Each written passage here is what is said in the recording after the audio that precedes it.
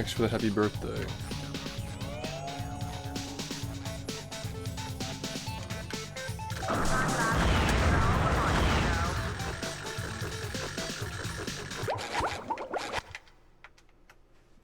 No, thanks. Are you ready, kids? Aye, aye, Captain! I can't hear you.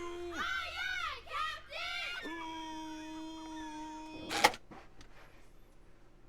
Captain! Well, yeah.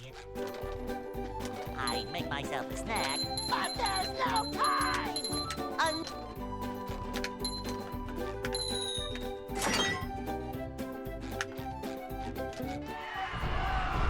What up?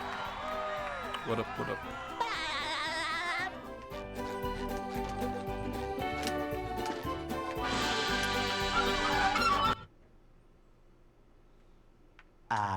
They'll Go. Hey!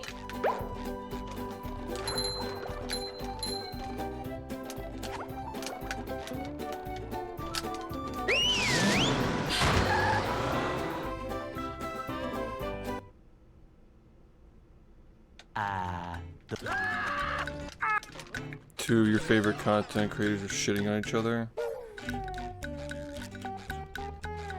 This has nothing to do with speedrunning, I'm right? going fishing for robots! Pow!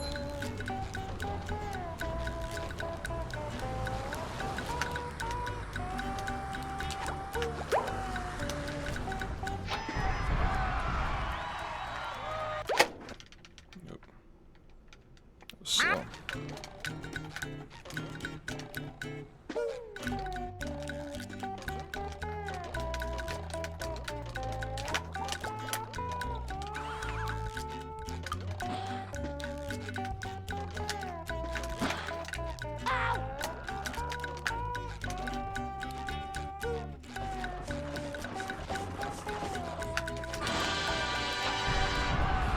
Oh. Well, I mean, I would say if both of those guys are your favorite content creators, you gotta watch better content, but that's just me. You know what I mean? Especially from the bigger streamers, you know, like people like Germa, Kid Boga, Donkey, Moist Critical are all better choices than that, personally speaking. That was a ton of fun! I should do it again sometime! Yeah, thanks, I appreciate it. A lot more has to behave in the downtown canon, man.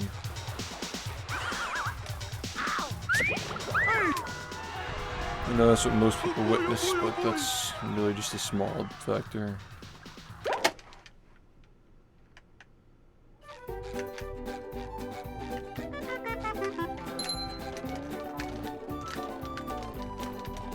Yeah, 2016 H3 had much more going on creatively. He actually, you know, with the whole like lawsuit thing, he was fighting for something more than just himself and his own clout and stuff. Downtown. Yeah. These days, I tend not to look at anything he does, though. Number 1 in the Bikini Bottom scavenger hunt, 3 years running. Thank you. I don't know.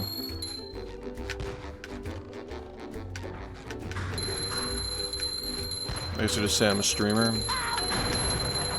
You've just met the Sponginator.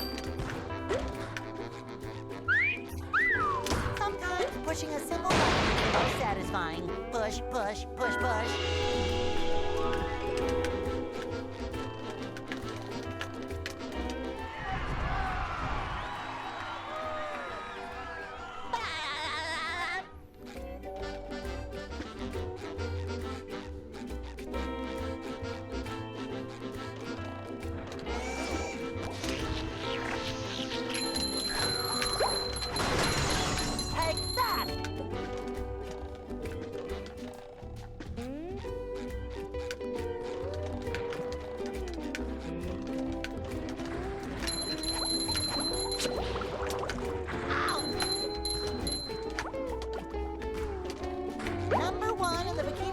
scavenger hunt 3 years running. Thank you.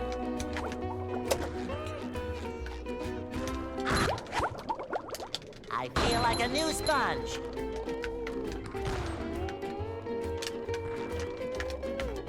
Ow!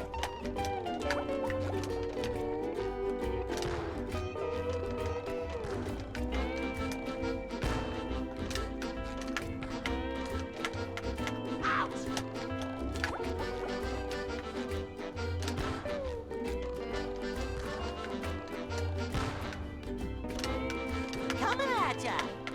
Ow! I feel like a new sponge.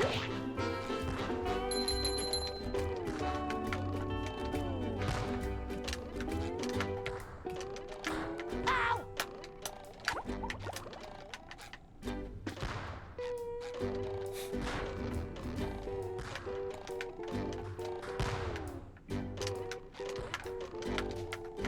Ow!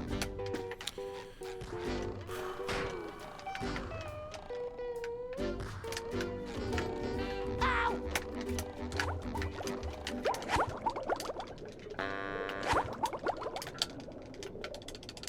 Number 1 in the Bikini Bottom scavenger hunt 3 years running. Thank you. Ouch!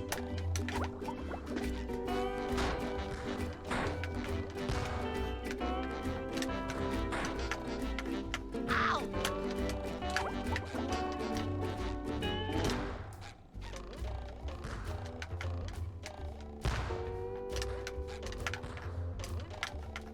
Ow!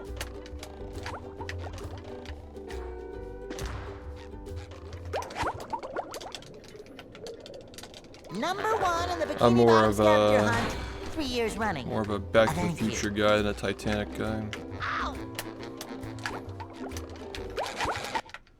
Yo, thanks. Nice Are man. you ready, kids? Aye, aye, Captain! I can hear you. Aye, aye, Captain! Anyway, Well, I'm sure some of you have heard the news that Pace got canceled because of I some make stuff myself going a on. snack, but there's no time! I'm working with some people to try and save it. So, just so you know, I know it's like sad to hear. A lot of you guys went to that event. A lot of you enjoyed watching it and being part of it, and we're looking forward to going to it in the future. We're working on trying to find some kind of a solution Go. to keep it going. So, just want to let you guys know that. Hey, To whom it may concern.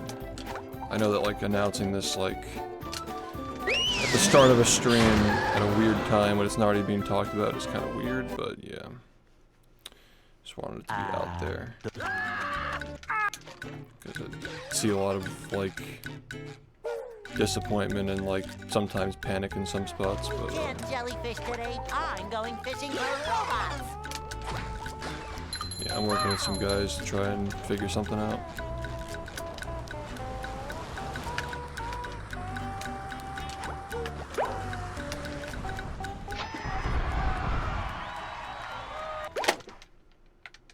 Not even twins in real life? Wow, it's fake, dude.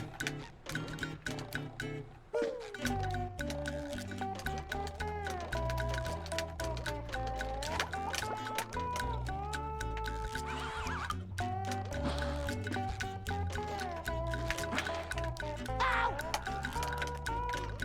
Ow!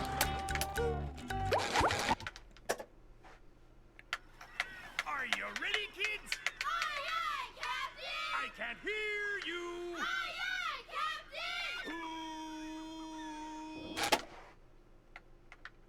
Captain! Well, yeah. I make myself a snack, but there's no time.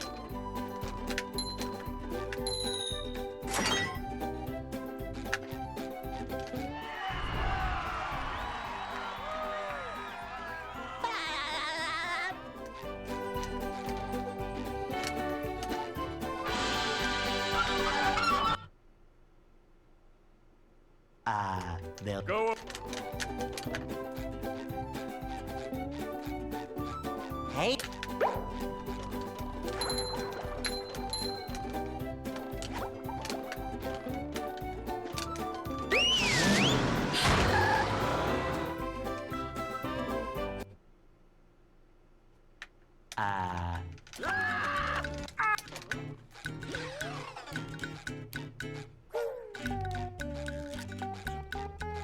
We can't jellyfish today. I'm going fishing for robots.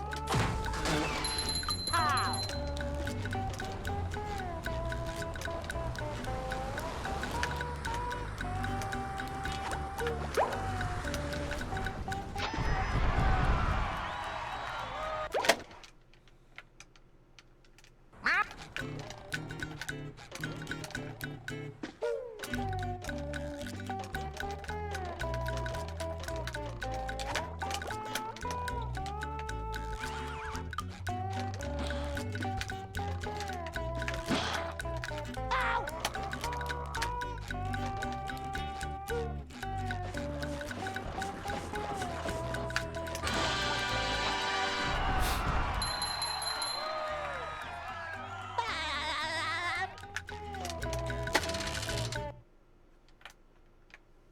What?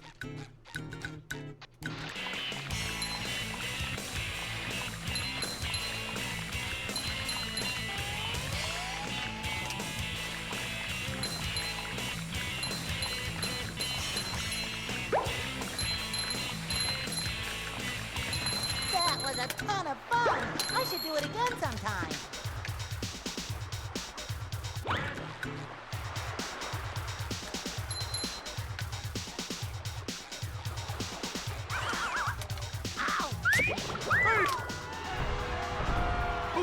Thanks, man. I appreciate it.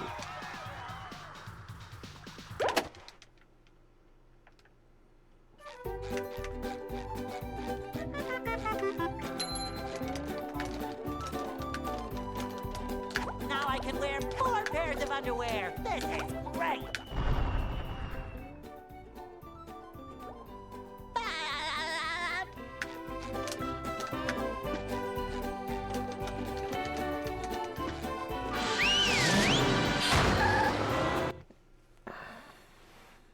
Downtown.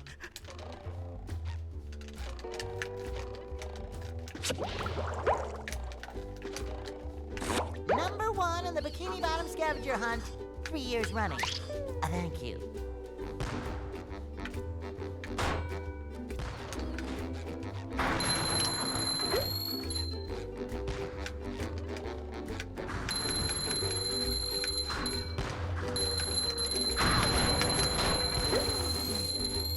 There's nothing like the smell of bubbles in the morning.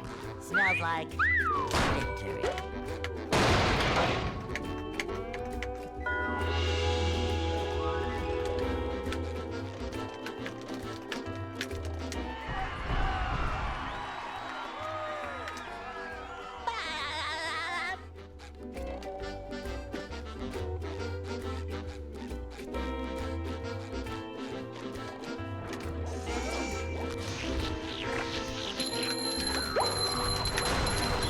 Kabam!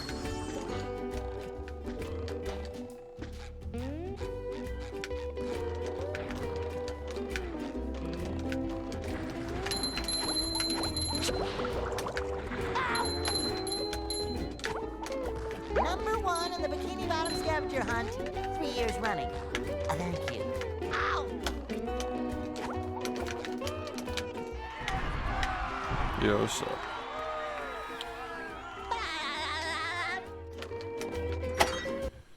How's it going? What's up?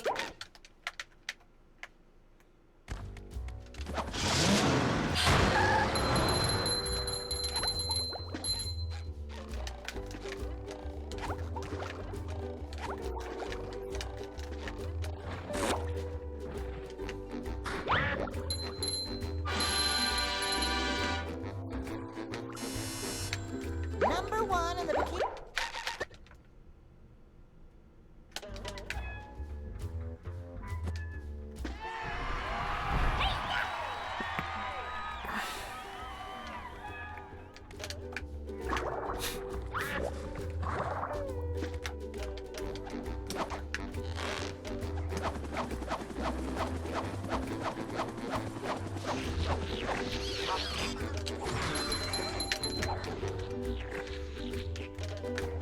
Here's another one.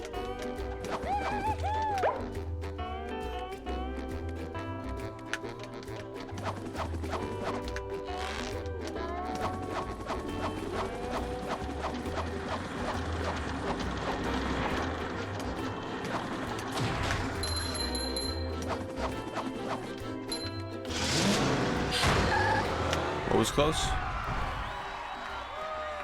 It's funny because like there's just so much like close shit that happens that like I don't even like it all looks close, you know.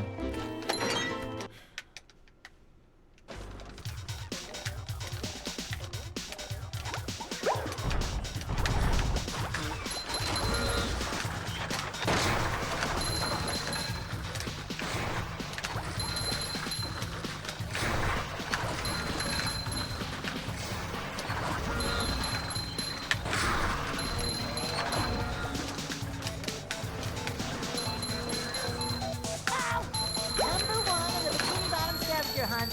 The year's money.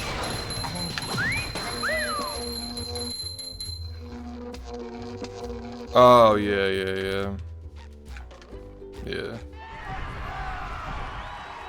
Yeah, it was a pretty scary one. Yeah, thanks man, I appreciate it. I don't remember anything. It's like out of my brain. As soon as you get past, I just learned to just like not even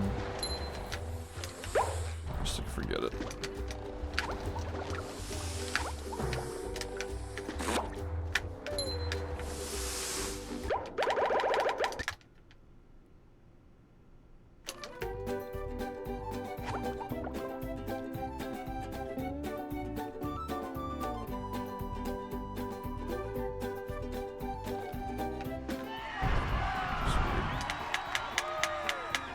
Yeah, what's up? Thanks, dude. I appreciate it.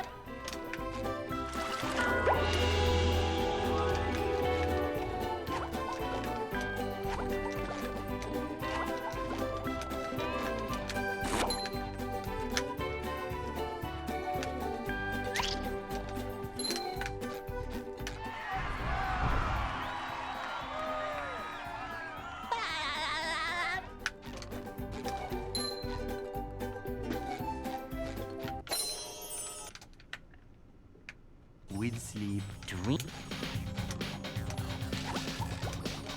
Ow! Ow!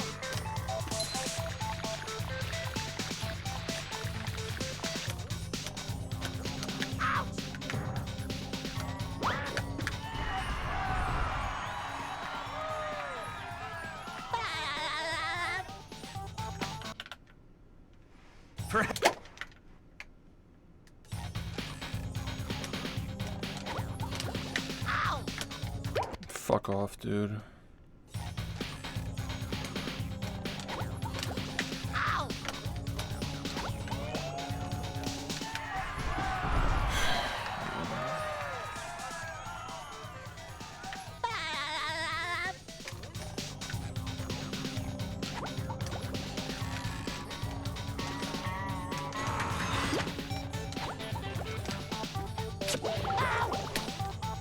I hate this, but I don't really know what else I can do. I feel like this is just not a sustainable way to do runs if I'm just resetting to that every single time.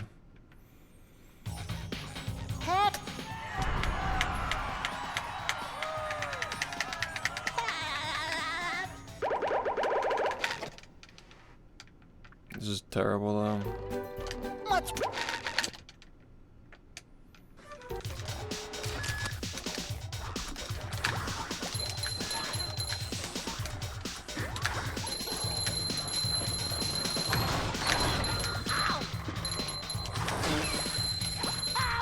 I feel like I should be working.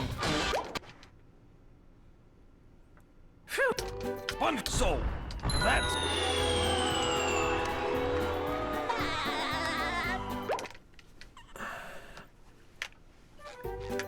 sponge here. Fart.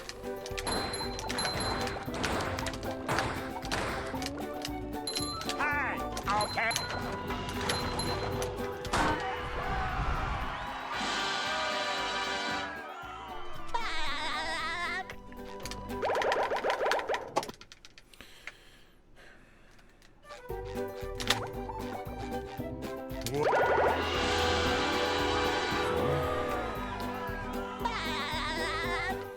Really terrible start, by the way. I mean, that helps, but yeah, it's really bad.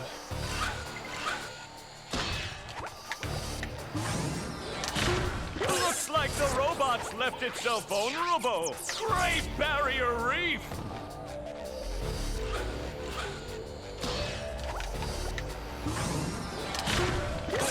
Now the robots Saves taking a 3. beating out there. When I don't get it though, it loses 4 most of the time.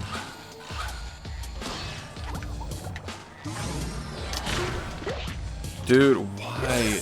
Why, man? Change tactics and fast.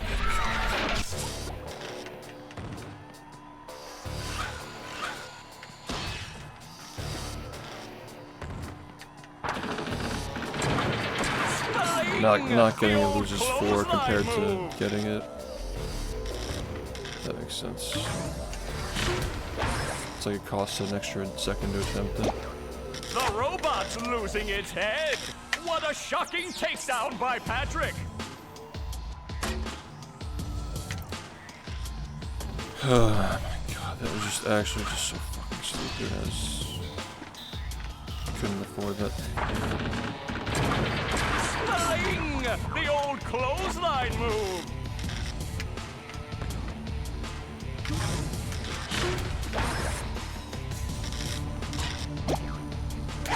Oh, nice flying, head thing move by Patrick. Yeah, it's good. There's one later in the run that's really shitty though. It saves a second and a half. You lose 10 if you miss it. It's pretty shitty. It's literally right at the end too. Like it's the 75th special. 74th, excuse me.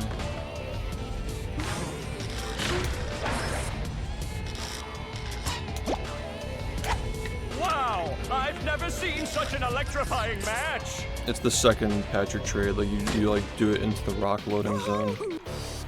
So like you like go into his house. The load's faster than the spatula animation, so you just save a second and a half, basically.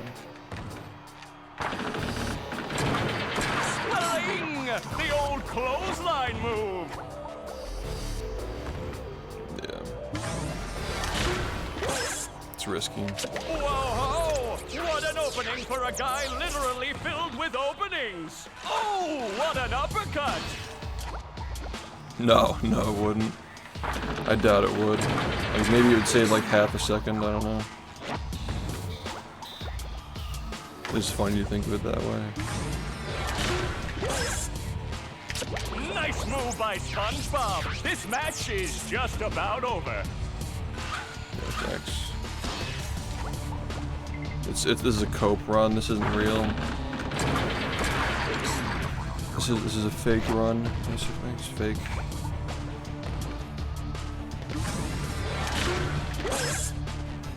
That rope.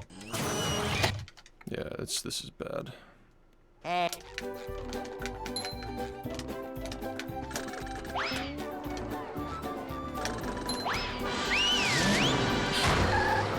Thanks, dude. Appreciate it.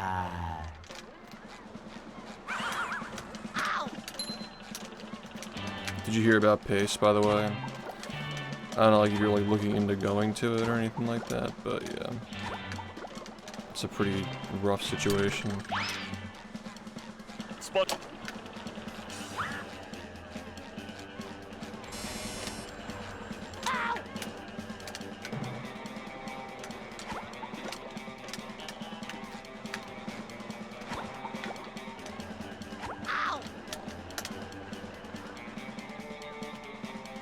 Yeah, I know. Well, I'm working on... There are a few guys in me who are like working on trying to save it. I'll have to let you know what happens, but... I have a little bit of faith that we could pull something off. I have a little bit of faith. I got an important call tomorrow with these guys and we're gonna try to figure something out. But yeah, there's a chance. Because we know Milo pretty well, and like a lot of guys in our corner, like we know how to like, you know, like run stuff like this and shit. So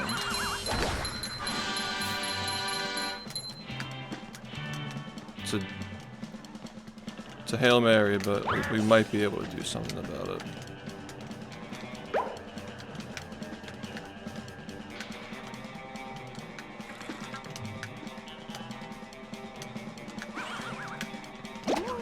Up we go!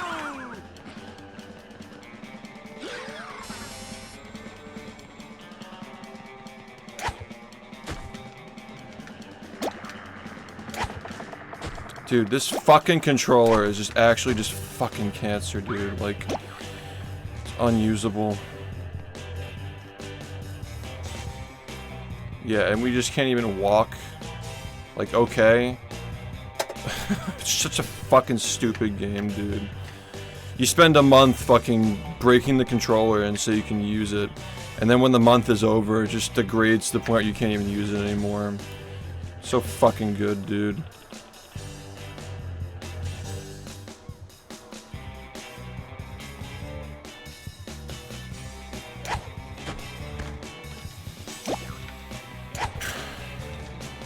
Being interrupted every other month, having to fucking relearn the whole game. I can't even fucking do the inputs on. Fucking cringe, man.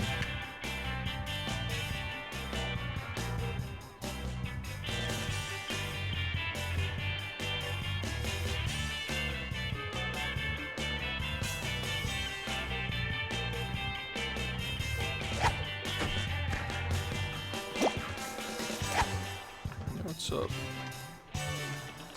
Yeah, when it snaps back, he like turns like this.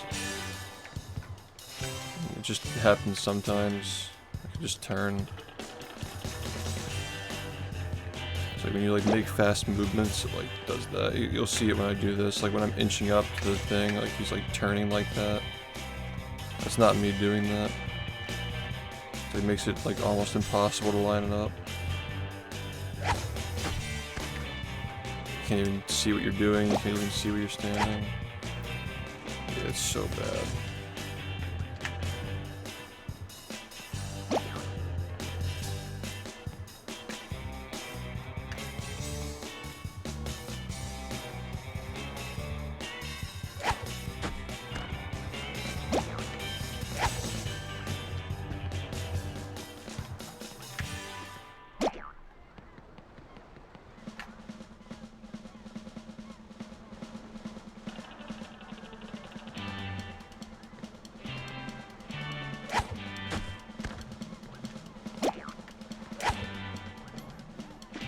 Yeah, it's kind of sus. I'm not gonna lie. Like, regardless of the context.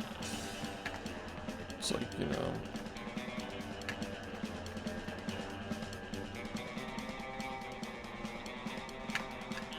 Posting your L's online, feel me?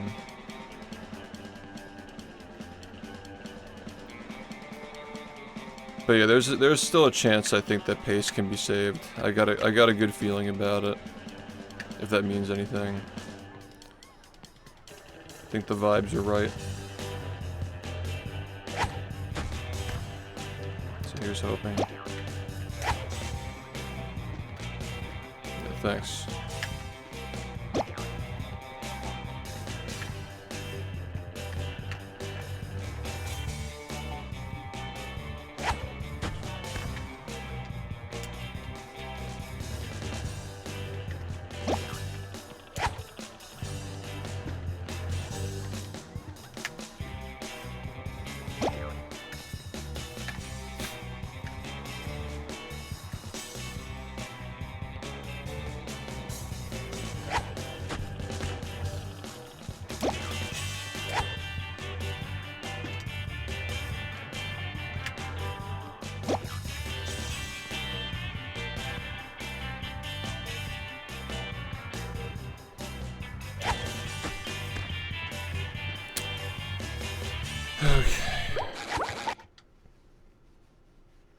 The situation that we're trying to figure out is like getting it so like multiple people have like an equal stake in it, so like it doesn't just fall into like the problem of like one person making all the decisions and being responsible for everything when it goes wrong and so forth, and, you know. like Spun. stuff like that. We're trying to stick with people who already have like a reputation to lose, for example, like people who like their livelihood already depends on their reputation, like streaming and stuff. So that's kind of like, you know, good protection. So like there's like that extra like barrier of like when you make a decision, you know, it's not just GSA or whatever that's like on the line, it's also like your stream and stuff, you know.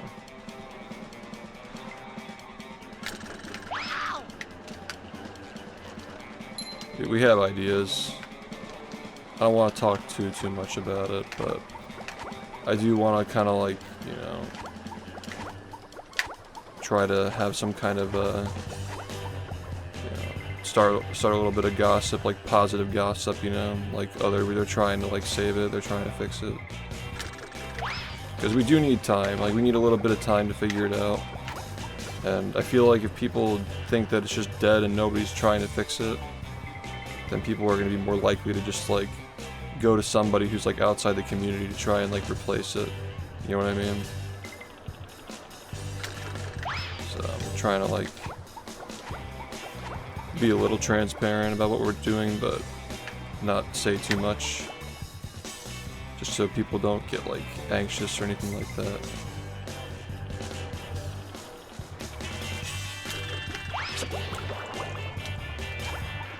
This is the exact kind of thing though that like, I'm ready. yeah, exactly. Like a big streamer will see this and be like, ooh, ad revenue, and just try to pick it up, and then next thing you know, it's the same thing as GDQ, where like it doesn't represent the community anymore. So like, the best alternative is obviously like new people are running it, but it's like people within the speedrunning community that are like trustworthy and stuff.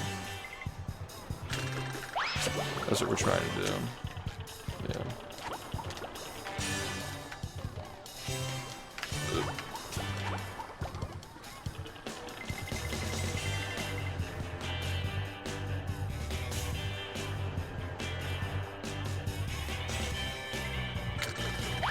But yeah, we're just trying to do something before, you know, like a big streamer, like, you know, just scoops it up basically.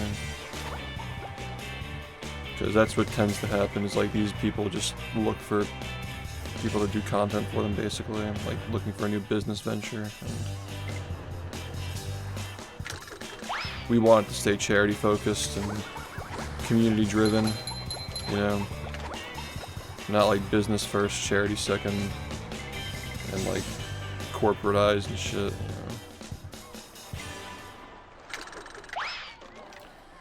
you know. Yeah, we're actually, I mean, Zim, a guy in the community, Zim, is working on that right now. Actually, he's trying to like engineer a controller, kind of like they did in Smash with the fob. It's kind of insane.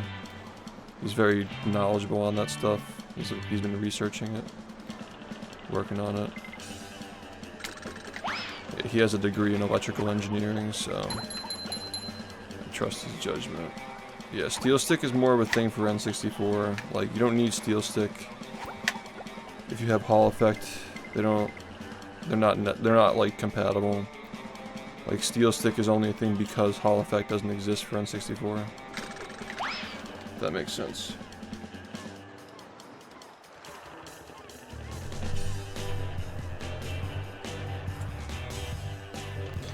Yeah, Zim is the guy that I worked with to try and figure out a solution for the catch-up disk shit, like the loads, like putting the game on the hard drive is what we decided on. He has like good technical knowledge.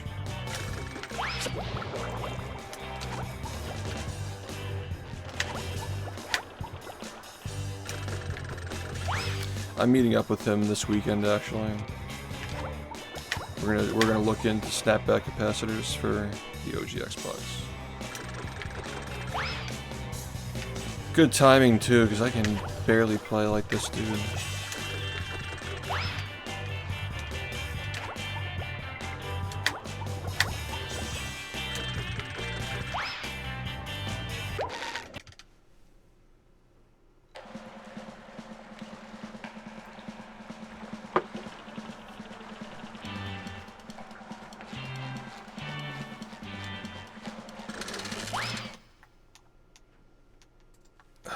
There it goes.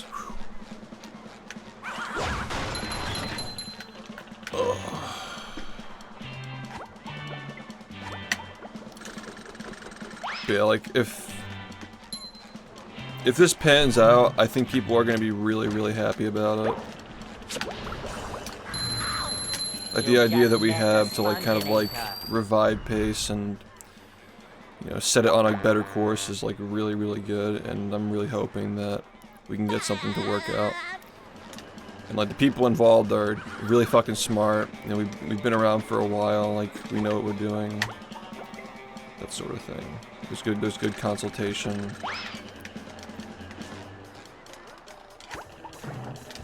Yeah, I'm optimistic that we can figure something out. You just met the sponginator. I'm ready, I'm ready, I'm ready.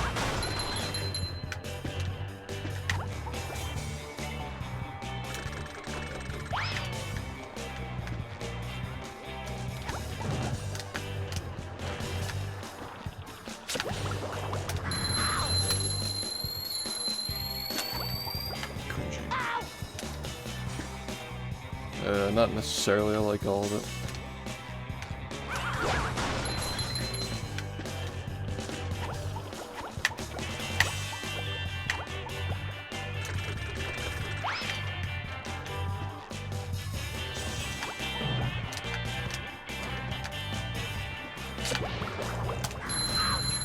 You just met the sponginator.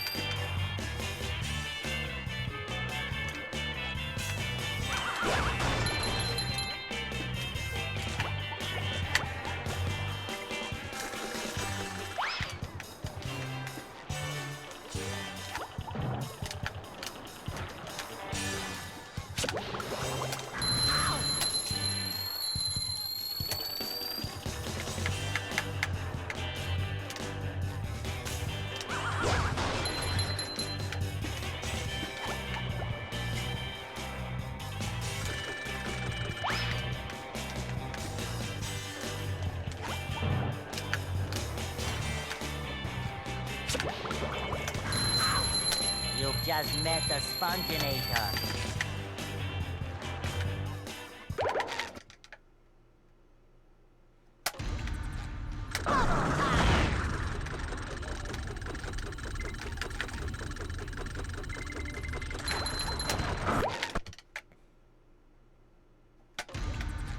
Say hello to my little bubble friend.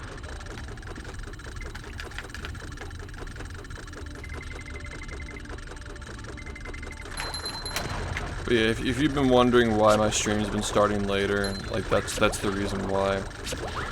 I've literally just been on Discord all day trying to like help with this whole thing to try and save pace, and it's been taking up a lot of my time.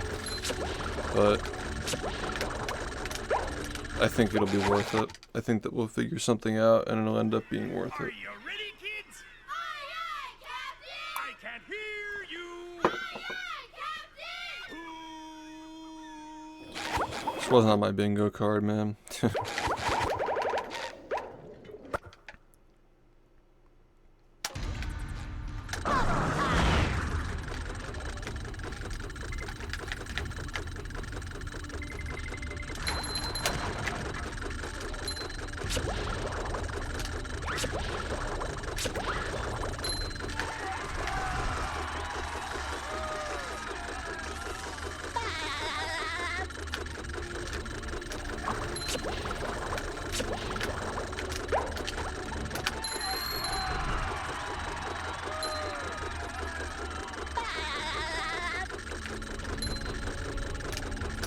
Hey, Mr.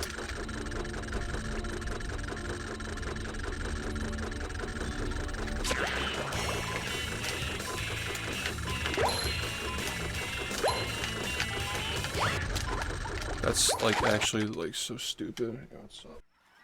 Are you ready, kids? Aye, aye, Captain! I can't hear you. Aye, aye, Captain!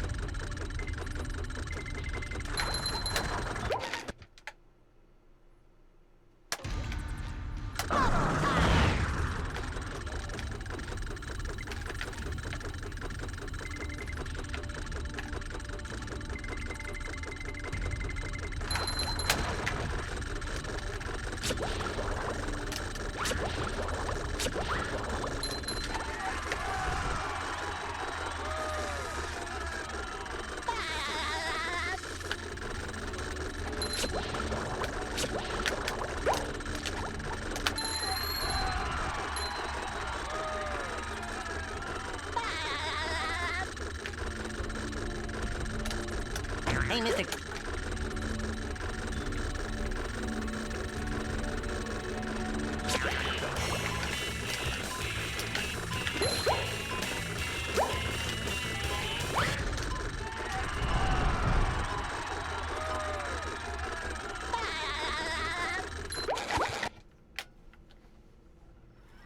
Are you ready, kids? Aye, aye, Captain! I can't hear you. Aye, aye, Captain!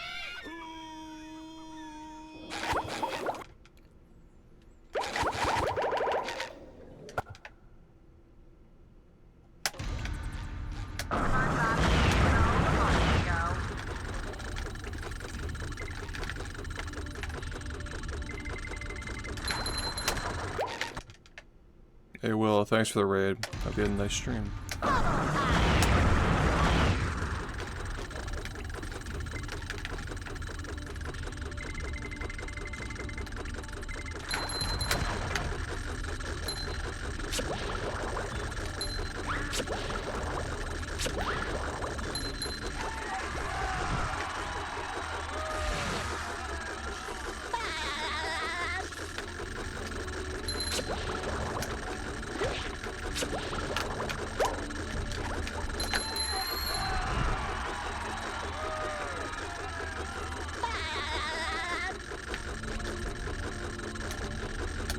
Hey, Mr.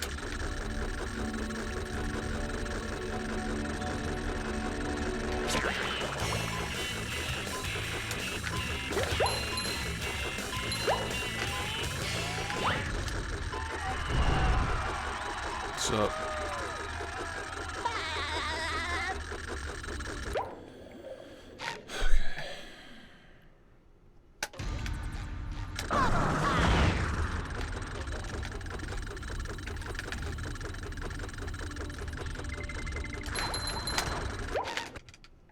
Yo, what's up?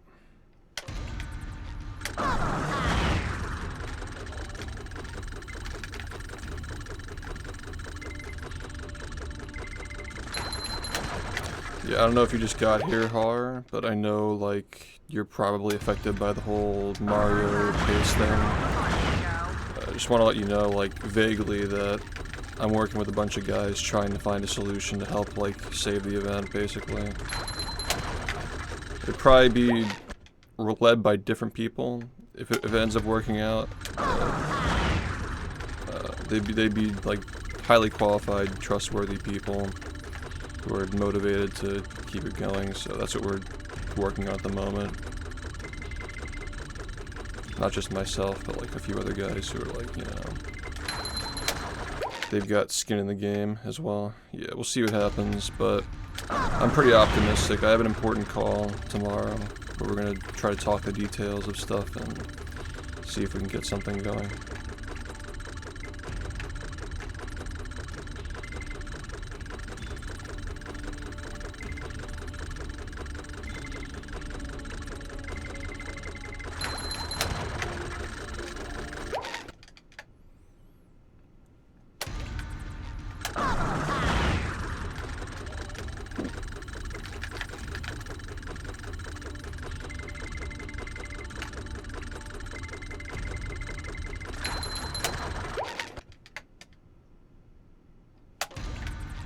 Say hello to my little bubble friend.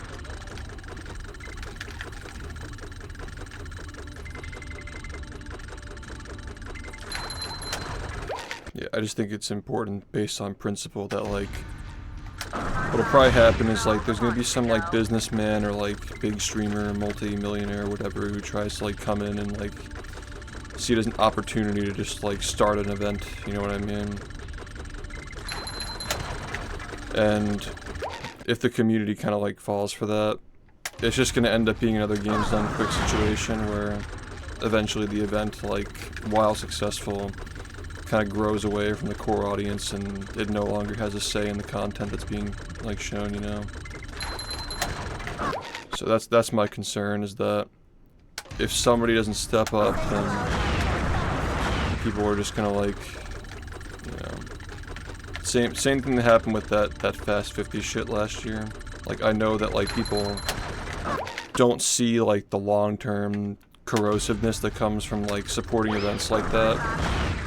But like it's not gonna replace like what GDQ once was. You know, the only way to do that is doing it from the ground up with actual grassroots. So that's what I'm kind of worried about. Because like what happens to Mario kind of like trickles down to the rest of us. Where like if Mario's like kind of like stuck in that spot, then like the big businesses and shit like kind of control the narrative of speedrunning.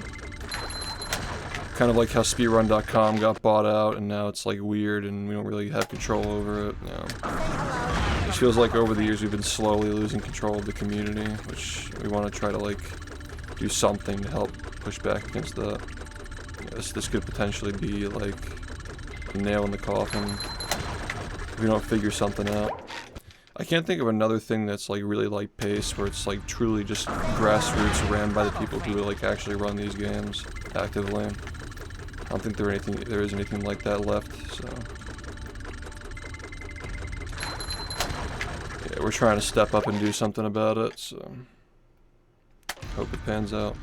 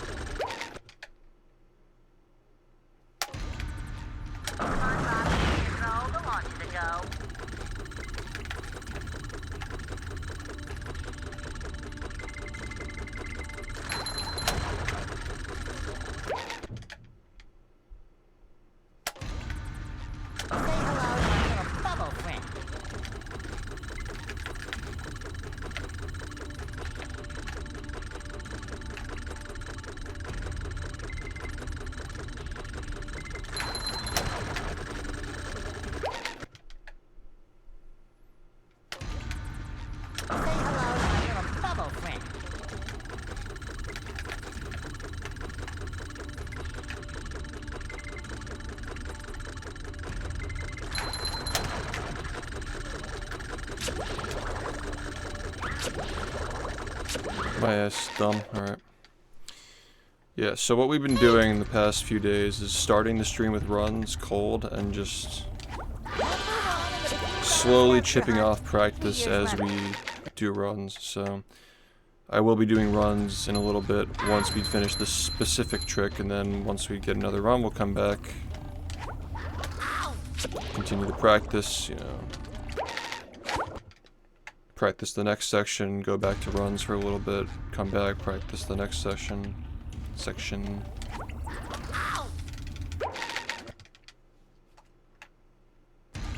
Yeah, see, like, my my practice habits for a very long time have just been warm everything up all at once and then just do runs for like 7 hours. But lately I've been kind of realizing that like the value of keeping things warm. Like, is it possible that my first run makes it to Industrial Park and I'm not prepared to hit the fucking UCBs? Like, sure. Is it likely? Not likely. What's more likely is that, you know, at least I think, the theory that I'm testing out is that if I'm like actively practicing the beginning of the game and keeping runs warm throughout the stream instead of just like doing it all at the end, it's going to make practice better because there's an actual incentive to get through the next segment. It's shorter, so it's like easier to compartmentalize it, you know. You're hard grinding like 1 or 2 things, you're probably going to retain it better than just doing 30 things at once. The beginning of the game stays warm, and like later in the stream, once you get through all the practice, assuming you have the full amount of time to play, you've already been doing runs for 5 hours, you've been practicing for 5 hours, and now you're just focusing on runs. I feel like the theory that I have is that maybe it'll actually make the runs in the second half of the stream better. Hey, what's up? How's it going?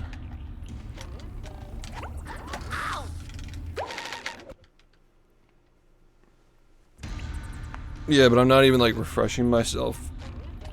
It's more like refreshing myself for the actual beginning of the game, if that makes sense.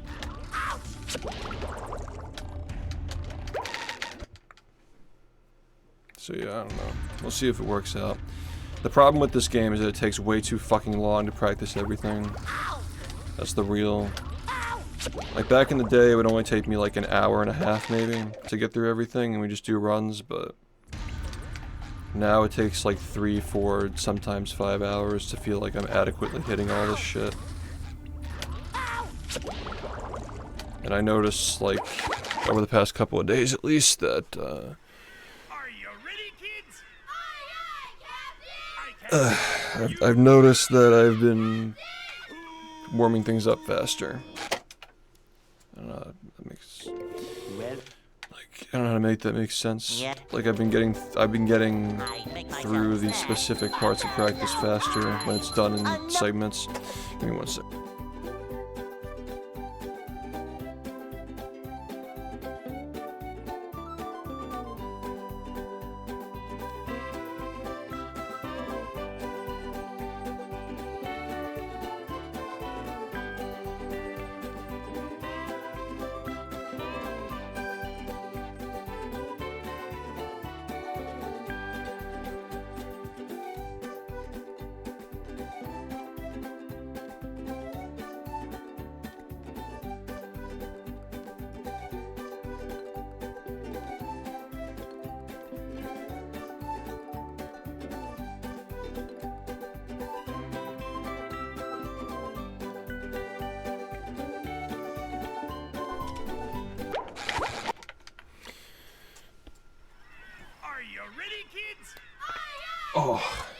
Oh my god. Some of it. Okay. On my back. Well, Hey, what's up? Thanks. yeah. I make myself a snack, but there's no time.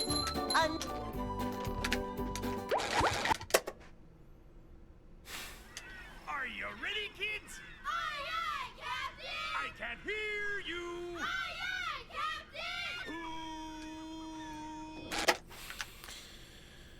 Captain! Well, I've been trying different pillow positions, trying to correct my posture, and just I like make myself a snack, but moving things around every night. It's just put stress on it.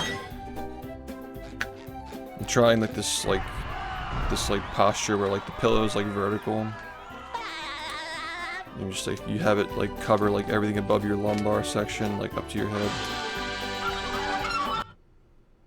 I don't know. See if it works out. they'll Go. Hey.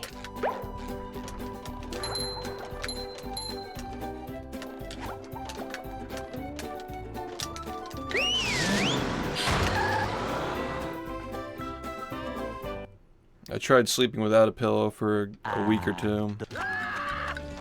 That only just made me feel worse, but I guess my posture improved. I don't know. We can't jellyfish today. I'm going fishing for robots. How?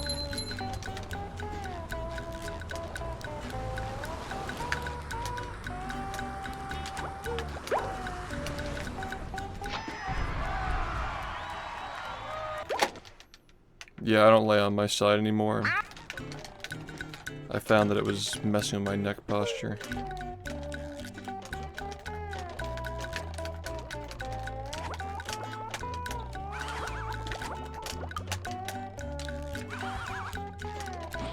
But yeah, that's a good thing to do if you are.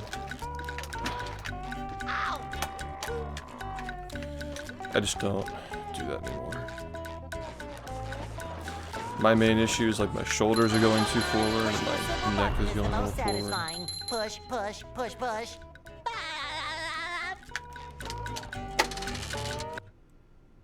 Yeah, the Mickey is building a super team, right? Get some more fake rings.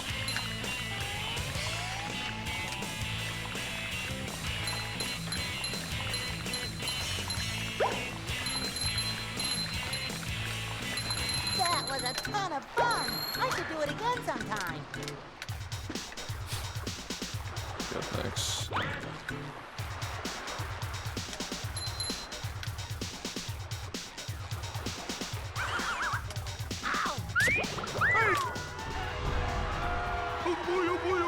I'm mixing runs and practice all throughout the first half of the stream, and then just focusing on runs for the second half.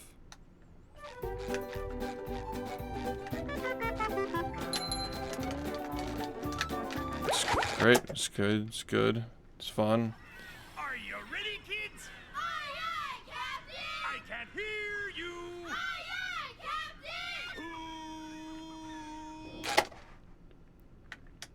Captain! Well. Yeah. I make myself a snack, but there's no time.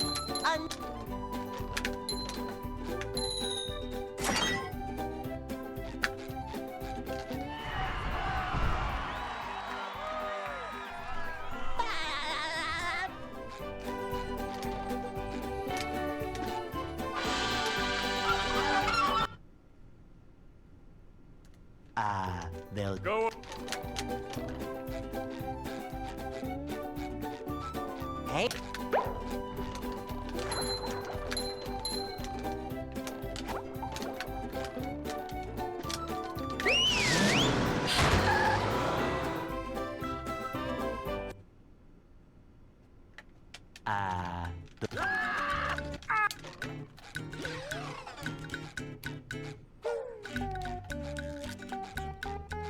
We can't jellyfish today. I'm going fishing for robots.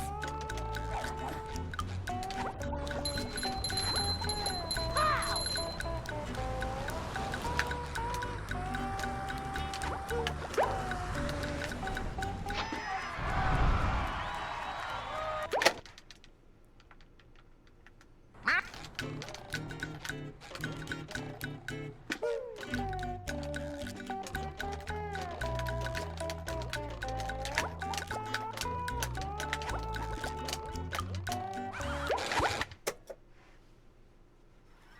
Are you ready, kids? Aye, aye, Captain! I can't hear you. Aye, aye, Captain!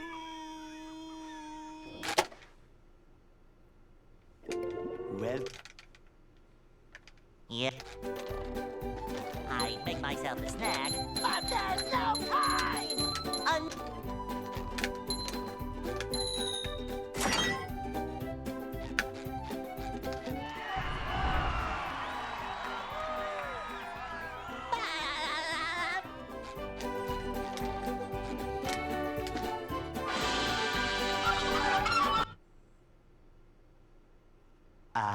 They'll Go. Hey.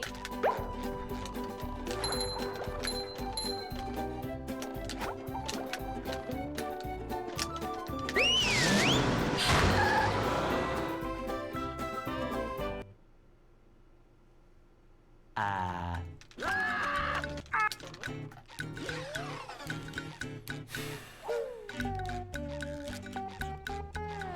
can't jellyfish today. I'm going fishing for robots. Ow!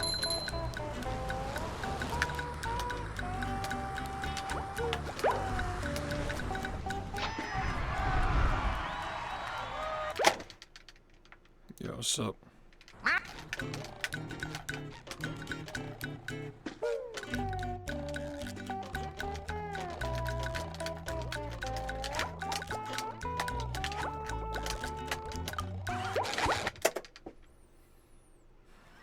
Are you ready, kids? Aye, aye, Captain! I can't hear you.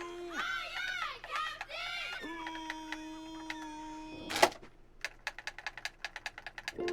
Well. Yeah. I make myself a snack, but there's no time.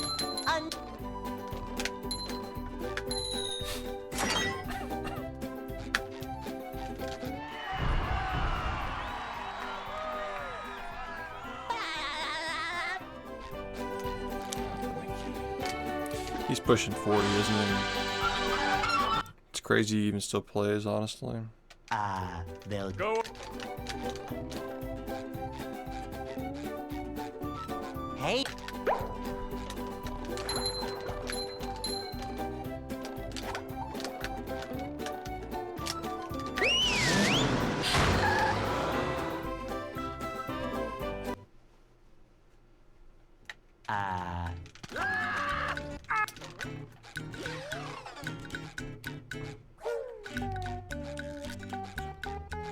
We can't jellyfish today. I'm going fishing for robots. Pow!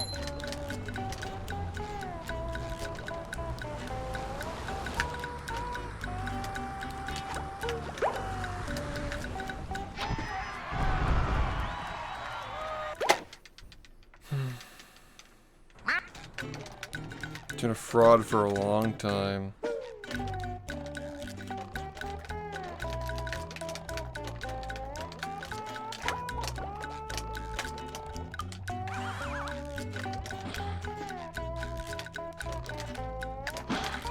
Ow! Ouch! Ow! Ow! Ow! Are you ready? Bowling gives you acceleration. I can't hear Push yourself down the ramp faster.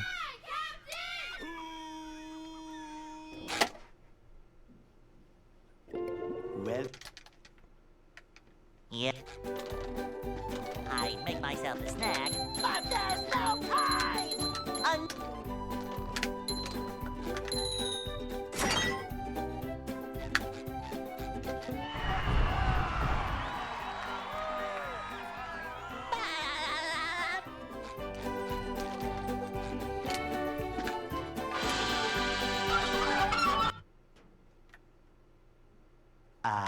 They'll Go. Hey.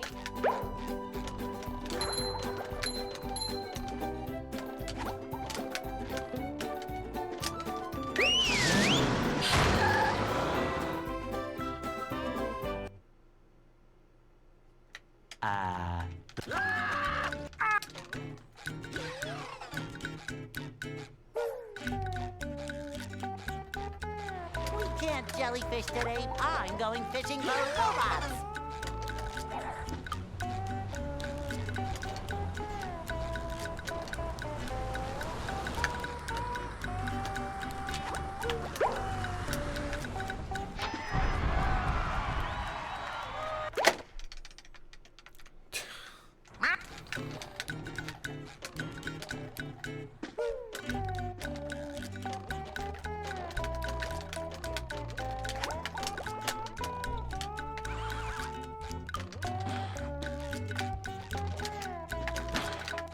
Ow!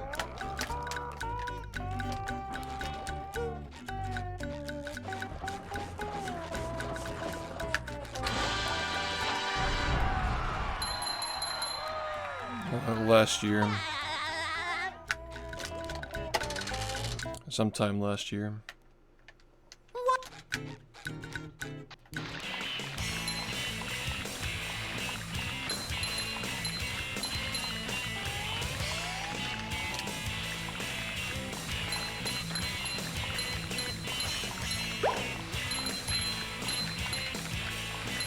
That was a ton of fun. I should do it again sometime. Yeah, thank you. I appreciate it.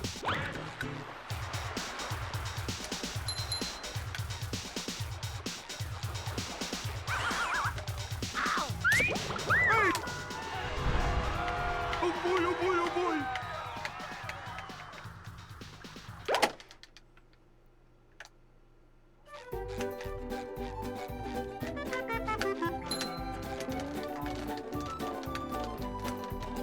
Now I can wear 4 pairs of underwear. This is great.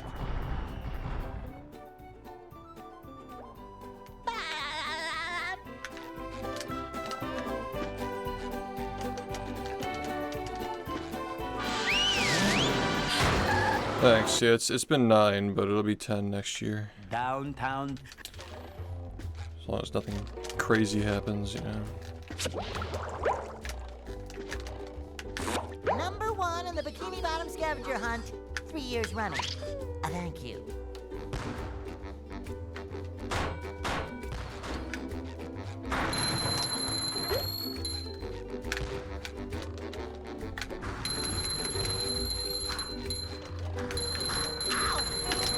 You've just met the spongebob.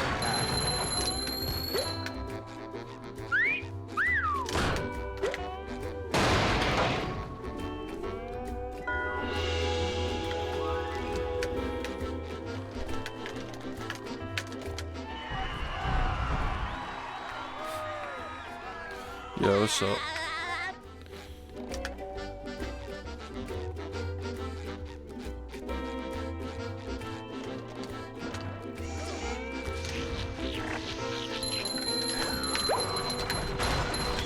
Take that!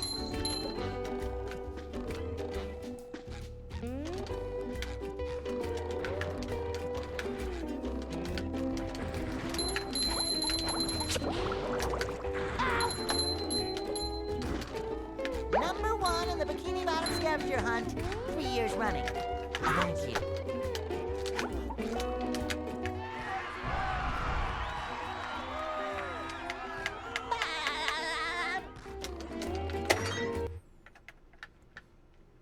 What's...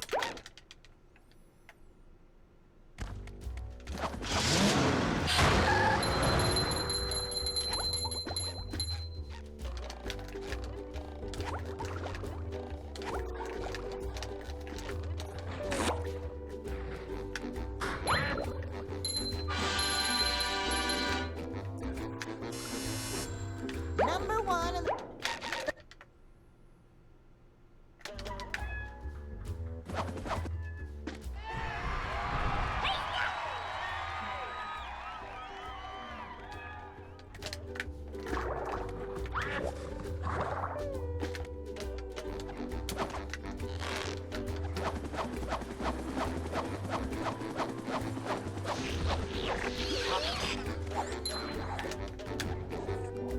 Hey, thanks, man. I appreciate Here's it. another one.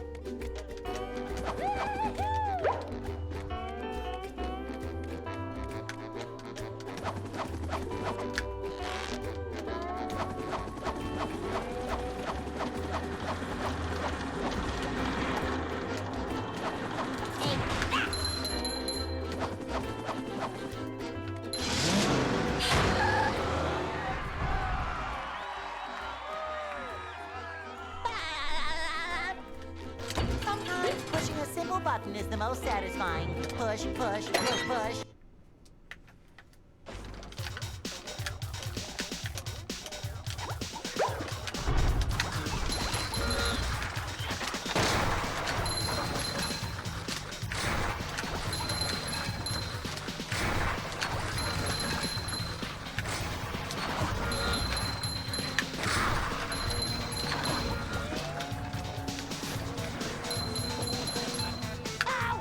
Number 1 in the Bikini Bottom scavenger years running. Thank you.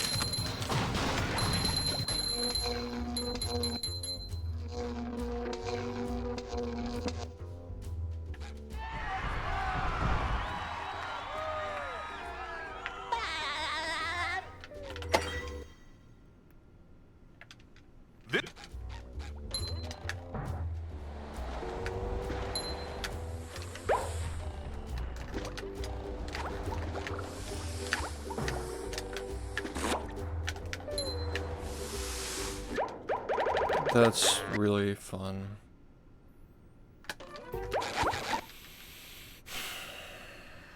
Are you ready, kids? Aye, aye, Captain! I can't hear you. Aye, aye, Captain! Who lives in a pineapple under the sea? SpongeBob SquarePants! Absorb it in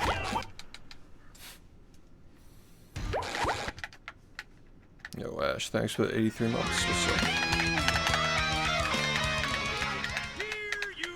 Aye, aye, Captain!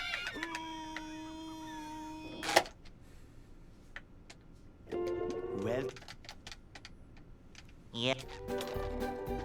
I'd make myself a snack, but there's no time!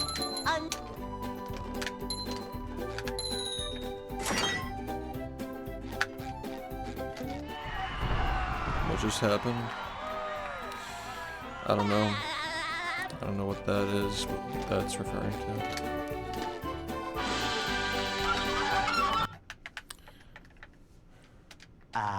They'll Go.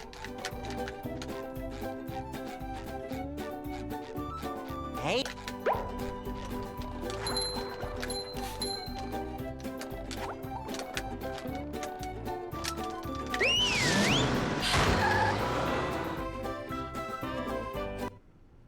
Oh, yeah, I paused the frame late.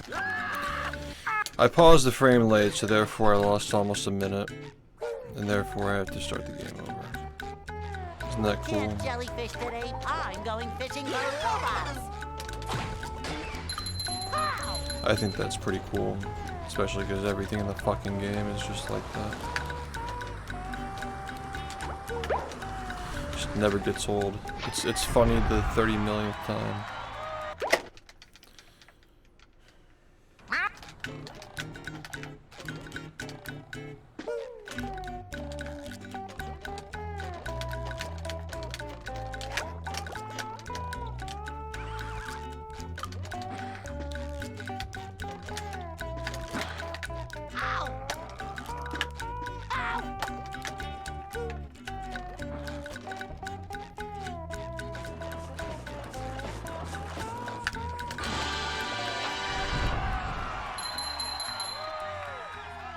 Thanks, man.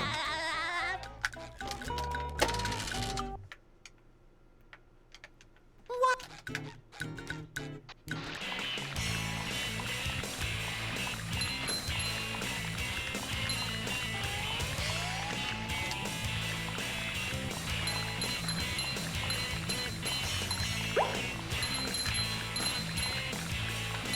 That was a ton of fun. I should do it again sometime. I mean, that's your opinion. My opinion is that it's not. I believe my opinion is backed up by more experience as well.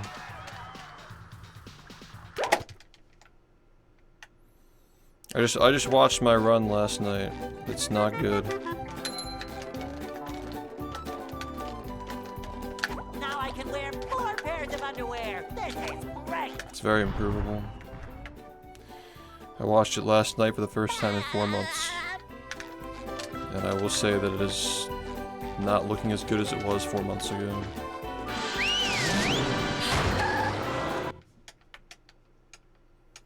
Downtown.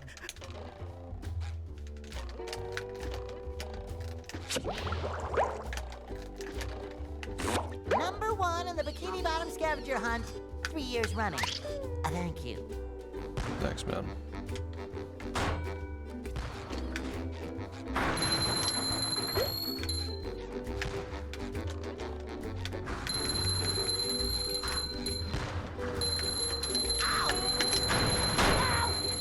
just met the Sponginator. Sometimes pushing a simple button is satisfying. Push, push, push, push.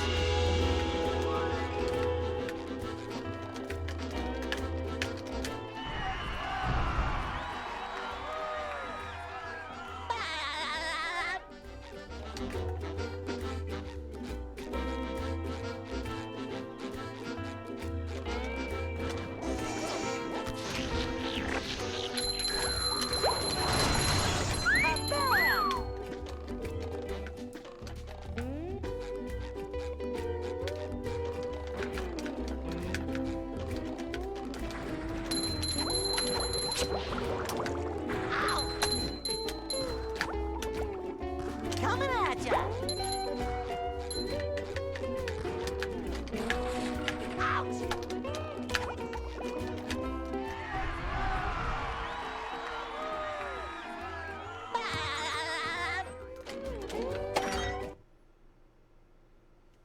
What's...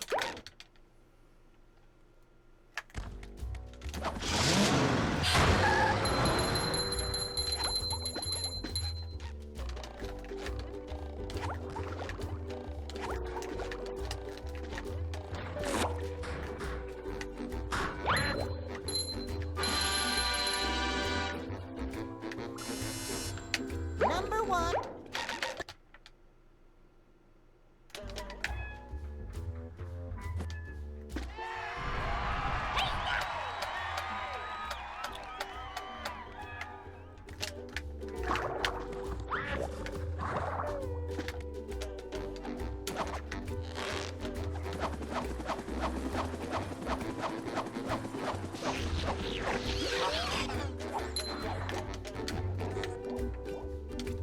There's another one.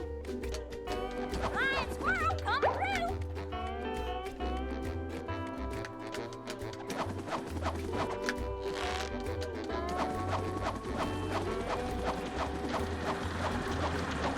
Take that.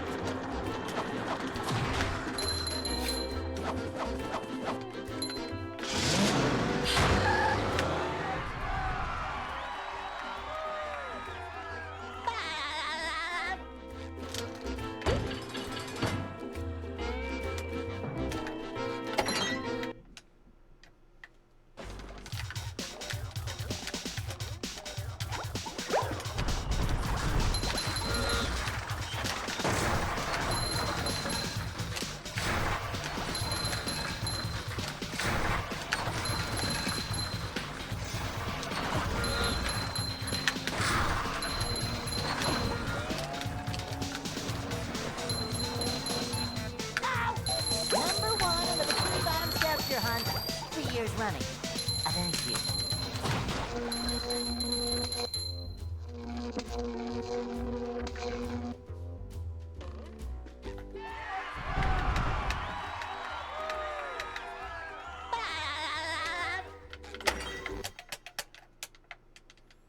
This...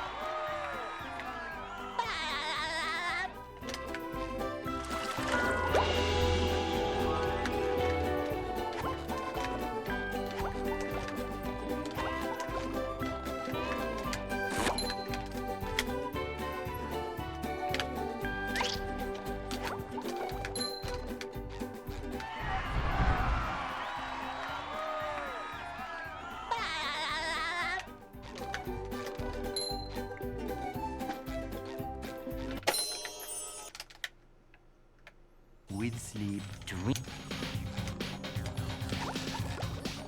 Ow!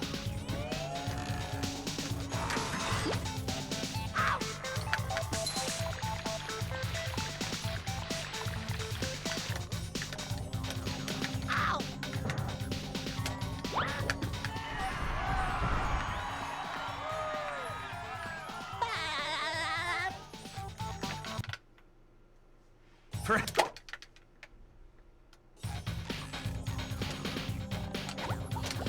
Ow!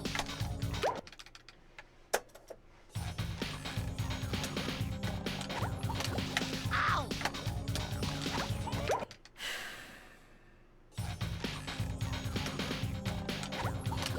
Ow! What's up, dude? How's it going? Are you ready, kids? Aye, aye, Captain! I can't hear you. Aye, aye, Captain!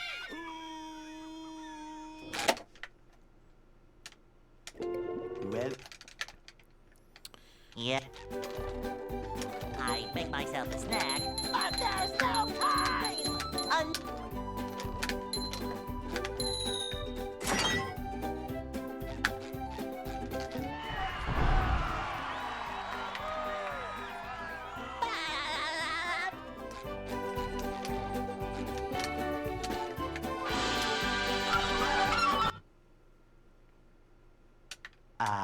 they'll Go.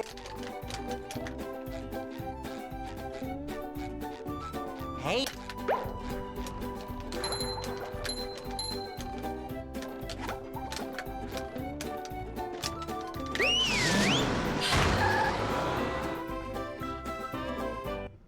Hey, thanks. I appreciate it.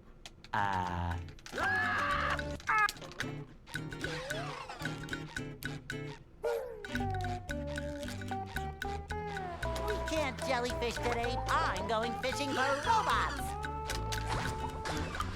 Pow!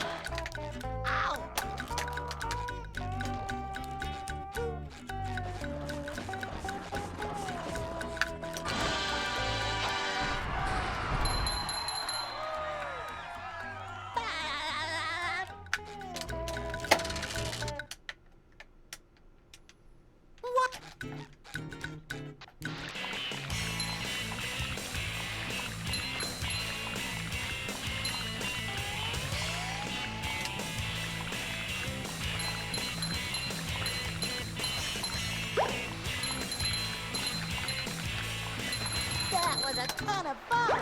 I should do it again sometime. That was really fucking close.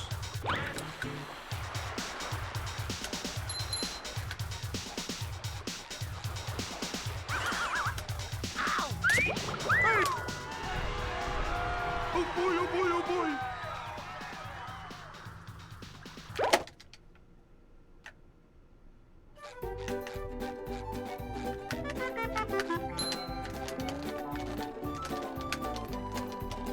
Now I can wear 4 pairs of underwear. This is great. What's up, dude? How's it going?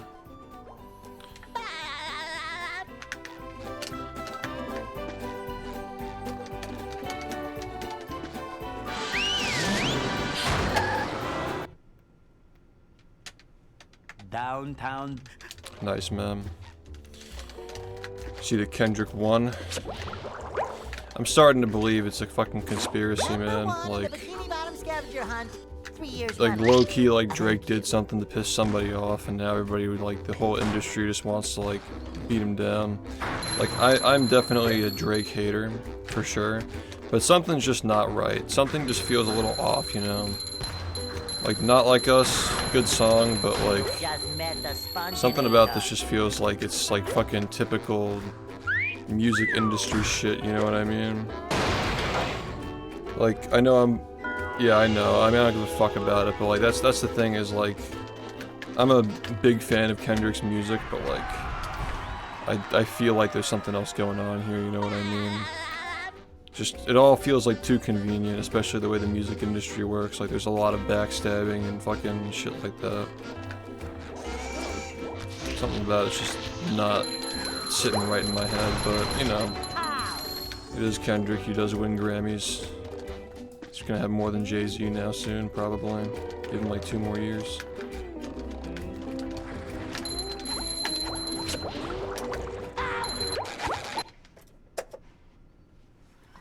Are you ready, kids? I mean, there's plenty of reason to hate on Drake, but it's like, you know, it really just feels like it's a humiliation ritual at this point. Well, You know what I mean? Yeah. I make myself a snack, but there's no time!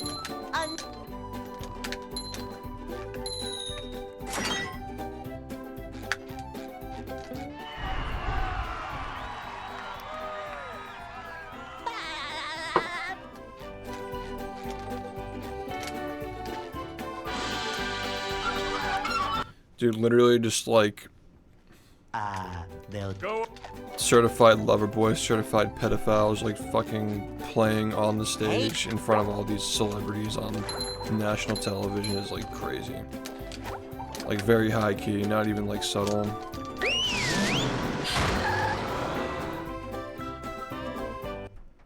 Yeah.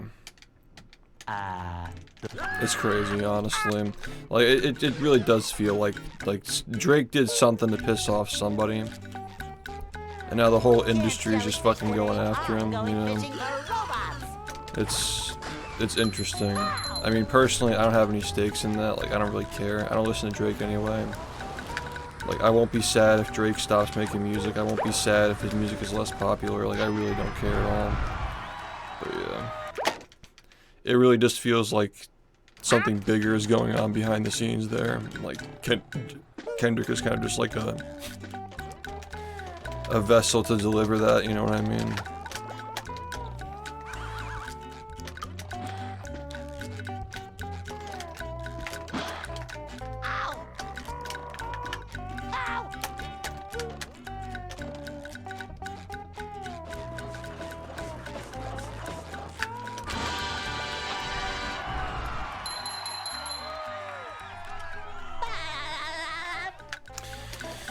Meanwhile, Kanye is on Twitter saying that he doesn't want to fuck Kamala Harris anymore because he doesn't fuck losers. So that's what's going on in Kanye land, where everybody else is fucking shitting on Drake. He's just talking about fucking presidential candidates. And why he doesn't fuck losers anymore. That was a ton of fun. I should do it again sometime. Yeah, that's... This is the most Kanye thing I've ever read in my entire life, dude. Literally does not give a... It's literally just fucking unhinged, yeah. It's like actually the most unhinged shit I've ever seen.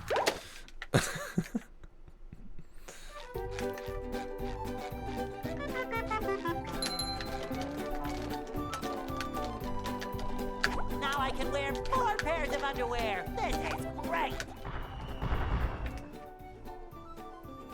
Yeah, I'm really enjoying it. And for what it's worth too, I know a lot of people are mad right now, but like I kind of miss the mean Trump tweets too. Just him fucking just name calling and shit. I kind of miss that as well. Honestly. Kanye and Trump both just being fucking unhinged on Twitter again. 3 years running. It's kind of making it a lot more interesting at the moment. Fucking... It's gonna be an interesting year.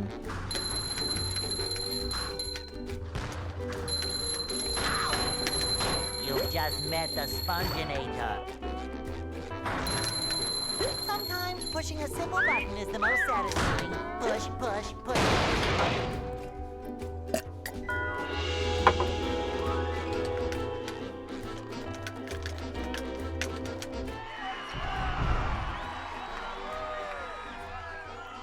Yeah, like we can all shake our hand on fucking... I mean, it just reads like an NBA copy pasta. Like the whole thing, it just reads like it's just hilarious. It's just funny. When he fucking called Kim Jong-un Little Rocket Man. I mean, that's just fucking cinema. I'm like fucking quaking, like hoping we don't get nuked, but it was cinema. I mean, we lived, didn't we? Number 1 in the Bikini Bottom scavenger hunt, 3 years running. Thank you. Ow.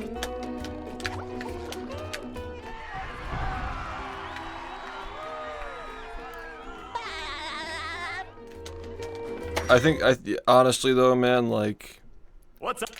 Don Lemon might actually be the dumbest man on television. Like, it is quite possible that that role goes to him, or like somebody on like Fox News, for example. He's like the dumbest person not on Fox News.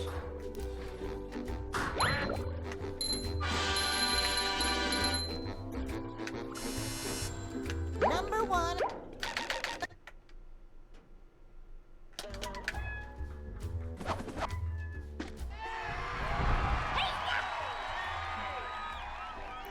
Oh, yeah, that has a Trump tweet. Oh, well then I'm agreeing with Trump then. Don Lemon is kind of a fucking idiot. I'm getting tired of these fucking mainstream media talking heads anyway. There's another one. Lion squirrel coming through.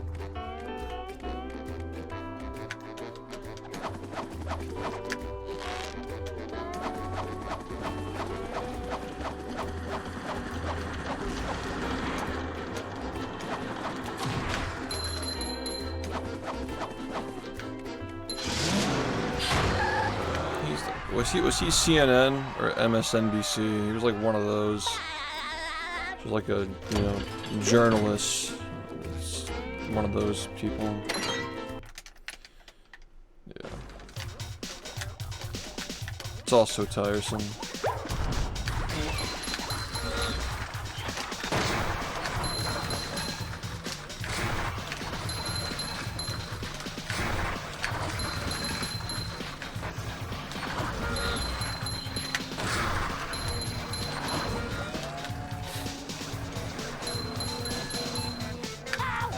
Number 1 in the Bikini Bottom scavenger hunt, 3 years running. Thank you.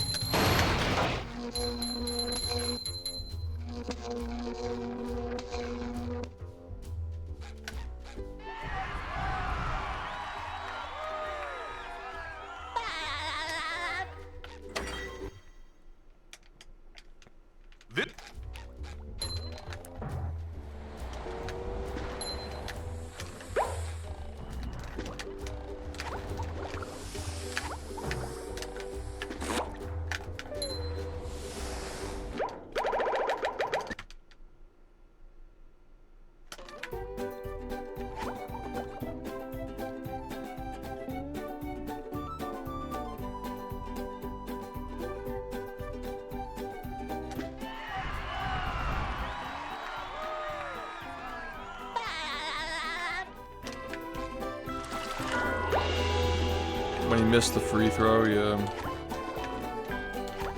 Every variation of that. It's literally how I fucking feel, dude. Like, if I'm on a run, I fucking like lose a run to like missing cruise boosts or something. That's like literally how I felt after I got like the current record, like losing 40 pace, so a normal cruise boost. Like, it's literally like missing a free throw. It's so bad. With sleep,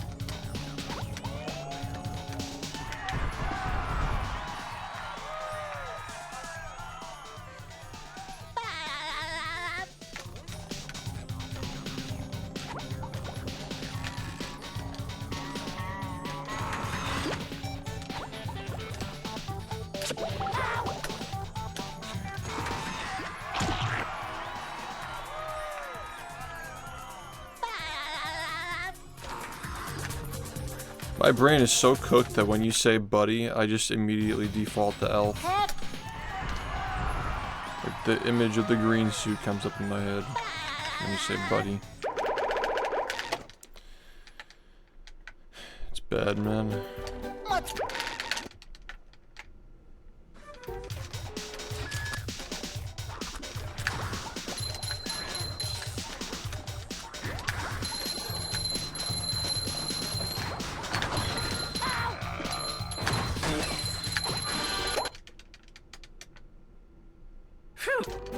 So that It's convenient for the truth that I am telling people about La Fraud. spot here. Fire.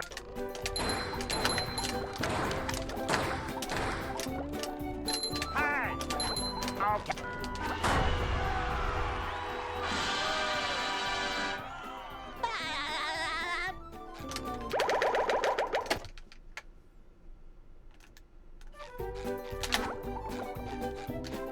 Okay, this is actually fine.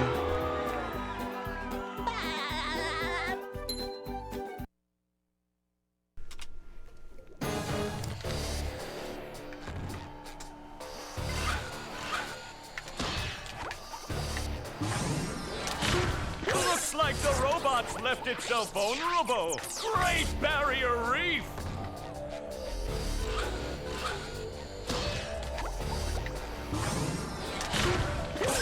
Now the robot's taking a beating out there. He's never been the best player on his team. Never. The robot better change tactics and fast.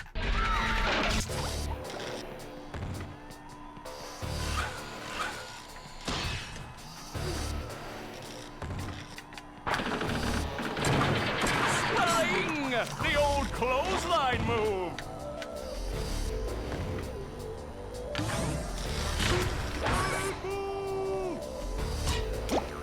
The robot's losing its head. What a shocking takedown by Patrick.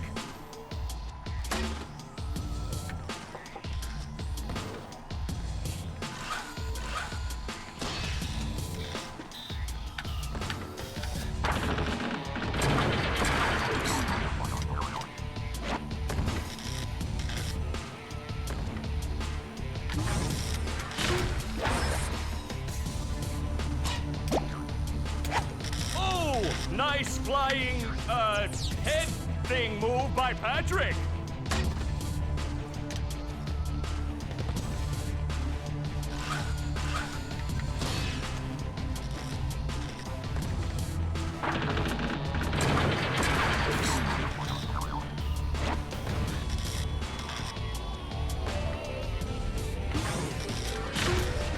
What's up?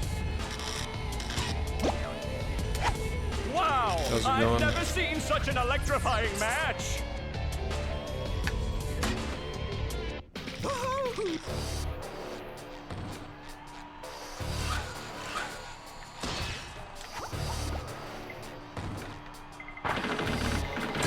Swelling! The old clothesline move.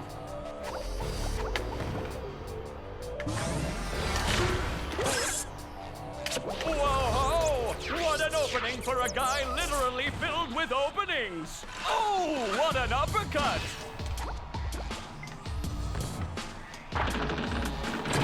Swelling! The old clothesline move. Yo, what's up? Nice move by SpongeBob. Yeah, well, This match weekend's is over now. just about over. But it was definitely an interesting weekend, that's for sure. Everything's kind of been crazy, like with everything. Swelling! The old This is the one clothesline weekend where move. speedrun politics were crazier than like you know, global politics. It's kind of just been hard That to, ro- you know, stay on top of everything. But yeah, Hey.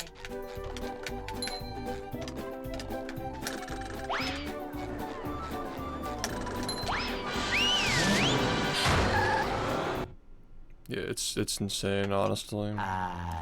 The amount of shit that's been going on. I think we could still save it though. I think that pace is gonna Maybe it doesn't happen this summer, but maybe it comes back in the fall. I don't know. I think we can maybe save it. We'll see. Can't make any promises, but I'm gonna be calling some people tomorrow.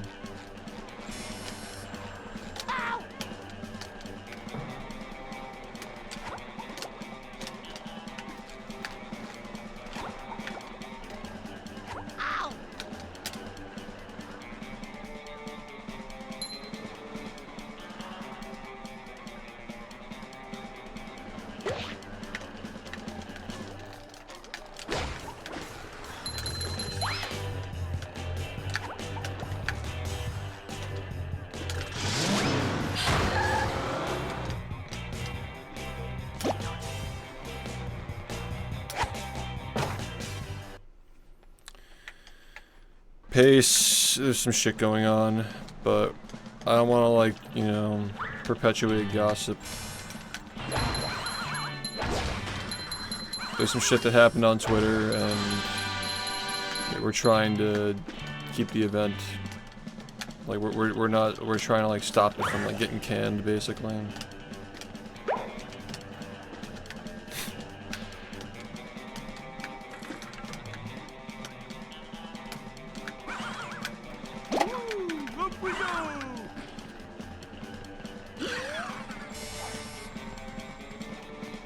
Yeah.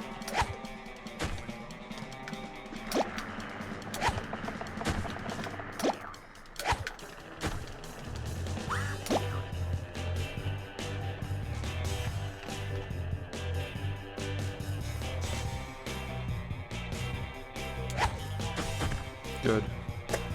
Thanks, Kai, for the 5 months, man. Appreciate it. Good, honestly. You know, I wanted to play the beginning of the game again anyway. I'm just getting, you know, I was starting to get a little bit nostalgic for it after not playing it for 3 minutes.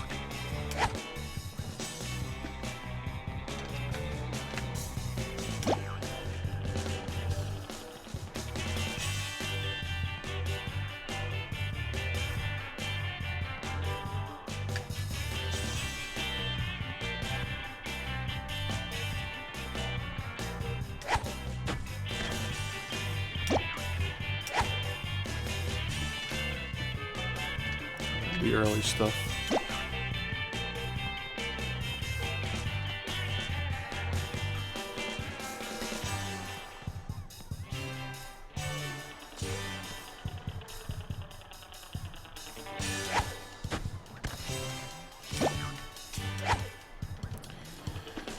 Just the first 10 minutes, like, it takes so much effort to fucking get past it. It's just so much pain, and it's just like. I remember when the first 10 minutes of the game was literally just like downtown. You'd like walk to the scene needle and do it, and then like walk away from it. It's like so much. Like these 10 minutes are just so fucking awful today.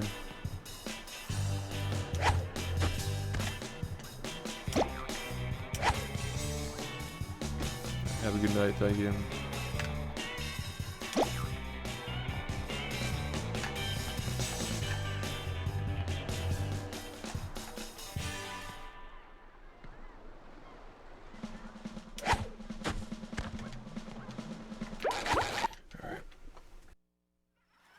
Are you ready, kids?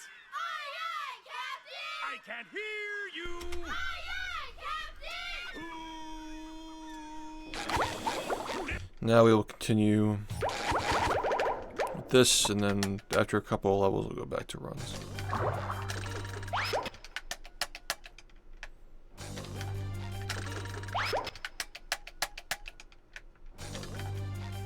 hello to my little bubble friend.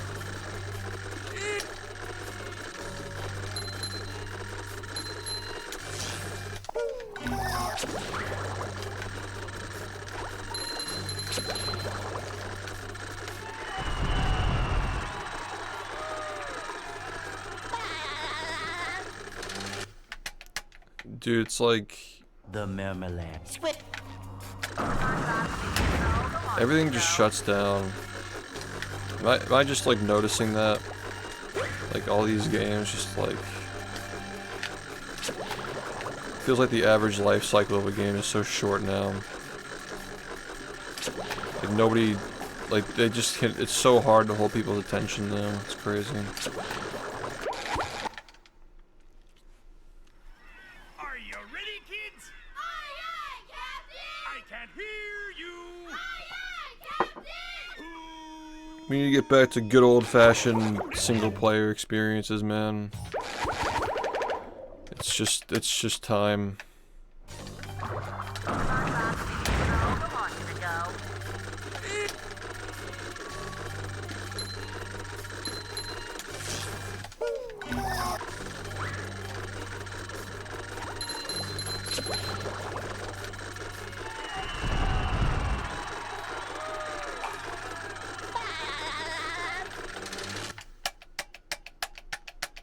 The marmalade. Say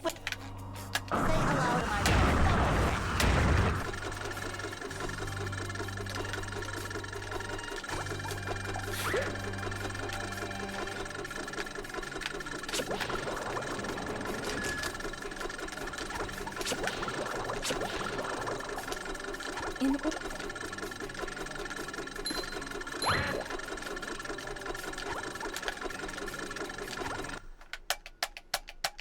Where's all the security? Say hello to my little bubble friend. Rivals actually has a community behind it. That's the reason why it'll stick around. Multiverse is just like slop.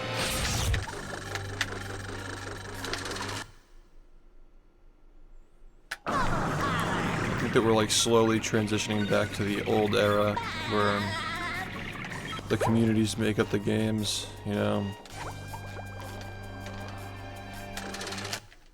It's gonna be painful. Like, it's gonna be like somewhat of a downturn where like people are gonna have a hard time streaming for a living.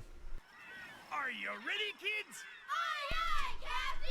I can't hear Maybe just playing games. There's gonna be a period where people are gonna have a hard time. Like if we're not already in that period now.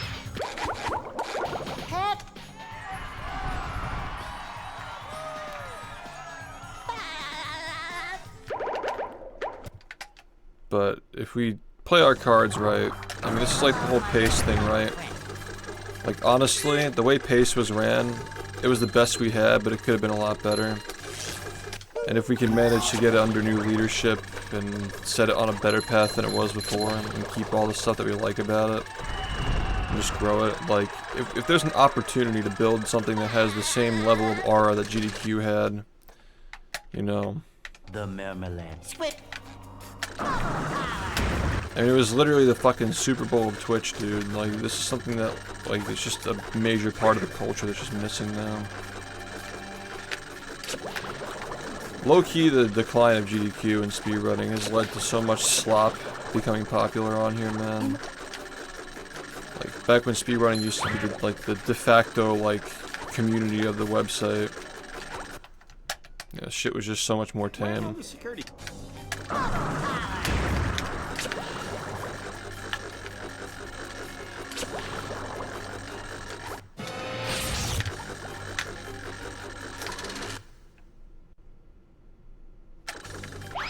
What? Oh, I see. Say hello to my little bubble friend. I wouldn't have been talking. Like, I would have had my microphone muted if it were a run.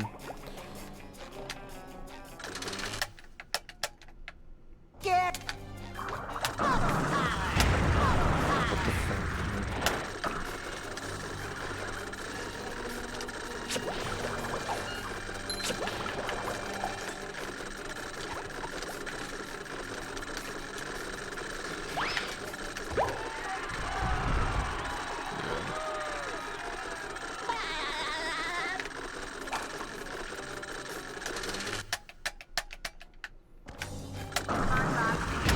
GDQ just started like censoring like crazy. Like they just started locking down the chat, banning emotes, banning runners.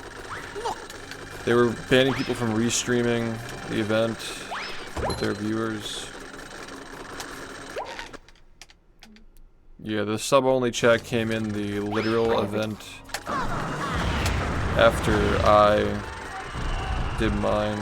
Because, like, Dan's Gaming, there was, like, a thing where, like, Dan's Gaming had an emote of himself with, like, a wig on, like a woman's wig, and, like, people were spamming it when one of the runners was on, and the runner took offense to it, so, like, they banned Dan's Gaming from the event, even though he had nothing to do with speedrunning, and, like, it's like there was like a whole like big thing that was just so like weird about that in 2017. They started just like dishing out bans and like censoring stuff. Yeah, that was a whole big controversy. It's like Dan's Gaming's not fucking like speedrunning. I don't even think he was like watching GDQ on his stream at all.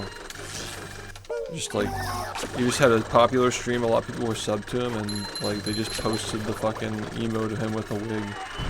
And you can probably infer the context of what people were like. They were obviously using it to harass the runner, which is fucked up. But you know, the way they responded to it was just so like... It's like the runner was just like really offended by it and wanted retribution. Like the way that you handle that is just like silently blacklist the emote. You know, don't make a big scene over it. That was the first time GDQ really, I mean like the Bonesaw thing was like pretty stupid too, but that was my first experience with like weird decision making from GDQ. Where's all the security? Because it was a virtue signal. It's like, oh well, like we don't approve of this emote that this person has on their own channel. It's like totally separate from this. Like they're just like projecting this context onto it that wasn't there. Just to kind of like have some kind of a scapegoat, I guess. Yeah. Virtue signal. And it did the same thing to me when I was, you know, I called the guy in my chat who was harassing me a fucking pile of sticks in 2018, and they took it out of context and said that I was like harassing somebody for being gay. Same thing. Yeah, it's like fucking 2018, like people use that word all the time, dude. Like for what it's worth.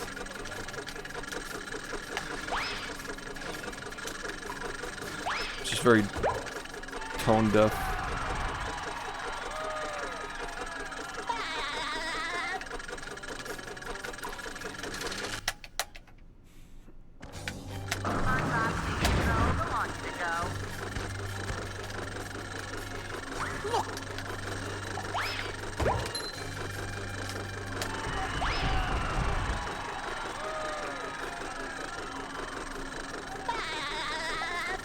The Dan's Gaming thing? I think that was 2017, yeah.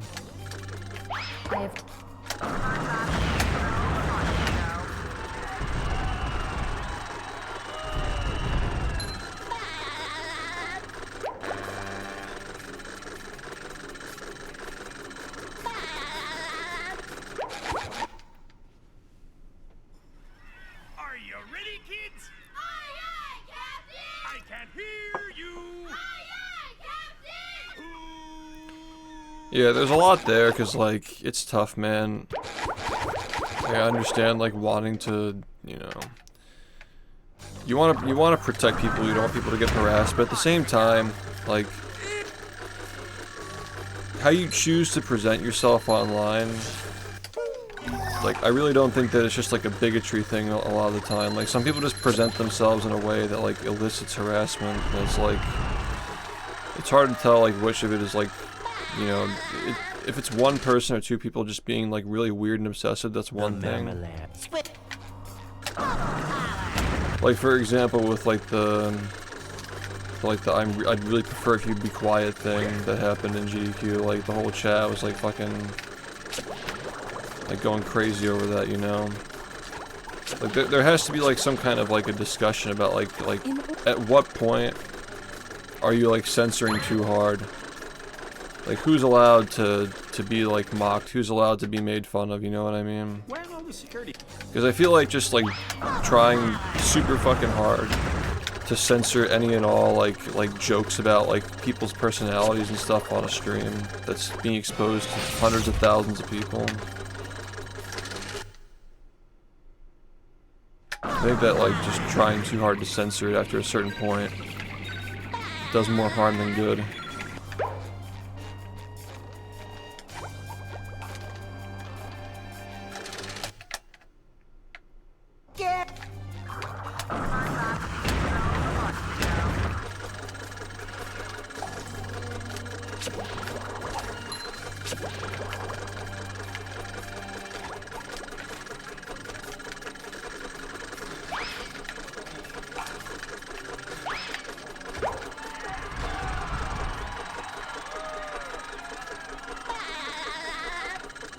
You know, I guess like as I've grown a little bit, I've realized that, you know, like a lot of the time, like harassment is like a lot of the time, it's feedback. There are some cases where people are just like strangely like deranged and obsessed, right? But a lot of the time, if an entire chat of like hundreds of people are like commenting on something that you're doing, it's probably something, you know what I mean? It's not just like one or two people who are just like bigots or just harassing people. Like it's not always because of like what you identify with or like whatever it may be. Sometimes it's just like, yeah, sometimes it could be too much.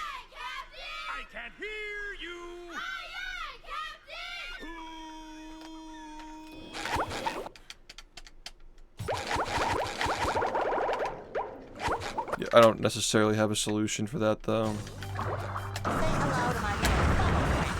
I feel like if you have a speedrunning event, like naturally, like a lot of these guys don't often go out in public and get that kind of feedback from people, because like again, like I know a lot of us, like we do go outside and we do have social lives and so forth. We get that feedback from people. Like if we're doing something weird or we're behaving a weird way, like it's gonna be like met with some kind of like reaction, and you take that reaction and you use it to improve yourself, you know what I mean? I just don't think that stifling any and all reactions to people being weird on an event where like people are inevitably gonna be weird is like a really smart idea. It's like Twitch chat for the large part is just like, I mean, a lot of these people are just animals. Like they're just in the chat to like stir shit and just project and be mad and shit, you know. They're just trolls, you know. Like of the 200,000 people watching GDQ at its peak, like what percentage of people in the chat do you really think were like there to be supportive of the runners? Like a lot of it's just trolling. The trolling, if you want to have an event that's that big and that like inclusive, I guess, like you gotta kind of like accept that people are gonna be trolling and people are gonna be making fun of the runners and stuff. Yeah, you gotta just get over it. It is degenerate, yeah, exactly. And like, yeah, like you could probably say like GDQ is like a much more pleasant chat to be around now because they you know, like they're like really like enforcing it hard, but at the same time, like, you're never gonna get like back to like Super Bowl status. You're censoring like crazy, you know. Yeah, the degenerate talking and stuff. That's just like part of Twitch, though, as I'm trying to say. You're gonna have people who abuse emotes and like fucking say like edgy shit. Like that's just kind of like how Twitch is, man. On a personal level, like enforcing that stuff within the chats of the runners and the core communities is probably a good idea, but I just don't really know, like, to what extent, like how far should censorship go, you know? Yo, that's fucking hilarious. We're talking about fucking GDQ. Yeah, it's like we're having a discussion about like how far is too far when it comes to chat censorship, you know? Because the context is like there's something going on with Pace, and it's like the last like grassroots speedrunning event that we have left. So it's like we're trying to like figure out if there's gonna be like new leadership, new ownership, which I'm privately working on with some guys. We're trying to like find a solution to keep it around. And one of the things I'm trying to like get some feedback on is like if it does get to the point where it's averaging like you know 5 digits of views, like how do you go about the chat? Like how do you go about the runners? Like how far is too far when it comes to censorship? Like a balance of like censorship and like still allowing people to, you know, like express themselves in chat or express themselves on stream. Because like even if it is valid or not, GDQ does have a lot of, you know, like criticism for the sterile environment that they're putting on. You know what I mean?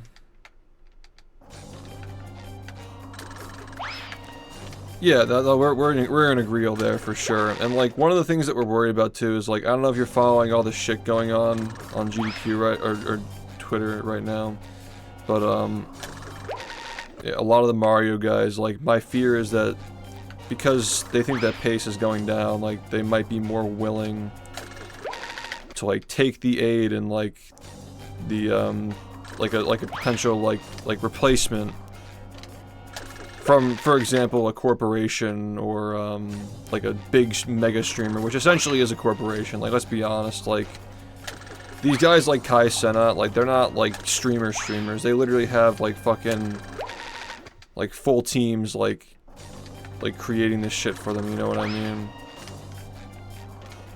Like it's basically just choreographed at this point. It's like a live yeah, there is drama going on, yeah, with the speedrunning event Pace. There was some shit going on between the Mario 64 community and the guy who runs it. So Pace is like, you know, it got called off essentially. And I'm working with some guys, like other, you know, like speedrunners who are still like pretty high profile in the scene. Like we have like a reputation to lose potentially if, like what I'm trying to say is like, I think that a lot of people have a hard time trusting somebody who's not like a streamer, who's not like battle tested, like beholden to like public criticism as much as like a streamer, for example. I feel like if we can like get some kind of new leadership or ownership on Pace where people who are running it are already streamers who are already like under public scrutiny, like you have a good taste of like who these guys are. You know, they're still grassroots, they still have like accountability to their name because they stream for a living. Like I feel like that'd be a good way to like kind of like rebuild trust. Yeah, it's a pretty big mess, honestly, and there's validity to like the criticisms on both sides for sure, but I think like the takeaway is that like if Pace continues, it's gonna have to be under new ownership or, you know, something like that.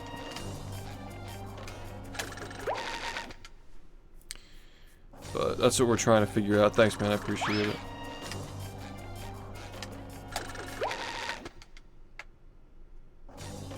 That's another thing too, man, is like, exactly, that's a whole like different discussion. I think that kind of ties back to what I was saying though, how like if you want to have something big like that, it's going to be degenerate, you know what I mean? If you have that kind of a forum where 200,000 people are watching live, there's no way to have that kind of like outreach without it becoming degenerate to some extent, you know? Like, all you can really do is just have, like, terms and stuff that are blacklisted, but, like, me personally, as soon as I start seeing, like, a fuck ton of messages get deleted in a chat, the vibe's automatically off. Like, after that, like, it's just a little different, you know what I mean? Well, that's what I'm saying is, like, speedrunning largely in part is, like, people who aren't even exposed to, like, 2 people on a daily basis, let alone 200,000, so you're gonna have moments like the GDQ cringe stuff, like the comps that people used to make, where like unfortunately people who just don't have that much self-awareness are like doing things that are going to get clipped, and like it kind of is what it is if you want to have something that big. Like I think that people, there's a lot of stuff that I want to say. There's a lot of stuff that I'm juggling right now, but people are definitely a little nostalgic for like the feel of GDQ. People kind of remember what they want to remember, like the chat definitely used to be cancer for sure, but we kind of just like remember it fondly because it was familiar. But it still doesn't really change the fact that like you kind of need the cancer chat to reach those numbers and like have the kind of effect, the positive effect that it has on like these communities, where every GDQ would just be like a big burst of attention on speedrunning, and then once those people filter into these individual communities, then you can focus on like moderation, for example.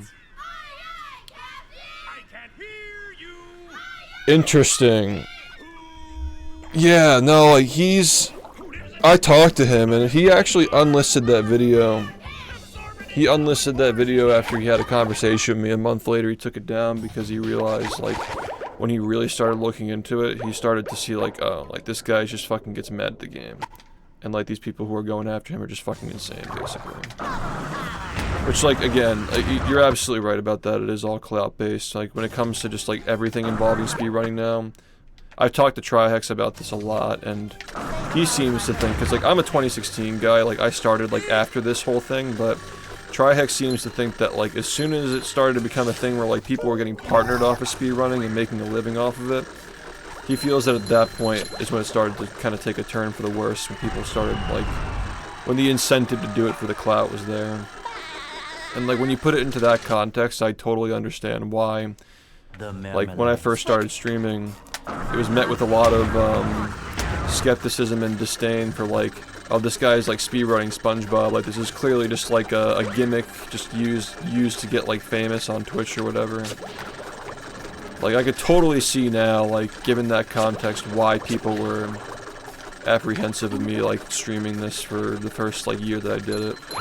Like, obviously, like, they had no idea, like, what I was gonna end up doing with my stream, what kind of a trajectory I was going down, and so forth, so.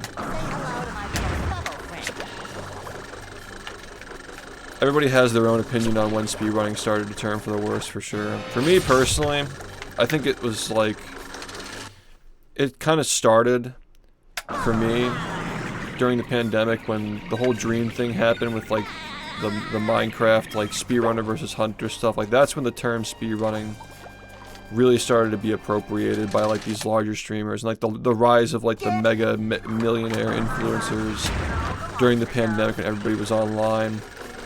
Like, the transition of Twitch from, like, gaming to softcore politics and stuff like that. With, like, gaming sprinkled in here and there. You know, stuff like that really started over the pandemic. So, my feeling is that from that point on, it was only a matter of time before people started to really, like start to lose meaning. You know what I mean? Do I love what I do? Yeah, I mean, I wouldn't put this much passion in it if I didn't love it. Like, it's kind of required of me to feel emotional about it to get anywhere at this point. Like, if I'm just, like, sitting here doing no resets with my fucking timer set to, like, average split comparison, like, I'm not gonna improve that way. Like, I want more than anything to improve. And, again, like, speedrunning is not the only thing that I do at this point. I wouldn't still be able to justify streaming full-time if it weren't for, like, the subathons and the non-speedrunning content. Like, at this point, like, speedrunning is kind of just like a thing that I do because I want to do it, you know? Like, back in the day, it was much more of a mix between, like, it's good for my stream and it's good for my I guess, like, my sense of, like, community, like, feeling like I belong to something and, like, improving in something and having a hobby and so forth. But, you know, now, like, I don't think that speedrunning like this and practicing on stream really benefits my stream at all at this point. Yeah, Dream definitely was, like, kind of the kickoff for the fucking, like, and, like, again, like, I have no problem with Carl. He's pretty based about this, too, but, like, he recognizes, at least, that, like, at this point, cheating scandals are just bigger than the actual accomplishments, because it's definitely something to do with, like, the larger culture. Like, people are just, like, negative now. People are just looking to cancel somebody. Everybody's just kind of upset. People just don't really understand what they want anymore, I don't think. They're just... People are kind of just, like, aimlessly wandering, like, looking for something to feel passionate about, like they did when they were a kid watching Twitch, and I think that a lot of that just feeds into, like, the cancellation of, like, every streamer that's not, like, the ideal image of what you think you want in a stream. I know I'm, like, kind of, like, jumping around ideas here, but it's all kind of connected in my opinion. Just, like, people are really quick to toss others aside, and, like, there's not really much of a sense of community anymore when it comes to this stuff, because, again, like, a lot of the guys who stream for a living, like, it's hard to make a living getting involved in speedrunning and staying as involved as, like, someone like I am, for example. Like, I'm still, like, interacting with the community and grinding. I've managed to make it work, but I'd definitely be more successful if I had abandoned it at this point, you know? Like, I know that there are two sides to this. and I'm empathetic to both sides here. When it comes to the Majora's Mask situation many years ago, where like Phil left the community and said that like a big reason why he did is because of the way that he was treated by some of the runners, and the runners had their own opinions on like the way they felt like Phil's stream was going and whatnot, but I think that a lot of these guys like kind of realize like, you know, it's hard to justify sticking around these communities when they can ultimately have more freedom and be happier just like doing their own thing, you know. Yeah, I think that a big reason for that is because like the dream is kind of dead. Like, I mean, like I think that Trihex and I are gonna like differ in this opinion, but like for me, it's speedrunning. Like during the era when I first started was like the perfect time to get into it because there was an actual like means to support yourself full-time doing it, where like in Trihex's era when he started, like he was a complete OG, where it's like you're doing it solely for the purpose of just doing it, and you're willing to take on that starving artist mentality for the sake of, you know, just getting the run faster, right? You also had like these runs back in 2014 took way less effort to optimize, and you could like multi-main like multiple games and have records and be competitive in them, whereas now like you need to just fucking hard grind one game to the point where it's like not even feasible to grow a stream if you're really just focusing on only speedrunning, if that makes sense. So it's like, I think that the 2015 and 2016 era where like open source broadcasting was becoming accessible and like capture cards are becoming consumer grade, like cheap and whatnot, those kinds of things contributed to like people like me who like, again, like I was involved in school, I was already on the path to like, you know, like 4 years of college, maybe get my master's in business and get an employed like job, you know what I mean? I'm not going the streaming route, but it allowed people like me to like justify like, okay, like this is something that like even though it probably won't pay as much as something like, you know, like hardcore employment, like I could still do it. I could still sacrifice some of my income to do what I want to do. Like it's a means of making speedrunning my job, and you have to be willing to deal with the bullshit that comes with like speedrunning every day and like the fucking misery that can bring. But at the same time, like if you're built for it, like if you can just like tough through it and just like wake up the next day with a positive attitude and go for it again. Like it offered like an outlet for people who were like willing to do that, you know. But I think that a lot of people during that era, they probably thought like their passion for speedrunning would last forever, and a lot of guys, as a result, like as speedrunning has become less rewarding on the Twitch front, like getting older, you know, more responsibilities, more aspirations, like maybe you want to start a family and so forth. You can't, they still probably want to do it, but they just can't justify doing it anymore. Like I've been trying really hard to keep a balance of, you know, growth and also speedrunning at the same time, and it's been tough, man.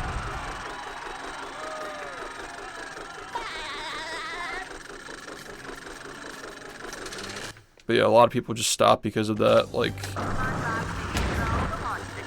I mean, like Bouncy Boy's a guy who was very passionate about speedrunning, and I think that he stopped streaming because of his hands and because of like feeling like the Sunshine community was moving into a new era where the runs are getting sweatier and so forth. He didn't want to like hard grind it like that.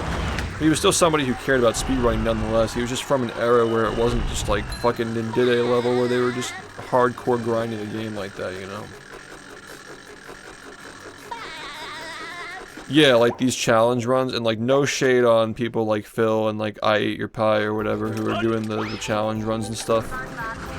But like, it is definitely like ZFG doing his randomizers. I just did a subathon where I was like every 1,000 subs I got, I was giving 100 subs to a random speedrunner, and like we kept trying to find somebody in like the Zelda directories who was speedrunning and not doing randomizer to give to. And like there was just nobody. It's all randomizers. Like I'm not blaming anybody. Like obviously like ZFG, Phil, and these guys have to make a living at this point. And it is like, you know, ultimately keeping these games alive, even if speedrunning isn't the method for keeping them alive. Like at the end of the day, Zelda is still alive a lot because of that. Yeah, no, I'm on the same page as you. And, like it's keeping these games alive, but the phrase speedrunning is just like, it's just no longer like the main thing that's like holding these games up. like, it's a really cool hobby, and I don't think that it's ever gonna necessarily fully die, because there is meritability to it, you know? It'll always be impressive. It may not always be, like, interesting to watch the process of it for most people, especially because attention is in short supply these days, but it's one of those things where, like, it's kind of evolving, like you said, but I still think that it's more of like a pendulum thing as opposed to just like hardcore evolution where like it's never gonna come back, you know what I mean?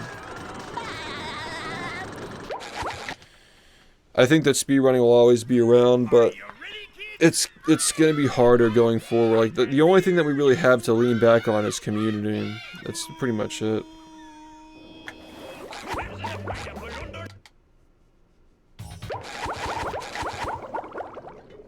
Yeah, and that's part of it too, is like you have to invest a shit ton of time into these games to be the world record holder. But then you have people who, like, again, like, I want to bring back the idea that, like, this is what I've always championed running this game, is like, this game is a unique case, and I will go into this in detail when I make the documentaries on it at some point. Like when I get sub 40, I plan on doing that. I've been the world record holder for this game for 9 years now, almost, and during that time, when I had the record, this game was unknown, totally unknown. It went from peaking with like hundreds of people playing it and speedrunning it, and then all the way back down to its like matured like silver age it's in now. Like people are still playing it, but what I'm trying to say is like I've had the record the whole time, and that never stopped people from just playing it out of passion, you know? I think that a big part of it is the messaging.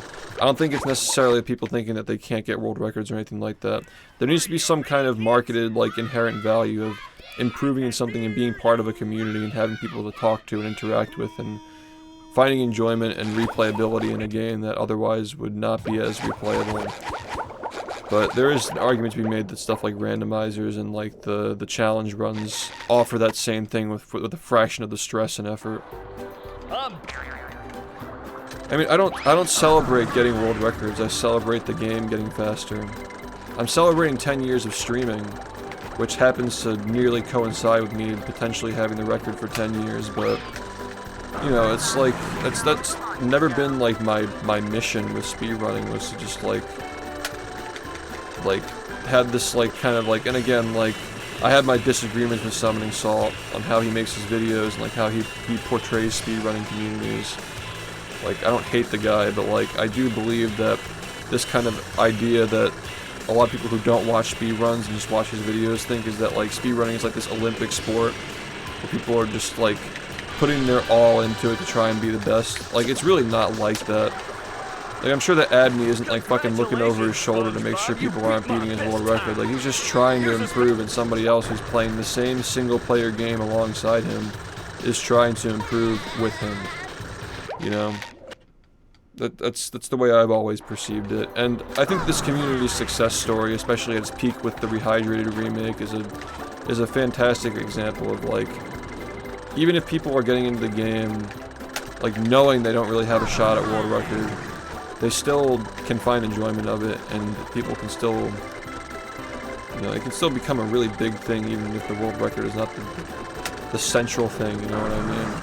This game's community was always focused on, like, we're gonna make this game popular and prove to the rest of the speedrunning community it's a valid speedrun and so forth. Like, we kind of championed those ideas of, like, being the underdog as a group, as opposed to, like, trying to, like, get into, like, a pissing match with other people who are also running the game with us, you know what I mean?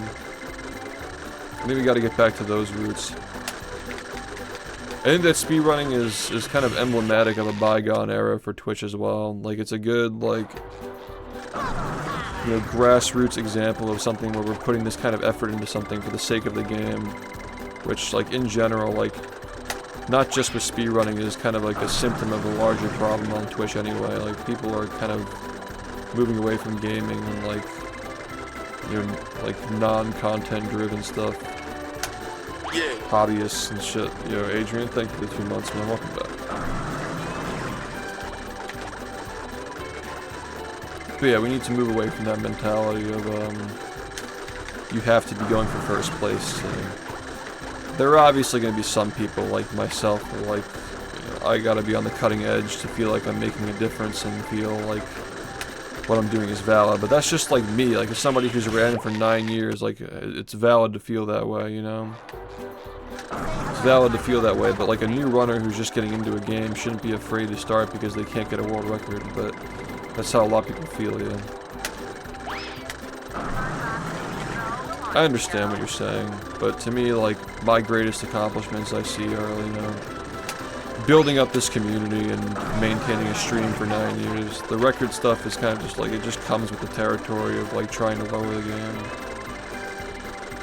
Yeah, certain people are going to be more motivated to do that, but the majority of people shouldn't feel like that's the expectation. Yeah, Serena, thanks for the 31 nuts, man. If people had an incentive to run, maybe they would. Well, that's what I'm saying, is like, there needs to be some kind of like social or monetary incentive to do it. I like to think about like the in-person stuff at GDQ with the sunshine races, like just knowing how to run the game was rewarding, because once a year you'd be in a room with like 50 plus CRTs and everybody's playing the same game. And nobody's worried about who wins, nobody's worried about like anything like that. It's just like you're sitting next to a guy that you see once or twice a year who runs the same game as you. You can relate to his experience with playing it.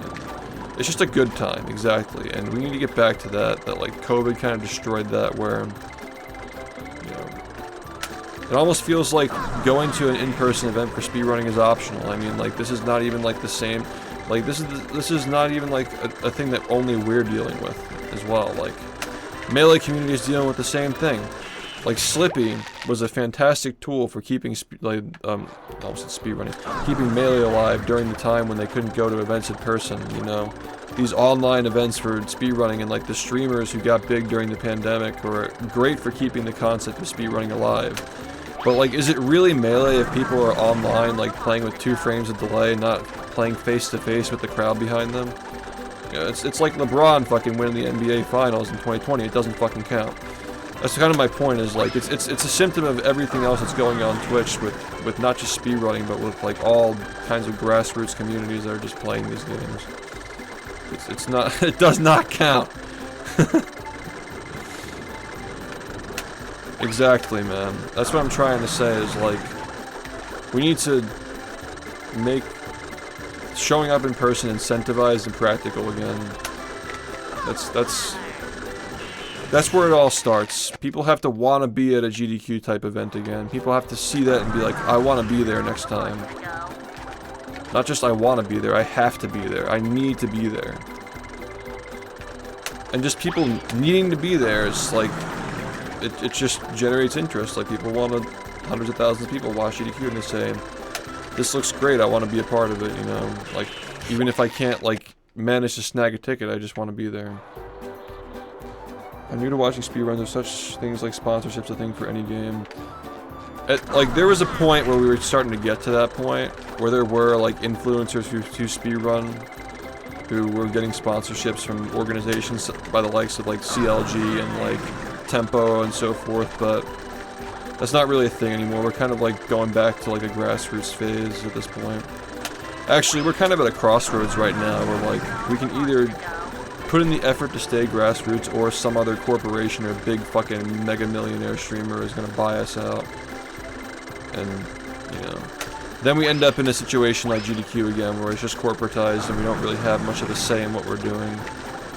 That's what I fear, is like, especially the stuff that's happened on Twitter this weekend is like, this is a crossroads. This is a crossroads for the entire speedrunning community. Like, are we just gonna fold and let somebody who's just fucking has like a production team and millions of dollars to spend and doesn't care about money and just wants to like maintain influence and power on the Twitch community, just like take this shit over? Or are we gonna do it ourselves and try to start something new like GDQ used to be? You know, we have a choice and we gotta be willing to put in the work. And I'm not just like talking, by the way, like I am like working with people behind the scenes to make that happen. And we are serious about it. The guys I'm talking to, like, these are guys who are like highly respected, high profile, successful people in the space, and we're all kind of working together and try and fix this. It's like the Avengers, basically. Just think of it like that. Gotta save the world type shit. No, we're not talking about GDQ.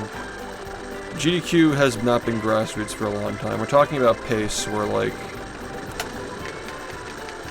there's a grassroots speedrunning event that still goes on called Pace, and there's something going on where the guy who runs it is stepping down, and there may not be a Pace anymore. And we're trying to figure out how to kind of like bring it under new ownership and new leadership to like keep it going. Because many of us feel that if we don't do that, somebody else is just gonna like scoop up the audience, scoop up the clientele, and use it to like kind of like grow their own influence. And you know, at that point it's just gonna end up like GDQ, where it just becomes corporatized and the runners don't have much of a say in how the event is ran and so forth. You know what I mean? Like obviously like people made mistakes when it comes to like GDQ, like getting banned and whatnot. But like it doesn't look right when like people taking a leave of absence and like being suspended from an event or suspending themselves like to save the event's face is one thing, but like I think people realize that GDQ is no longer grassroots, and people like Trihex are getting blindsided by them and just getting banned without even being notified. But that's how you know like it's not really grassroots anymore when stuff like that is happening. Yeah, exactly. Like it's really low key, and like we've been trying to like build it up, but again, like obviously you know that like Ludwig and I have our disagreements. It's no secret at this point. But I really don't like seeing like people like him like just impromptu plan a speedrunning event over our events that are grassroots and like kind of overshadow it. Like stuff like that just really rubs me the wrong way.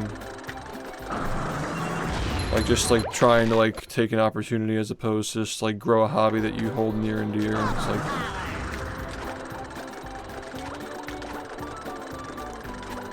yeah, I know. Like it's like Caleb has like his controversies for sure, but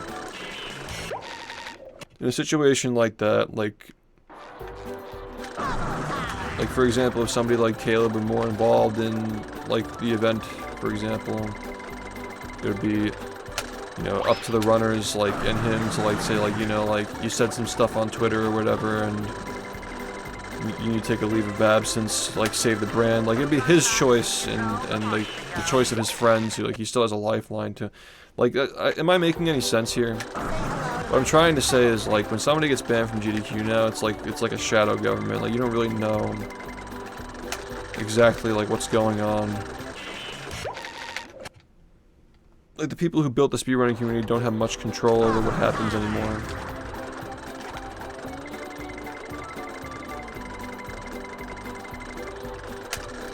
Like, I understand that like GDQ has like corporate donors they have to keep, and you know the event is focused on charity, obviously, which I think is the way to go for the record. But yeah, it's like when the people who started it are no longer running the show, it's like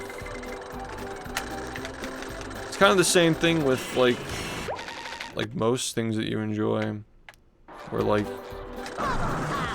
the guys who used to run the show like leave the company and they start a new one, kind of thing, you know. And like we've been doing that, like a lot of different groups of people have been doing that over the past 7 years, trying to start their own competitor to GDQ or whatnot, but none of it's really stuck, unfortunately. None of it feels like it's it has the potential to grow like that. I've gone.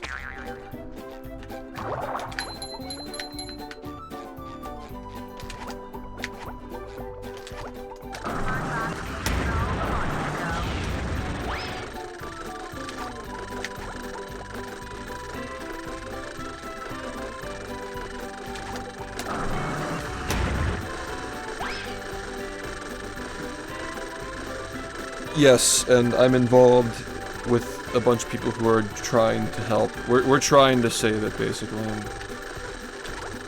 We're trying to figure out a solution where the pace can still go on. Ideally, in a way that is better than it was being ran before.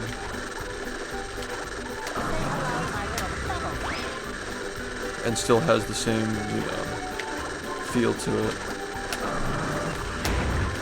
That's what we're trying to figure out right now. I'm actually getting in a call with some people tomorrow to like discuss stuff and figure out how we can do this. And the guy who runs it, Milo, we're trying to figure out, because he said that he's willing to let somebody else, if it's the right people, he's willing to let them do it. And I think that we have a good proposal to figure this out, but my fear is that like somebody who's no longer involved with the grassroots of speedrunning, like some like businessman, some like fucking 20K Andy is just gonna like try to opportunize this and just say, hey Mario people, come on my stream and we'll like, we have infinite money and infinite resources, we'll just do it for you. And then they say okay, and then they just, yeah, Musk. Yeah, like, I mean, like, you know what I'm trying to say. Some fucking dude, because, like, you gotta remember that, like, the snakes are among us now, man. Like, a lot of these guys who, like, they at one point were, like, a grassroots streamer, they're just basically fucking corporations now. There are a lot of streamers who have just full-on production teams, fully just, like, LLC, pilled shit, where they're just running a business and streaming, like, as the face of their business, and you don't even realize it. And that shit just doesn't rub me the right way when it comes to like trying to lend a hand and stuff like this, you know. I think that we're gonna fucking, because like I don't want to like name names, but the guys I'm working with, we've been around speedrunning for a long fucking time. In my opinion, we are all trustworthy. We all bring like unique aspects to the table when it comes to like running streams and running events and like marketing and stuff like that. I think that we can come up with a solution that will not only like keep pace around but make it better than it was before, if we're allowed to. It ultimately comes down to GSA and what they're willing to like allow us to do, but I've got a good feeling about it, man. And I think that when the news breaks, if we do manage to get something going, I think a lot of people are going to be really, really happy when they see like who's in charge of it. And I just hope that it pans out the way that we think it will. I'm really excited, but I'm also a little nervous that like something's going to happen over the next few days that kind of like relinquishes control from us, you know. Just got to be aware of the snakes, dude. The snakes are everywhere now, because Twitch is just such a profitable thing.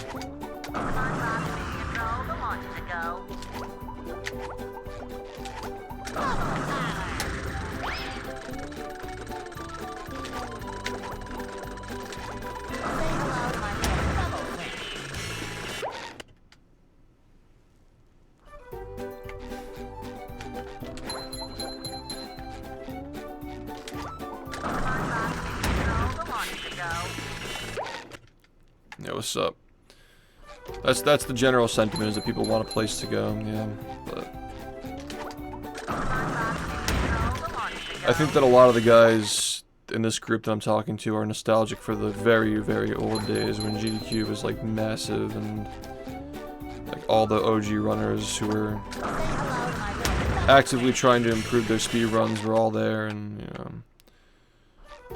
it ain't like that anymore. And we want to, like, I think that we have the confidence and the means of making something good happen here. So.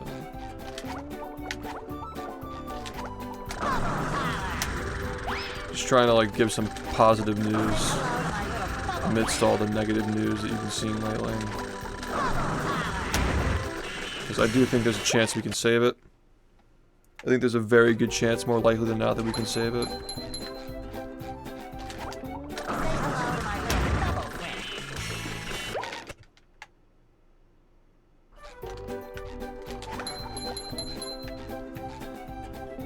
Yeah.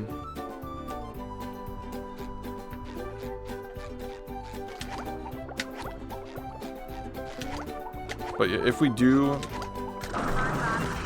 manage to save it, like, I would definitely be playing a large role when it comes to like branding and like rebranding and marketing and stuff like that. That's what I have to offer. Like, I definitely want to be more involved this time around if we can manage to save it. And like, I mean, you guys have known me for a long fucking time. Like, marketing is my specialty. I know what I'm doing when it comes to like branding, getting the word out, building loyalty when it comes to stuff like that. That's the exact kind of stuff that we need with Pace.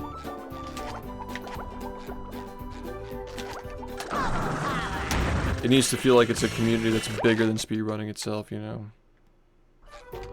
People have to be motivated to come back.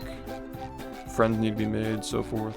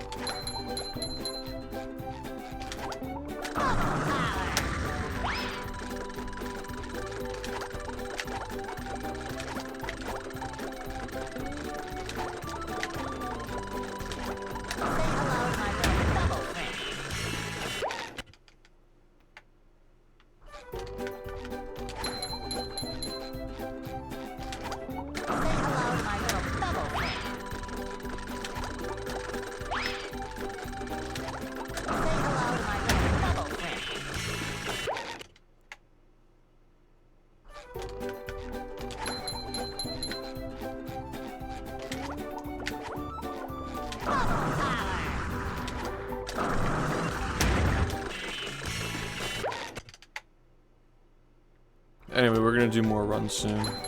Just wanna lay that out.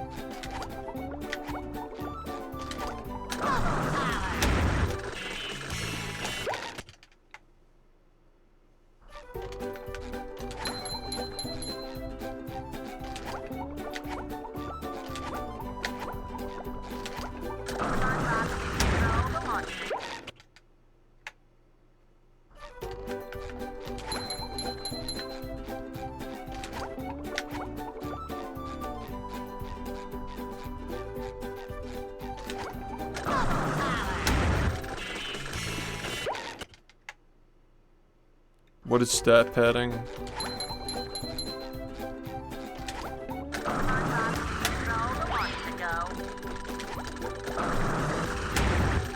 Is that like LeBron, like just like going for assists and shit, just to, like have more assists than like other competitors? Is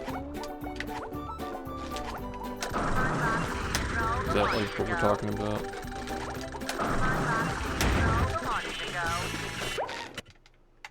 Cool. See, like I'm like an honorary hater now. Like I don't watch the NBA, but like I'm like in the loop about why we don't like LeBron.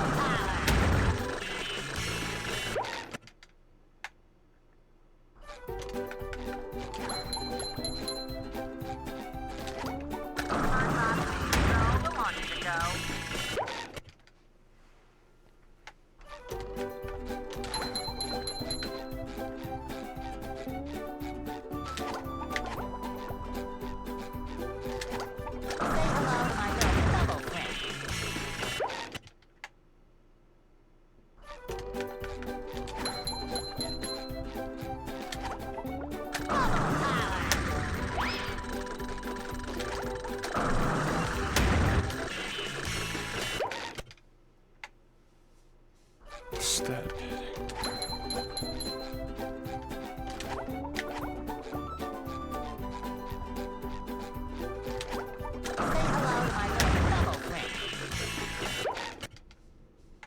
The one that I like is not a thing anymore. I haven't found a new one that I like.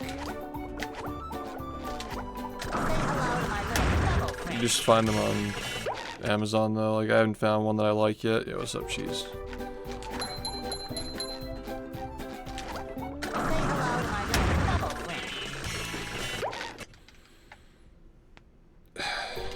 What one?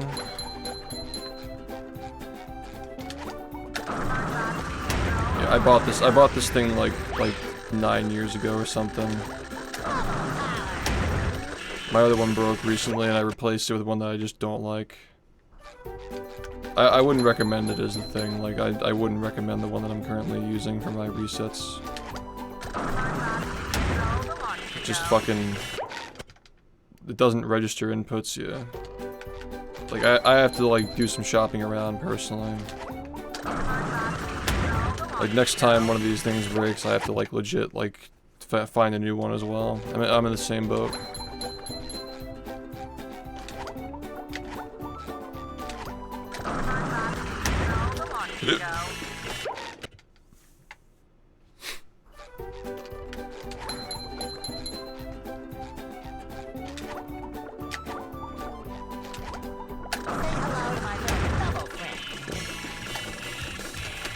Alright, we'll continue with the runs.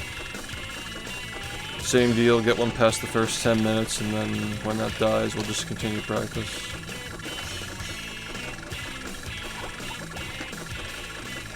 I mean, we'll see where we are after a month. If I don't see progress, we'll do 100% for a couple of months and then come back.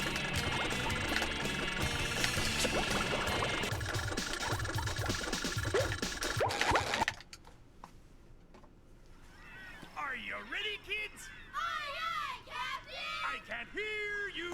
Aye, aye, Captain!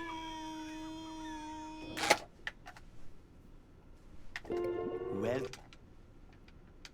Yeah. I make myself a snack, but there's no time! Are you ready, kids? Aye, aye, Captain! I can't hear you! Aye, aye, Captain!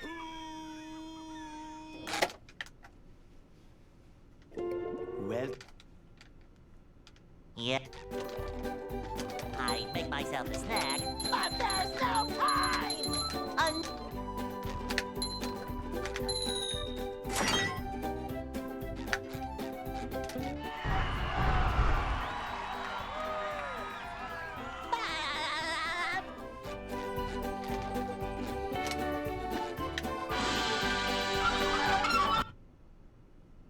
Thanks, man. they'll Go! Hey?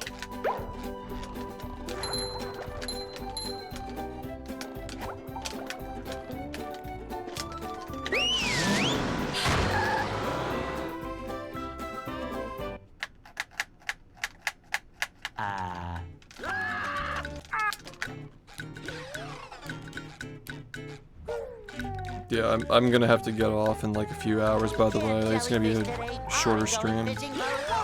Gotta be up early tomorrow. So, yeah. See what we can get done today. I really want to get back to the usual, you know, 10-hour schedule stuff, but this week's gonna be a little bit busy. I got stuff going on with, like, you know, as I mentioned, the pace stuff we're trying to work out. I probably gotta like make a trip, like a day trip at some point this week to like visit family and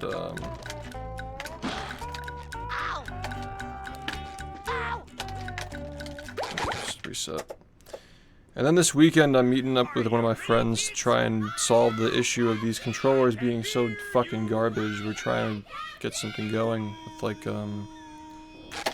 well, the first step is doing snapback capacitor to fix the issue I have with every controller that I use, but I make myself a snack. he's going to be looking into doing like a full rebuild, kind of like the Melee community did with the GameCube controllers, like do like a fob type thing, you know, like Hall effect, higher quality parts, stuff like that. I'm telling him he's got to call it the Magic Conch when it's done.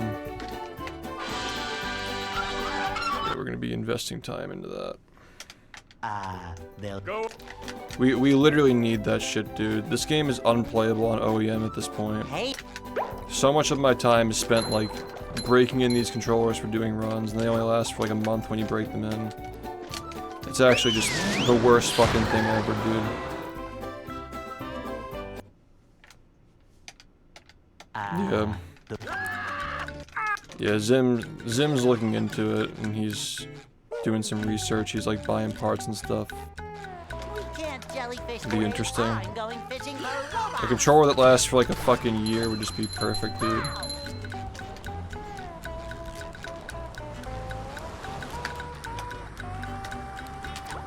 But like even like a snapback capacitor would just be good, you know? That would just make them last for like... I swear that'd make these things last for like 4 to 5 months minimum. That'd be really, really nice.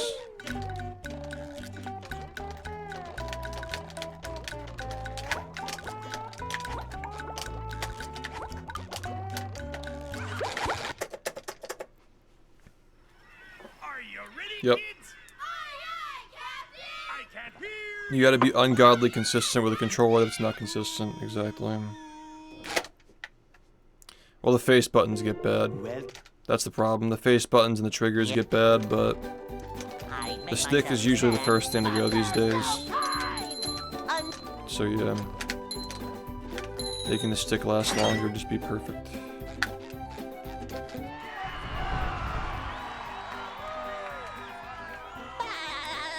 Yeah, the complete rework is for the sake of, like, solving all the problems so these things, like, just don't break, you know? they'll Go. Hey,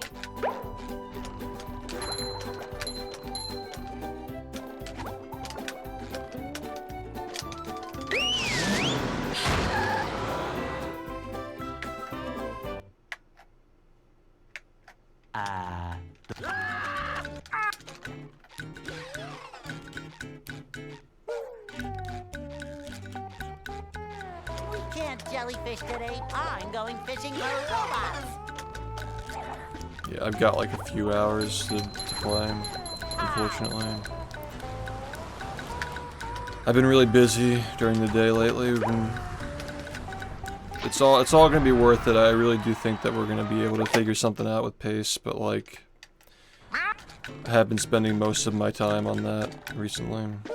Just like contacting different people, trying to figure things out.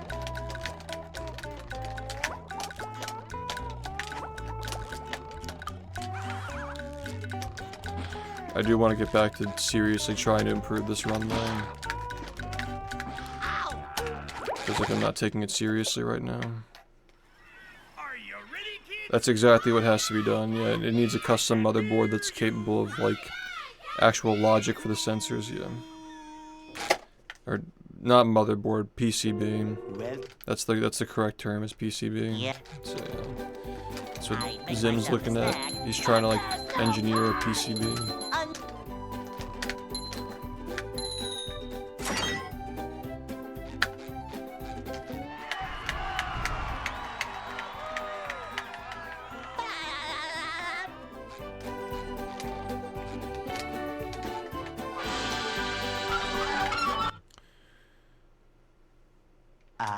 they'll Go.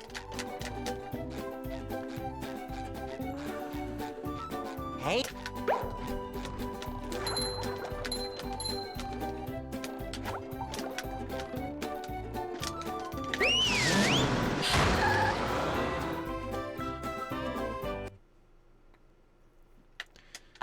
That's not gonna, it's different, like, the Melee stuff uses a totally different, like, USB protocol than Xbox. Like, it literally has to be figured out from the ground up. Zim understands how Hall effect works, and, like, the modules and sensors, you can buy them. But the issue is making it compatible with Xbox's specific USB type. Like the GameCube knowledge doesn't transfer over to it, unfortunately. It's specific. That's the reason why it hasn't been done yet. It's specific to this. It's not, you know, like GameCube. Yeah, the Melee guys aren't the ones who invented that technology. They just repurposed it. You know, they figured out how to make it work. Are you ready, kids? I can't hear you. And we gotta figure out how to do the same thing. That's pretty much it. Well, Somebody's got to do it, you know. Yeah. I make myself a snack, but there's no time.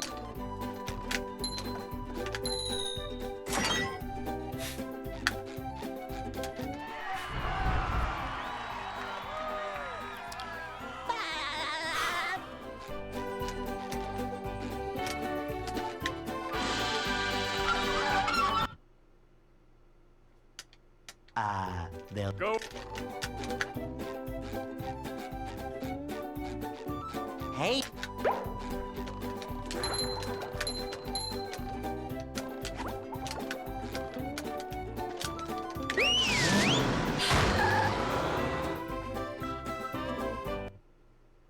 Yo, what's up?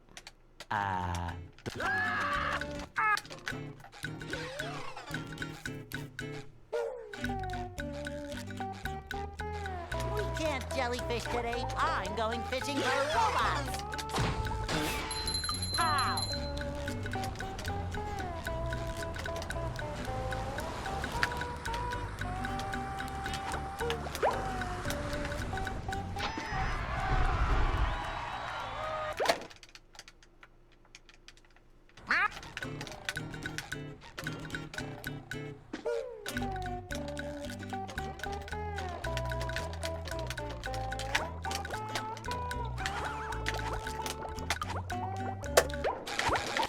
God, this game is just so much fucking fun to play day after day.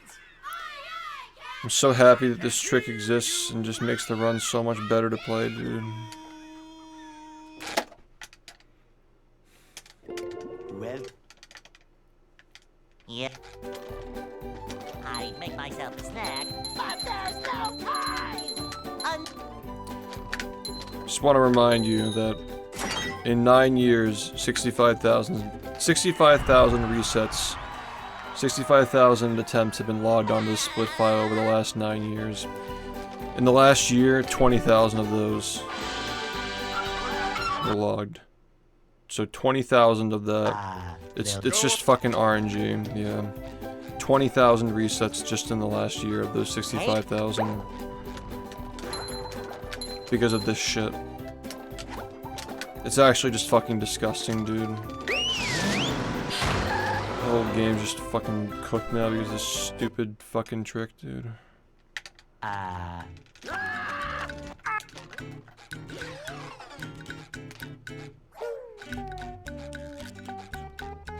We can't jellyfish today. I'm going fishing for robots.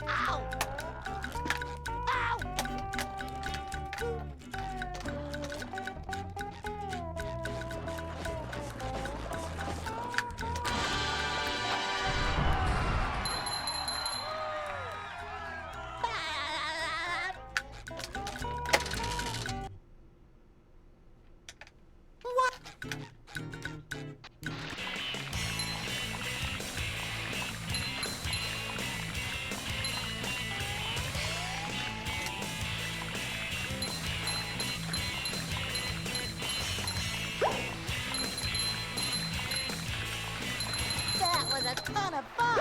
I should do it again sometime.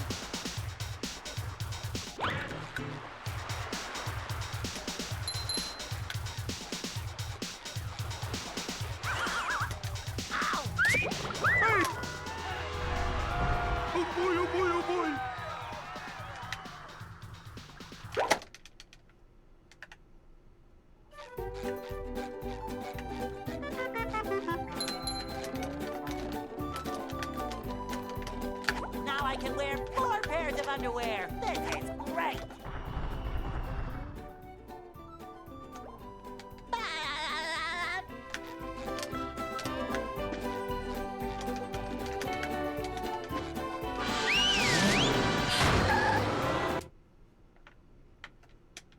Downtown.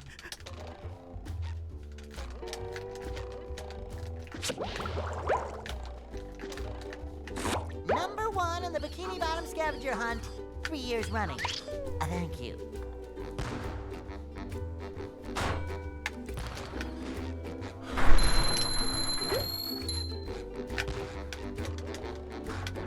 Why?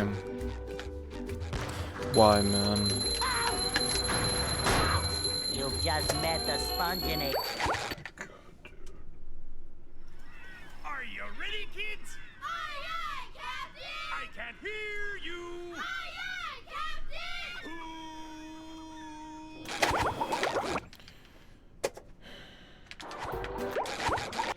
Thanks. Are you ready, kids? This is just so stupid, I man. can't hear you. Aye, aye, Captain!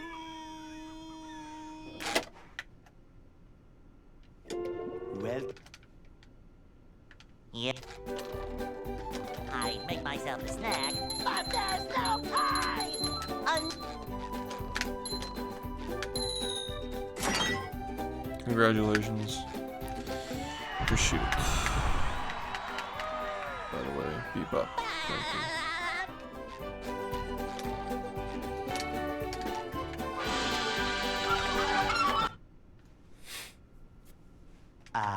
they'll Go. Hey,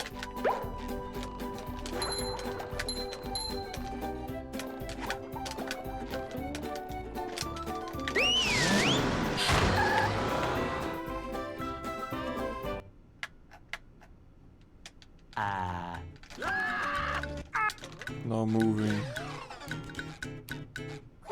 No moving. we can't jellyfish today. I'm going fishing for robots.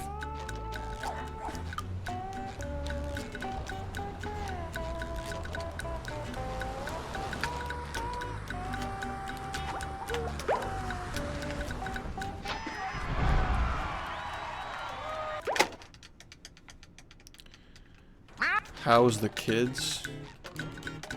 Huh?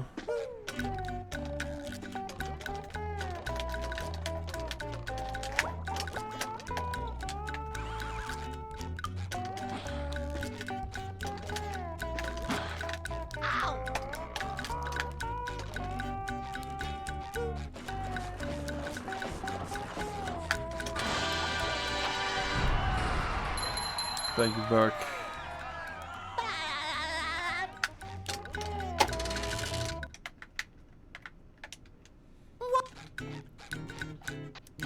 True. It's been like a few years, right? Yeah, almost like 2.5 years.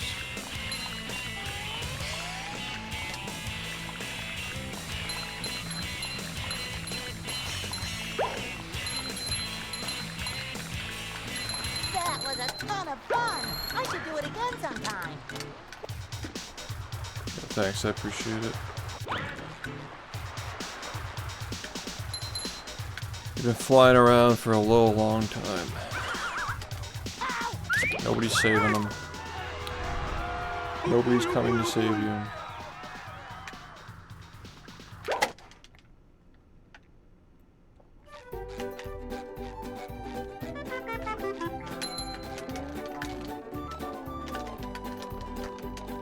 Now I can wear 4 pairs of underwear. This is great.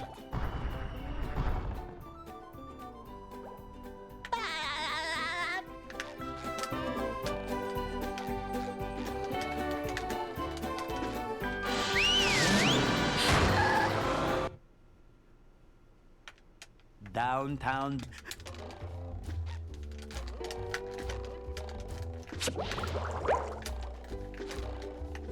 Number 1 in the Bikini Bottom scavenger hunt, 3 years running. Thank you. Yeah, thank you, Scissork.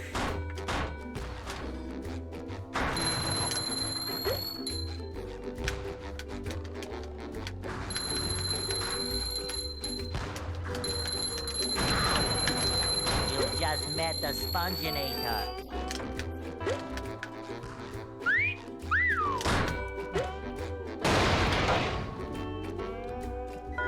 It was discovered almost 4 years ago. 3.5 years ago.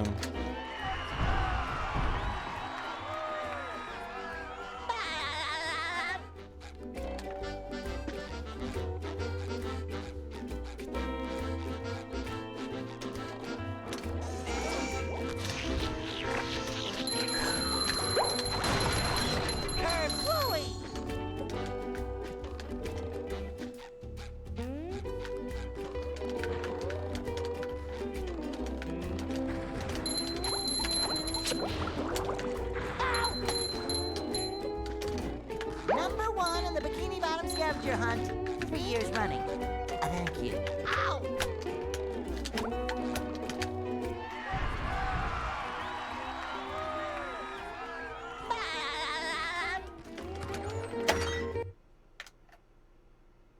What's up?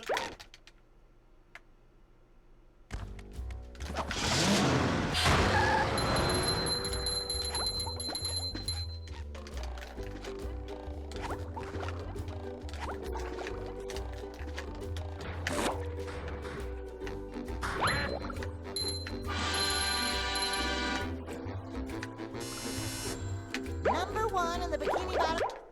That's actually just fucking... Why, dude? Are you ready, kids? Aye, aye, Captain! I can't hear you. Aye, aye, Captain! Okay, come on, man. Please. Please. Are you ready, kids? Aye, aye, Captain! I can't hear you. Aye, aye, Captain!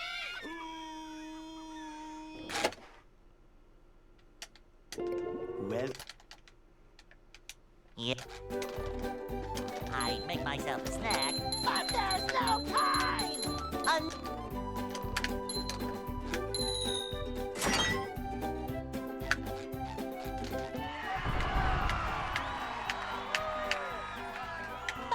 I'm really looking forward to making the new documentaries in the future. But... Sub 40 needs to happen first. they'll Go. That's what we're holding out for. Hey.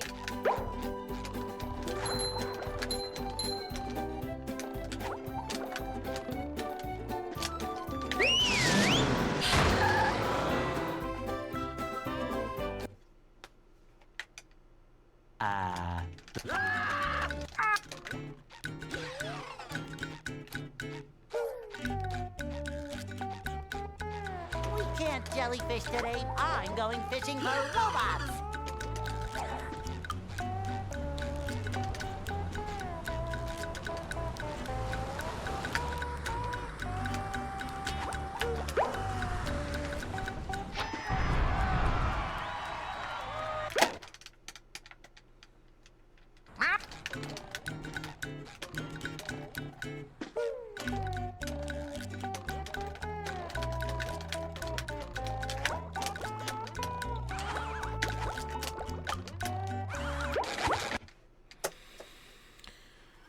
Are you ready, kids?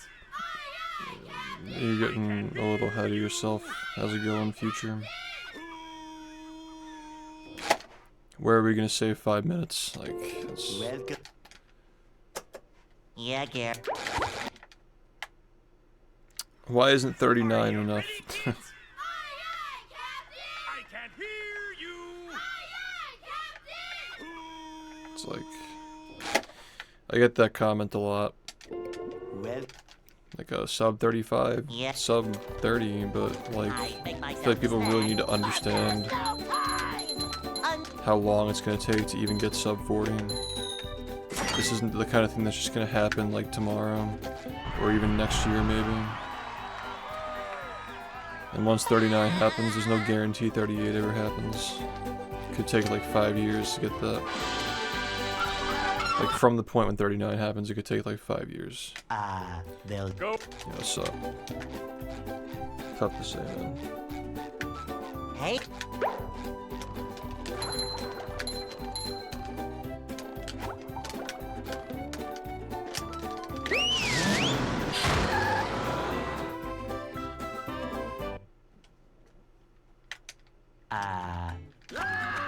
No, that's again like you're thinking of it like a Mario Bros. Runner. That's not what this game is at all. We can't jellyfish today. If there were an updated test for this game, it'd be around 31 minutes, 30 minutes by the way. It'd be around 10 minutes faster, but that's not a valid measurement for how fast the game can go. Like this isn't like Mario Bros. Where you can literally play exactly the tasks. Like it's a very different game.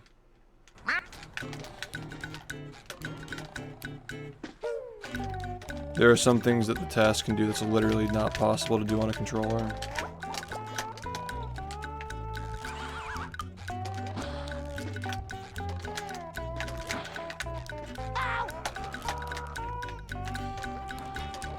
Yeah, it's not certain whether 38 will even happen in my time playing this game. I don't really know.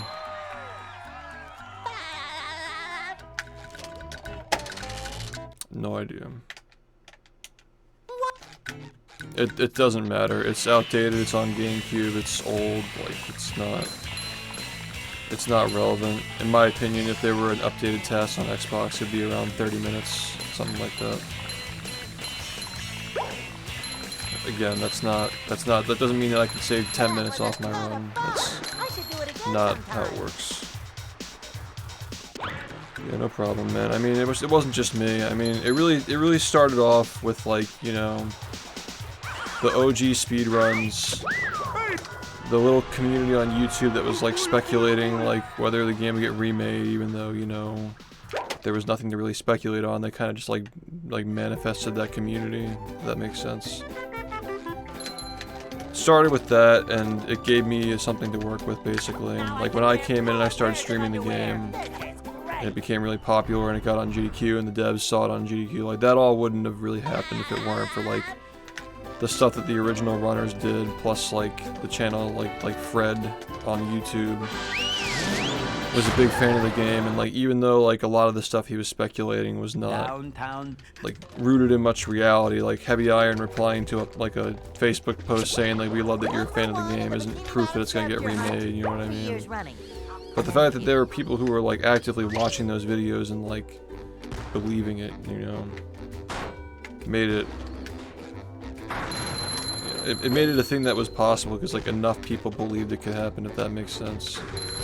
And then with the speedrunning and the communities that formed around it, and then the modding that came from it that they literally used to make the game, and all the other YouTubers making videos on it because they saw how popular it was getting, like it was a big snowball effect. But yeah, I'm definitely happy to have played a crucial role in that for sure. This community as well. I mean, like if it weren't for the people who watch the game, you know. Me making the game faster as a speedrun and making tutorials and like doing like the variety streams of the SpongeBob games in and of itself is not enough. Like it was the movement that was surrounding it that made it really likable, you know.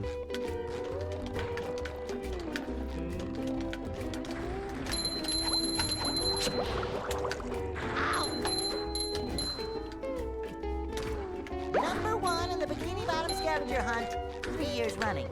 Thank you. Ow!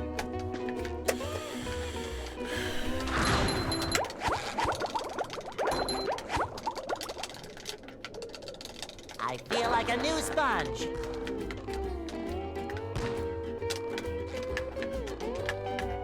Ow!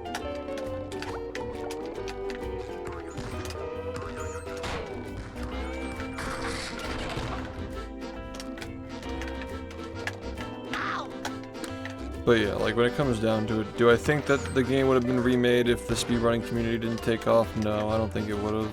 I think that it would have just stayed as like a, like Scooby-Doo has its people who say make the game again, and Barnyard has it, and Simpsons, and like all these different like IPs like have had their like niche communities, but they never really got anywhere, you know. Like it was the right place, the right time, the right people.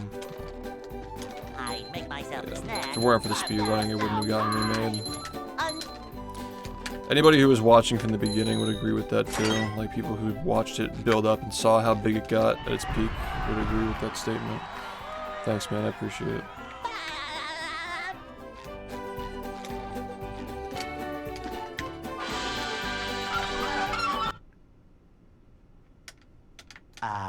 They'll Go.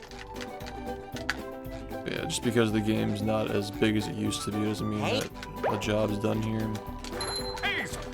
I still have to get 39 even if it means I'm gonna fucking have a stroke doing it, man. I can't hear you.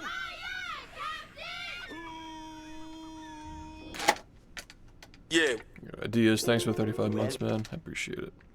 And Yeah. thank you, Owen, I appreciate it as well. I make myself a snack. But there's no time!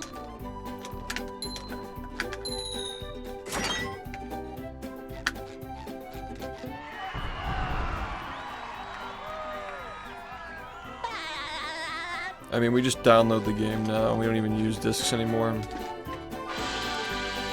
So unless you want to break, like, the 20 million Xboxes that are out there, they'll Go. that's probably fine.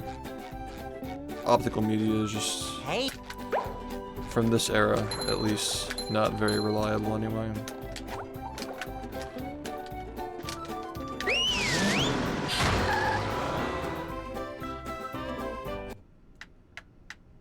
No.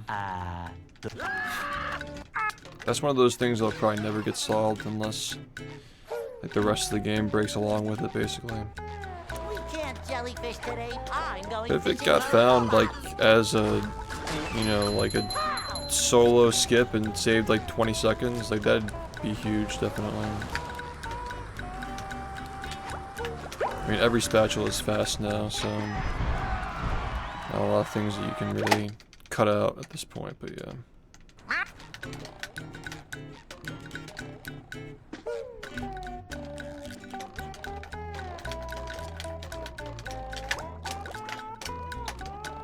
I'm okay with any percent being in this, like, mature era where it's not changing a lot and you gotta really focus on optimizing your movement and getting better at the tricks much more than you had in the past. It was always a factor, but, like, it's all we have now. It's just getting more consistent Yep. is pretty much the main thing that's driving these runs down for the last year.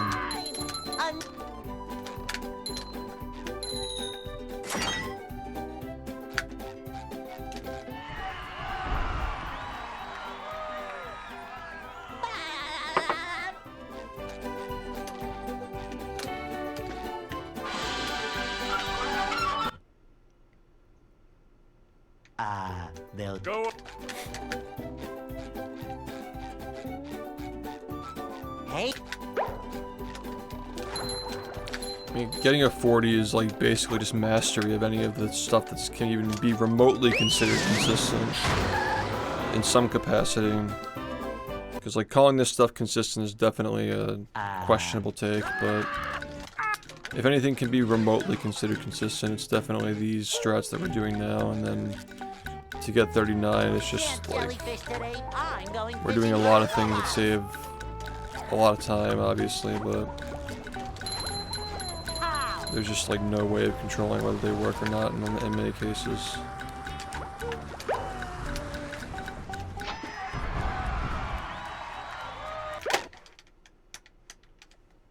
Yeah, for that reason, I definitely want to start doing, like, I want to do 100% for, like, a couple of months, starting next month. You know, it's been a couple of years. I want to update that run before I really start to focus on this for a long time.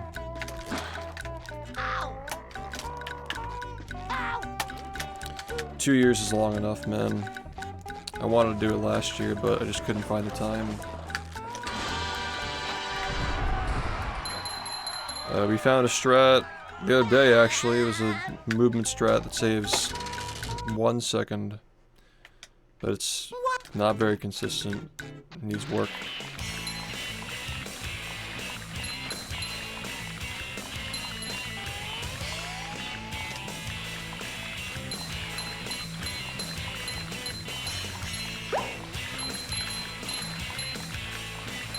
That was a ton of fun! I should do it again sometime!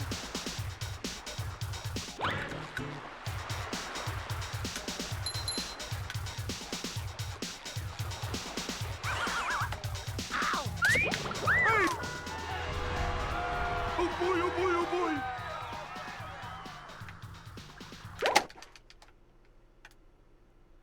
Yeah, it's...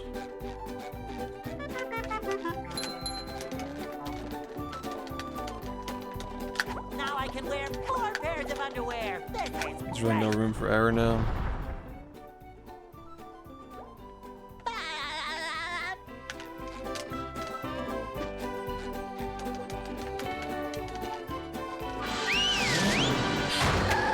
I really don't think that 40 is difficult anymore. Like, Downtown.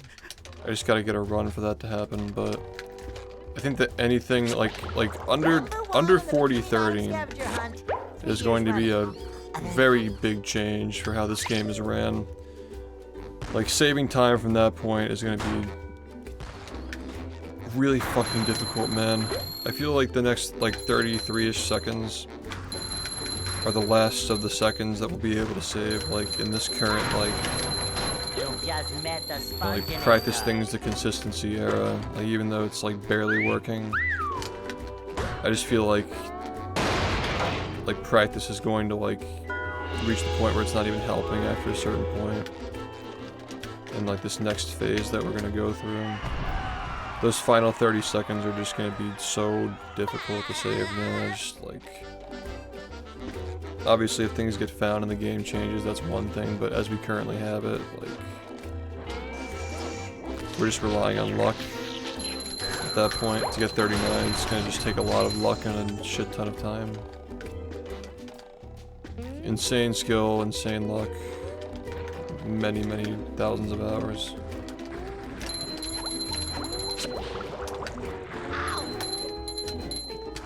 Shouldn't have done that. Number 1 in the Bikini Bottom scavenger hunt, 3 years running.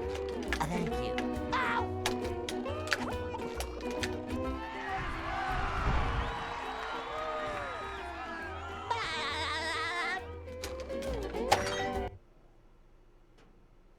What's...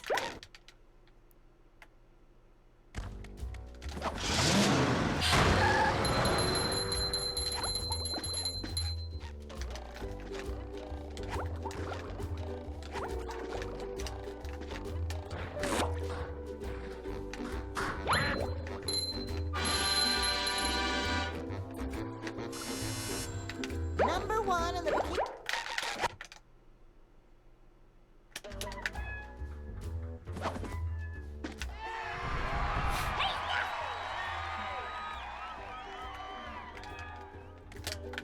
No, the 1 frames are still 1 frames, but it would allow me to, you know, spend more time getting better at the game than focusing on controller issues, definitely. You know, there are a lot of things in this game that just won't get consistent regardless of how the controller is, no.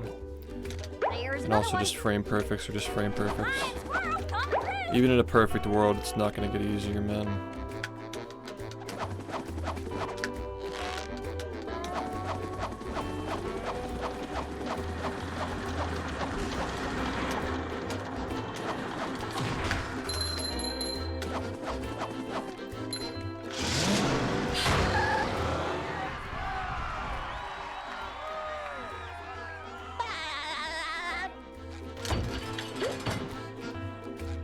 The goal is to make the controllers last longer so you can learn their specific angles and keep using those angles without them degrading while you play.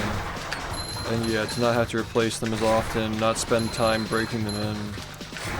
I mean, I waste like weeks out of the year just going through those processes, so it's like, just get weeks of my life back and more time focused on grinding and shit. Number 1 in the Bikini Bottom scavenger hunt, 3 Which, years like, running. the momentum that comes from having the same controller for a long period of time is, it's starting to become necessary, man. Like, it's getting harder to build back up after switching controllers. Like, it's just really getting harder. I'm still suffering. I've been using this controller for like a week and a half, and I'm like still having a really hard time getting runs that are actually good.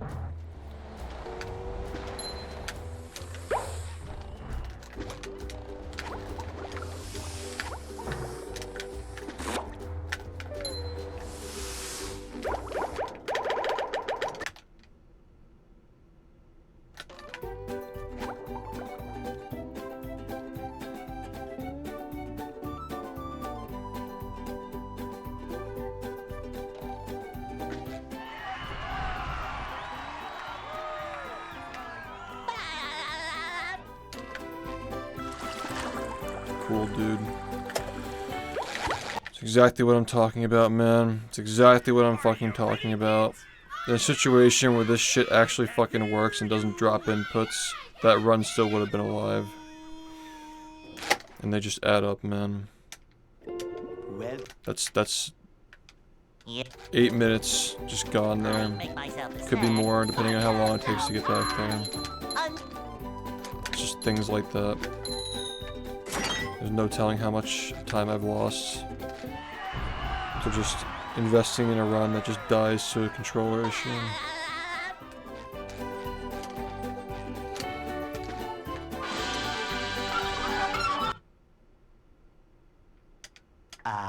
they'll Go.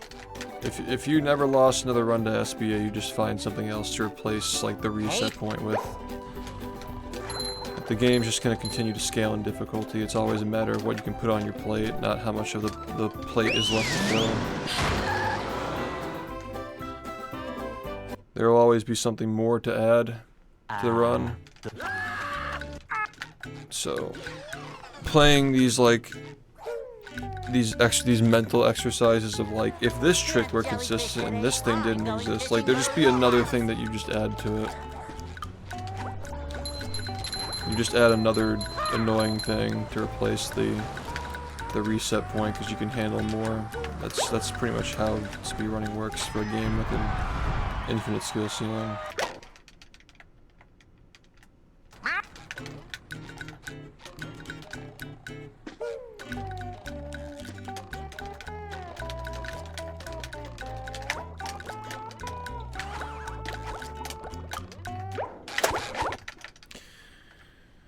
Are you ready, kids? Aye, aye, Captain! I can't hear you. Aye, aye, Captain!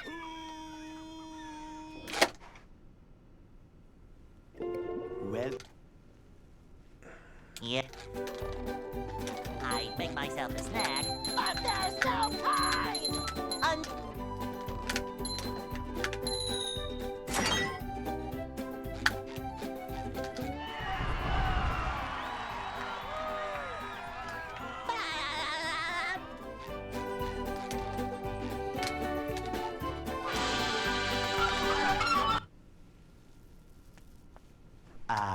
they'll Go.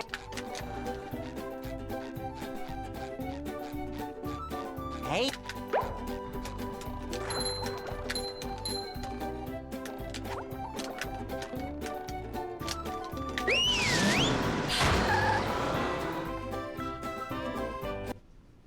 Thanks, man. uh, Yeah, every single new controller has to be broken in for like a good 2 weeks when you start using it. Yeah. It's like minus 2 weeks. Jellyfish today. I'm going fishing. Then you only have about a month and a half to use it. It's just a terrible cycle of bullshit that you deal with.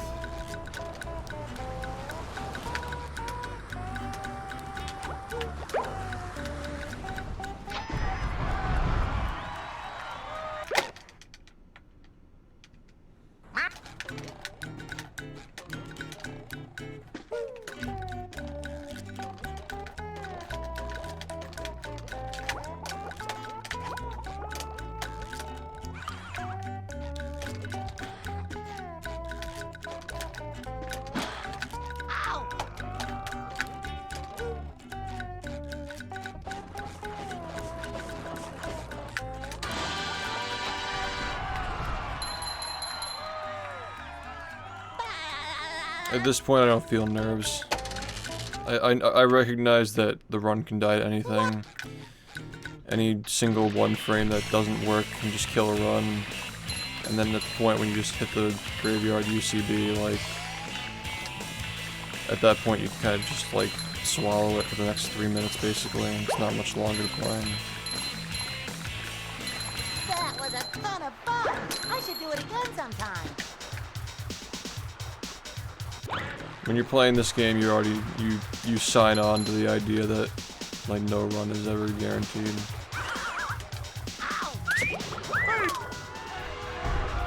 Oh boy, oh boy, oh boy. What caused them to wear down so fast? Well, the 2 weeks of preparation to even do runs with them. Just like moving the stick around to like loosen it up probably does the most damage, which we can probably avoid by getting a snapback capacitor. That's probably the worst thing, you know.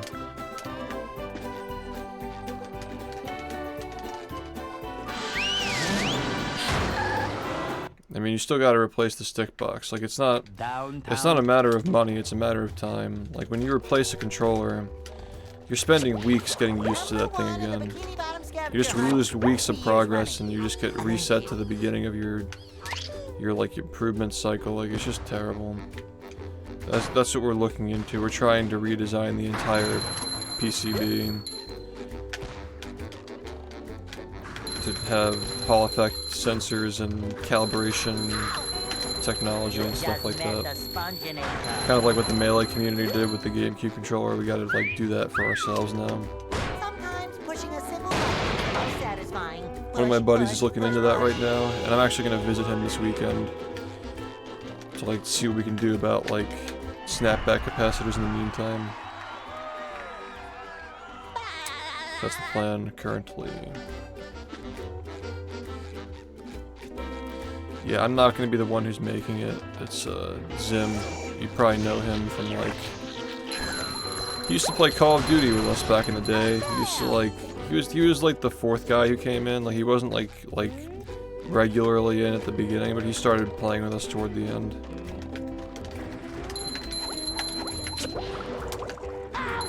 Yeah, he's an electrical engineer, so he knows what he's doing. He knows how to look into that stuff.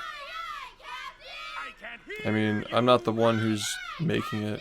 It's not my thing. I'm just helping. Like, yeah, he's a mod. Yeah, he's a moderator as well. I make myself a snack, but there's no time.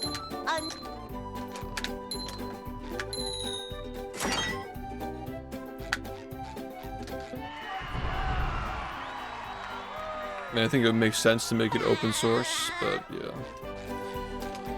It's up to Zim, whatever Zim wants to do with it. If he's the one who's designing the fucking PCB and like literally 3D printing that shit and like wiring it up, like yeah, it's his project. I'm just here to help test and like give input on what we need, basically.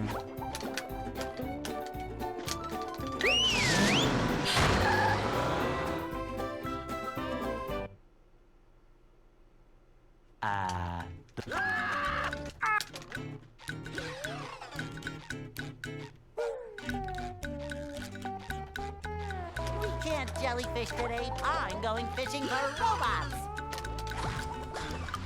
Pow!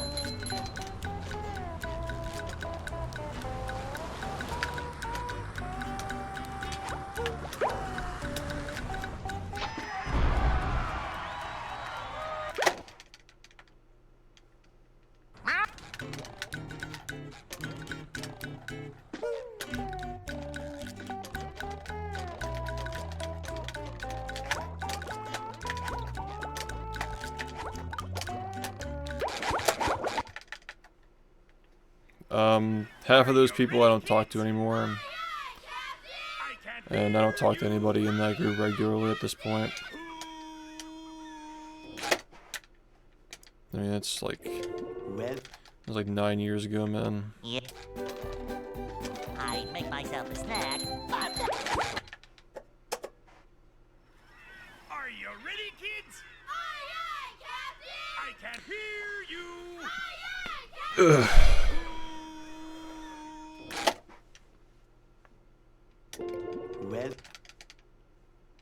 Yeah. I make myself a snack, but there's no time.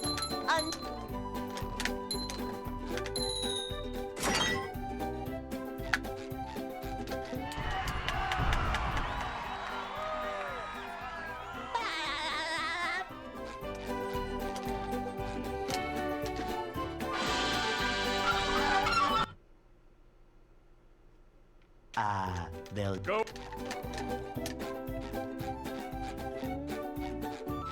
Hey.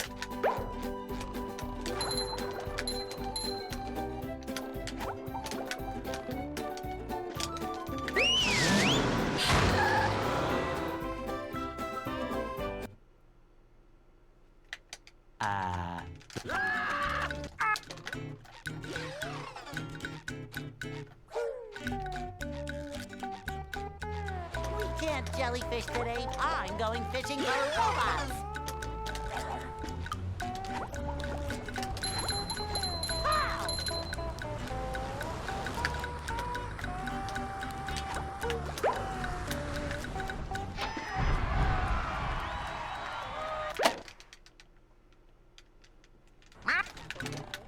I mean, I have a lot of obligations outside of streaming, but I don't play like video games and shit in my free time. I don't like...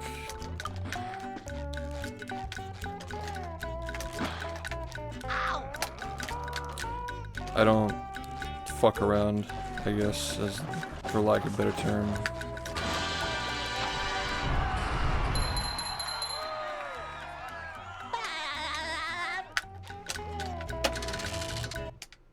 I'm not a very, I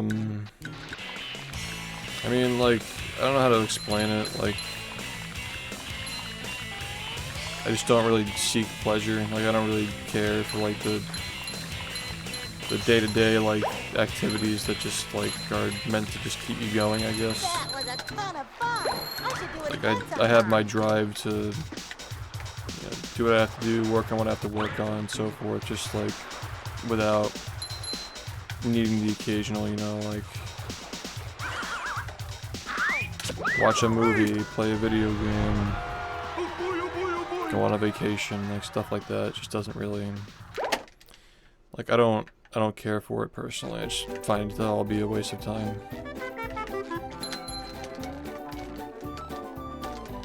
And there are things that I do on a daily basis that I have to do, and that, like, you know, maintaining, like, personal relationships and family and stuff, but none of that's interesting. Like, it's like, to answer your question, like, it's nothing that you would find interesting, honestly.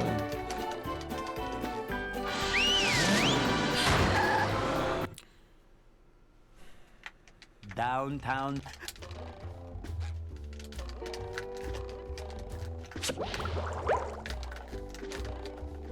Number 1 in the Bikini Bottom scavenger hunt, 3 years running. Thank you.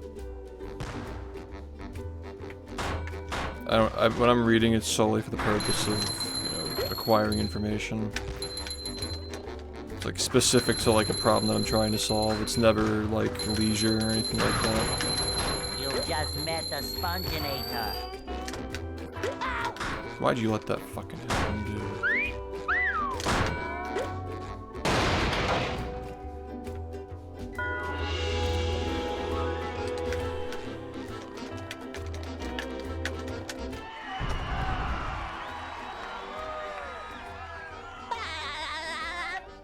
I don't rely on that shit. It's a good tool sometimes to know where to look, though.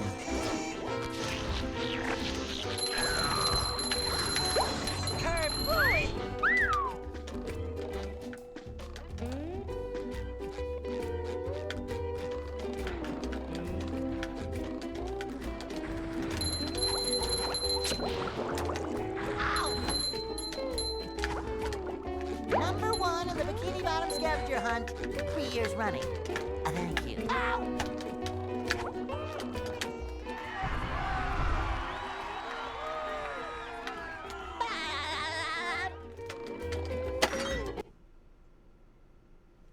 What's...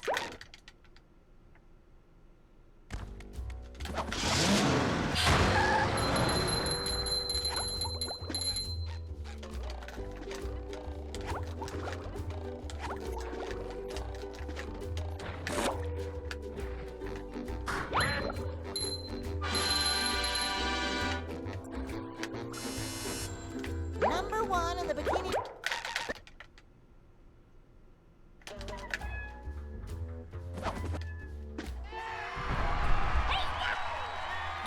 There are definitely a lot of small things I can do better in this run, but it's not going to be enough to get 39. We need to go back down on the list of things and figure out consistency for some of that stuff.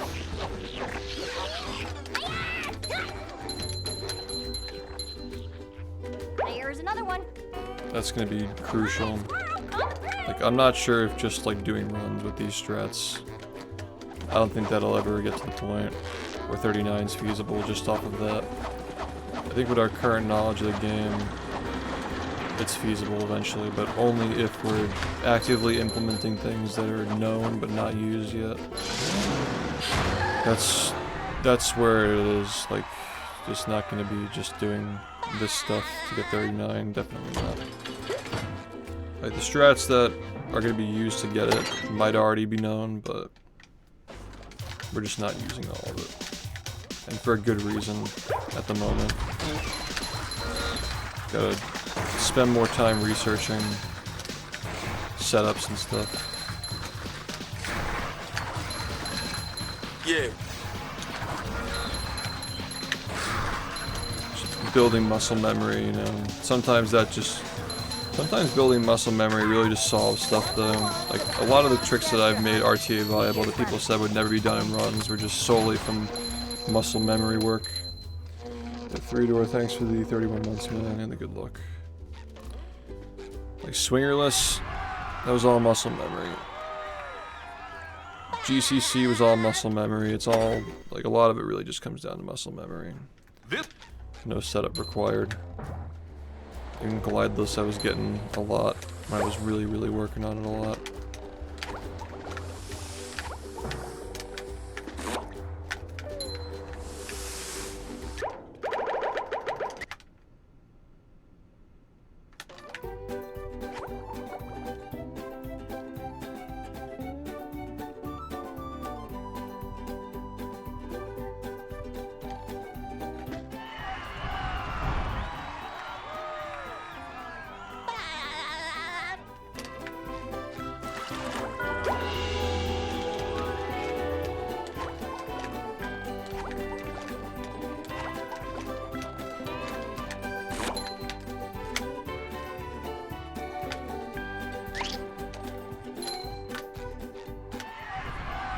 Thanks, I appreciate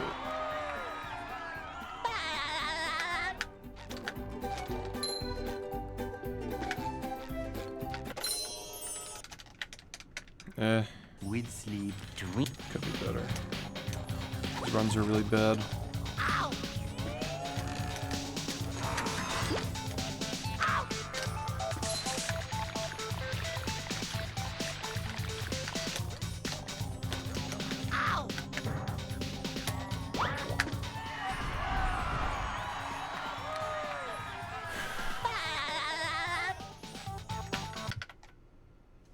For head heart.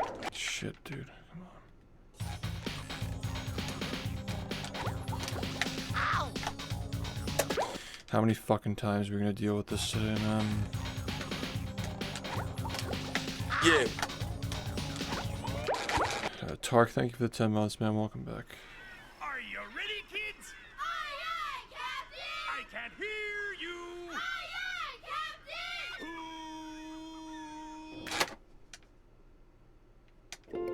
Well, Yep. I make myself a snack. But there's no kind!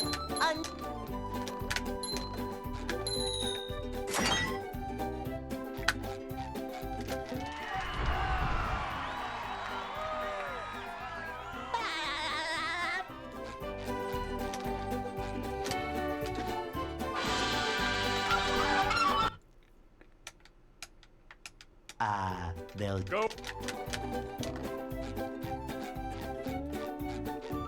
Hey.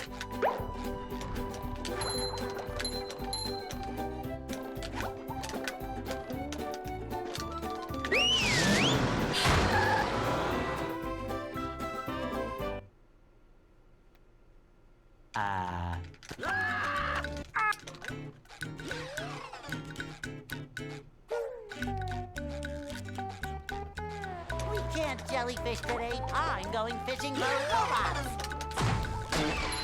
Ow!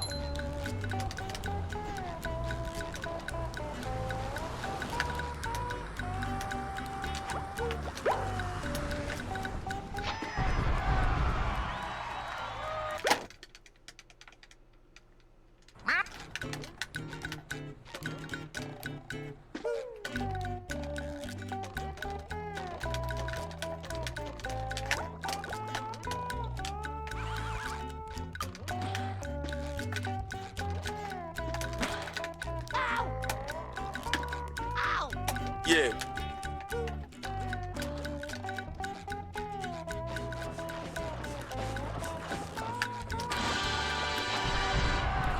Fish, thanks for the 18 months, man. What's up?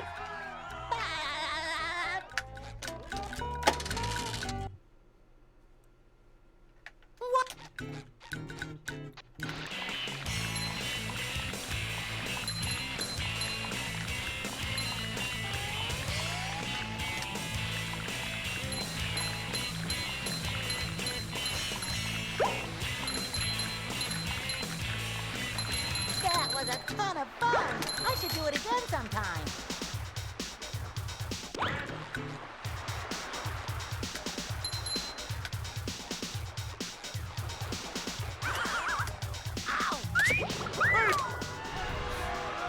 Oh boy, oh boy, oh boy!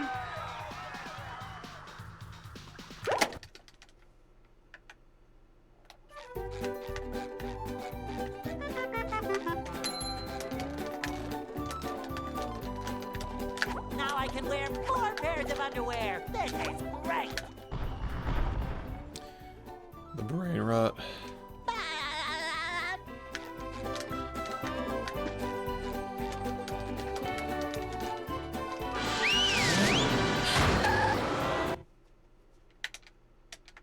Downtown.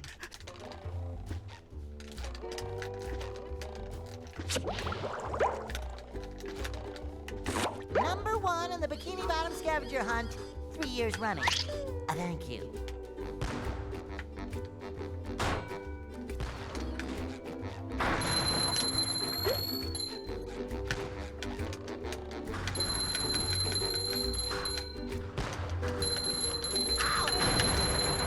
You've just met the Sponginator.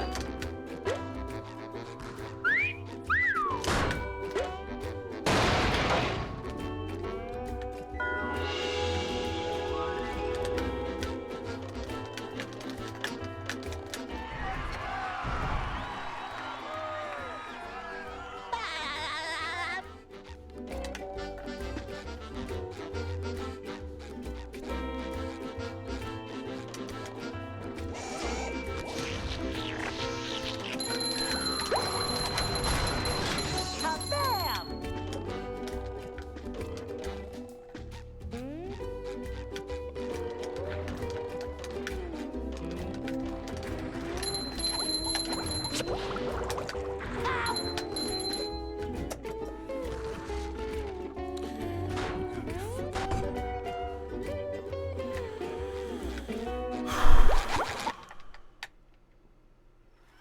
Are you ready, kids? Aye, aye, Captain! I can't hear you! Aye, aye, Captain!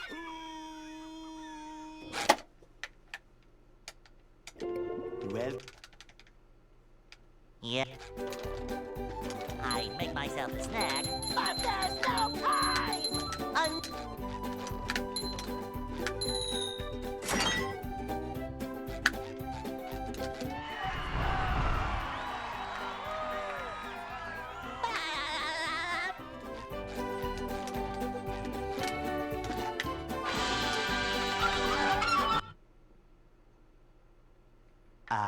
they'll Go!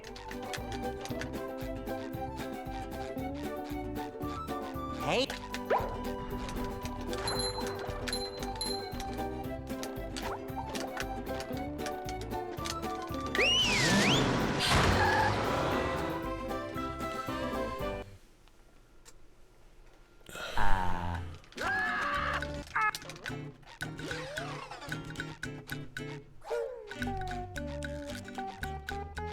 we can't jellyfish today. I'm going fishing for robots. Pow!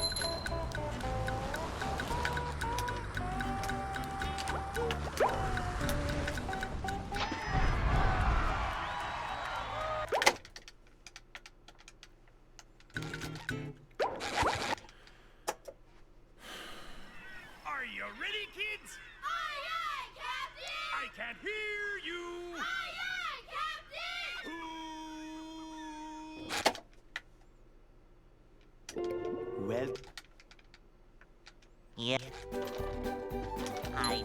myself a snack, but there's no pine!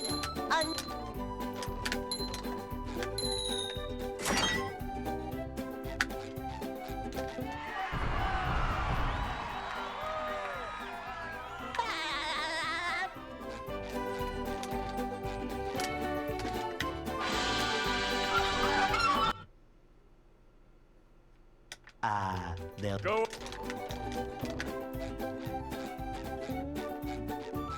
Hey!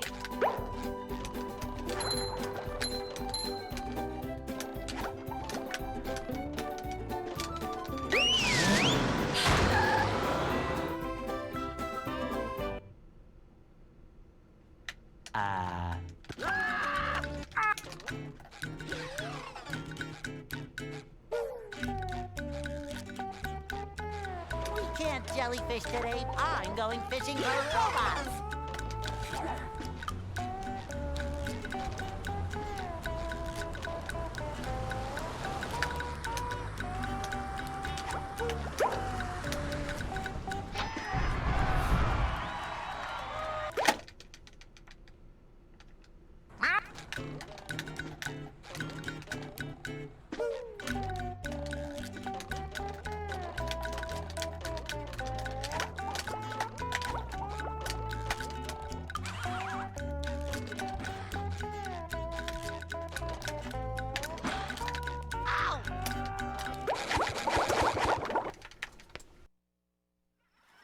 Are you ready, kids? Aye, aye, Captain! I can't hear you.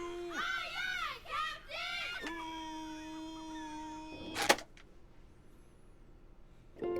well. Yeah.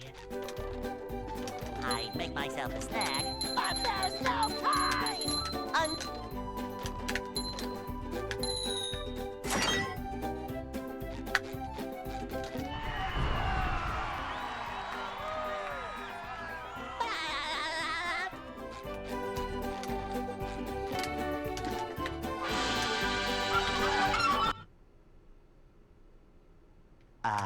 They'll Go. Hey!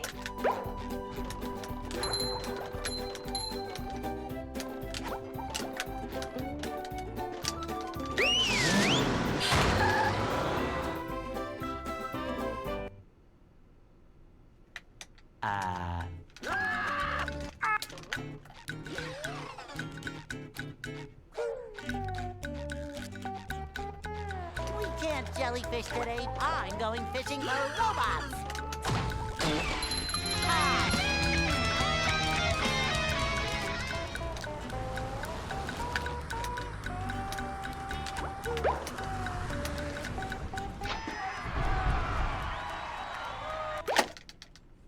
Hey, Fuzzy, thank you for the 99 months. You getting there, man? You getting there?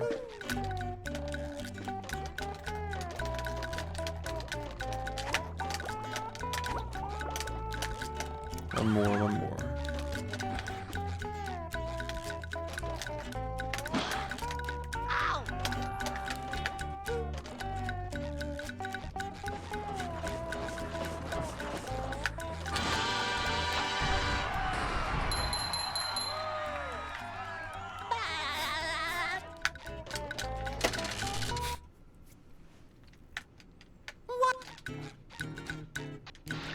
Yeah.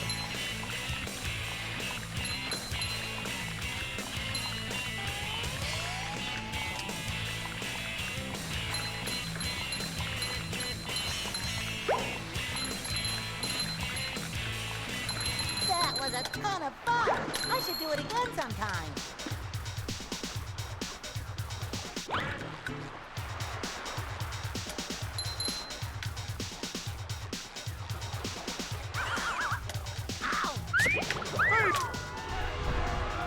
Oh boy, oh boy, oh boy.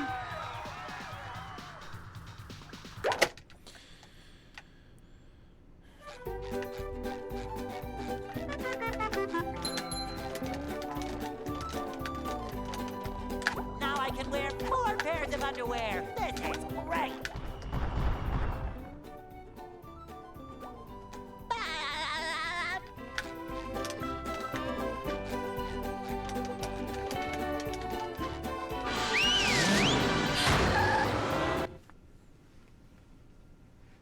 downtown.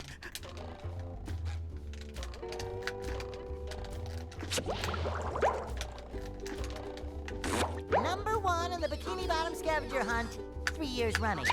Thank you.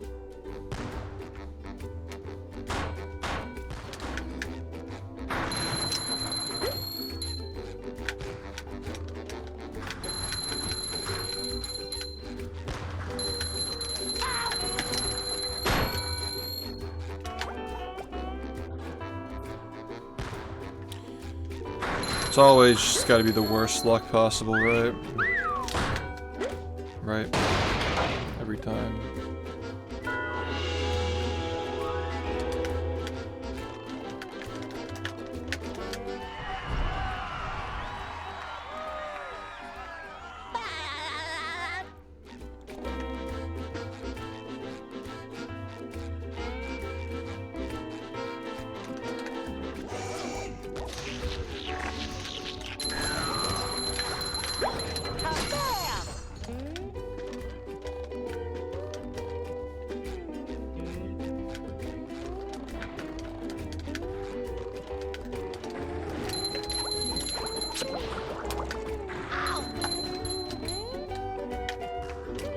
Number 1 in the Bikini Bottom scavenger hunt, 3 years running.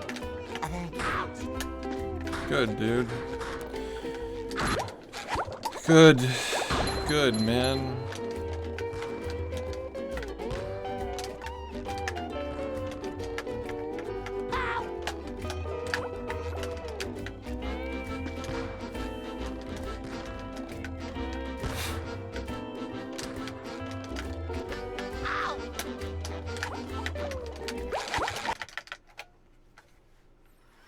Are you ready, kids? Aye, aye, Captain! I can't hear you. Aye, aye, Captain! Fuck off, dude. Just come on already. Are you ready, kids? Aye, aye, Captain! I can't hear you. Aye, aye, Captain!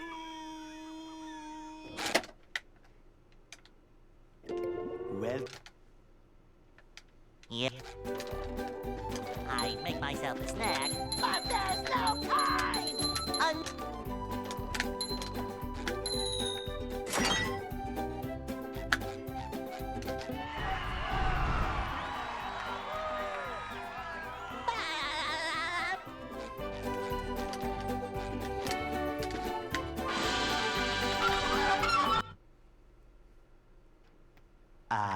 they'll Go.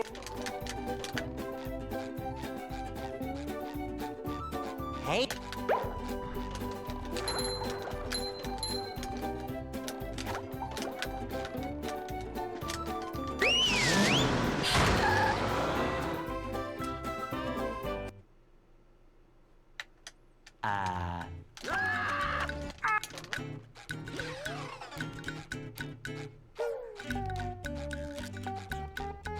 We can't jellyfish today. I'm going fishing for robots. Pow!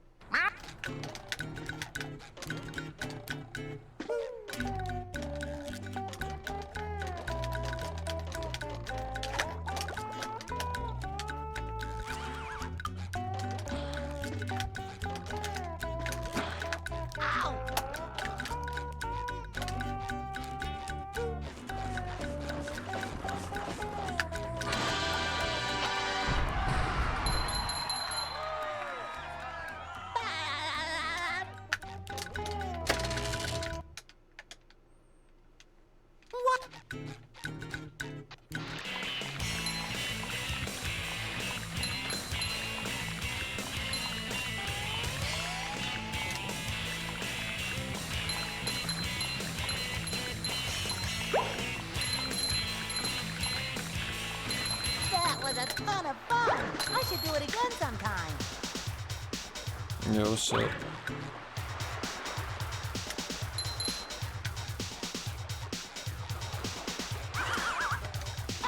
Oh boy, oh boy, oh boy.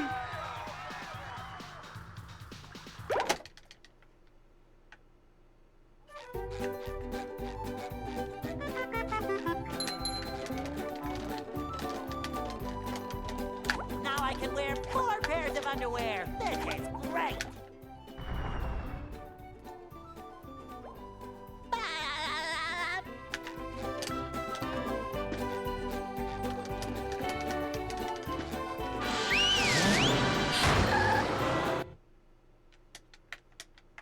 Downtown.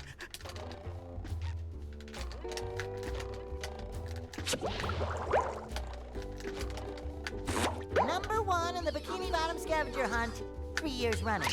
Thank you. We really haven't. It's been. I mean, nothing got past SBA, you know.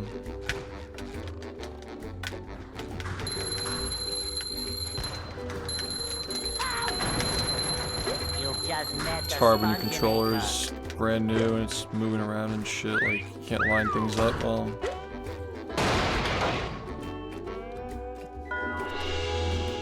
It depends. If you slide on a ledge, you get more frames.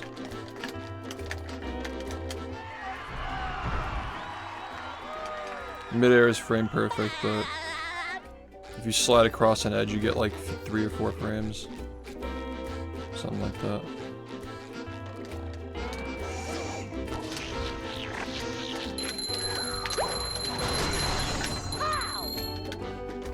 You'll pretty much never miss it. Like 3 to 4 frames is a shit ton.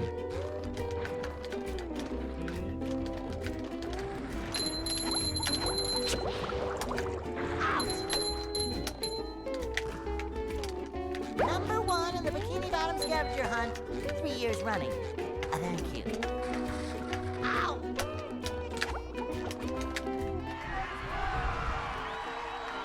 Yeah, I don't really have much time left to play. I've been really busy lately.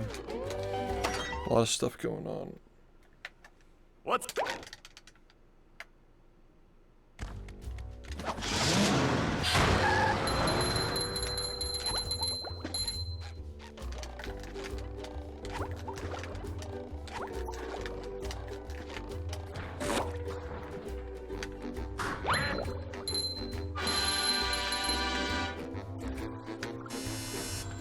Number 1 in the Bikini...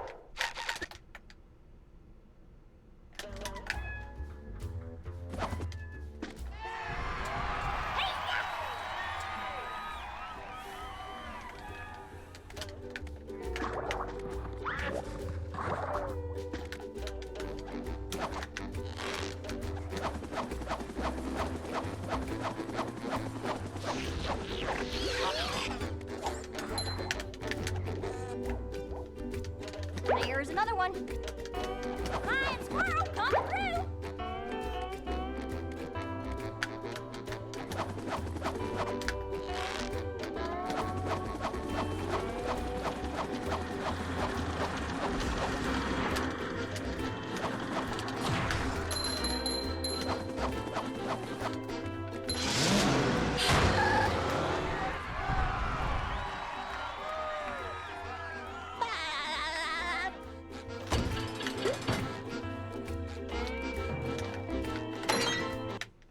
Yo, thanks, dude.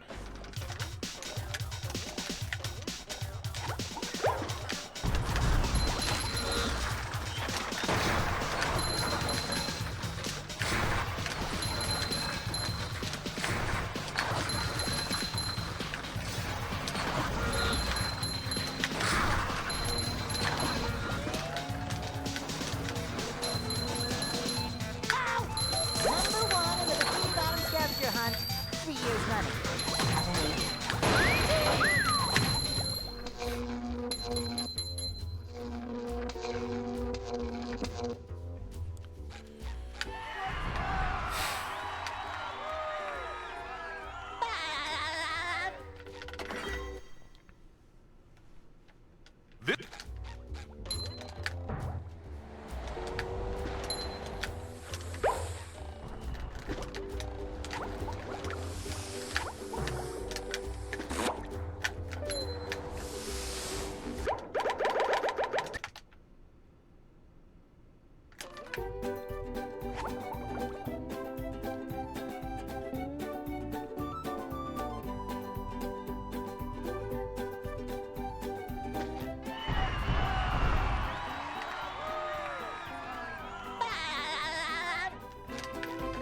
Go.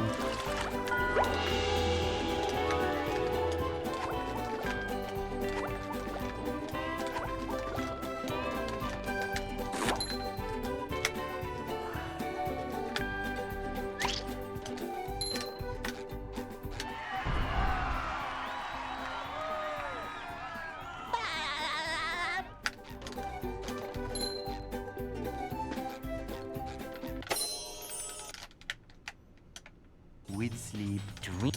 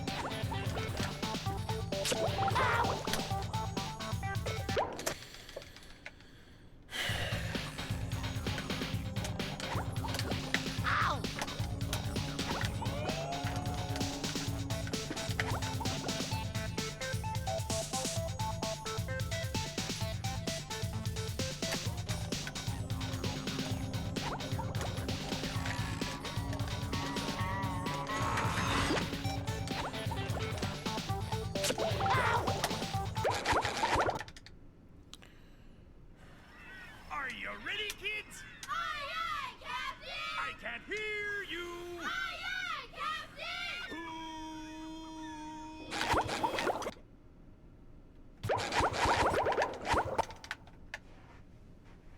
Here we are.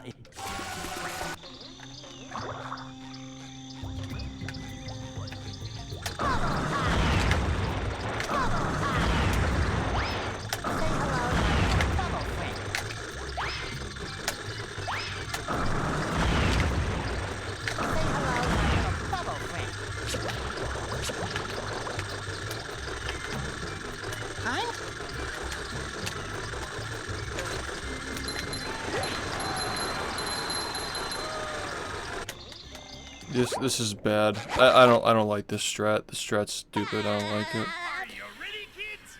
For 1 second. I can't hear Just risk your whole run for 1 second like that. Yeah, okay. Maybe not now. Maybe later. Here we are.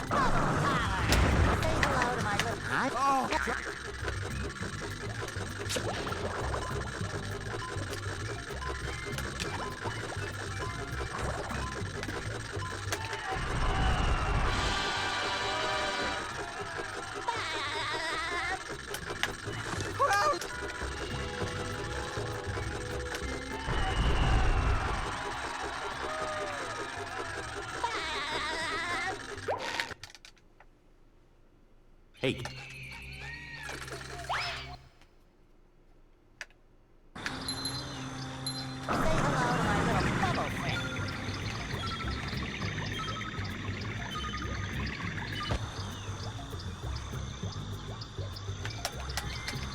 You press L when you touch the spatula. Has to be on the exact frame you touch it. It's just frame perfect bullshit again, just like the rest of the game.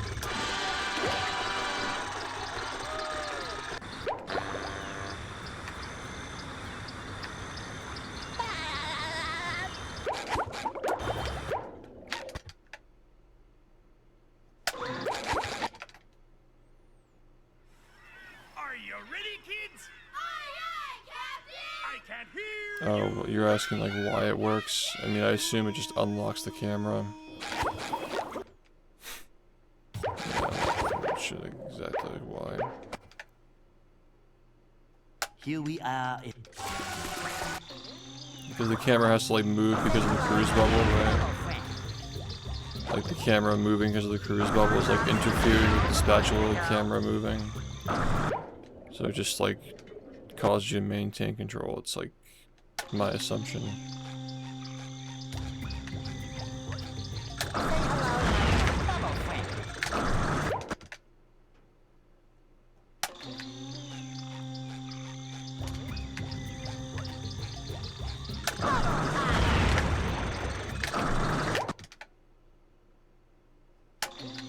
I never really thought about it until now.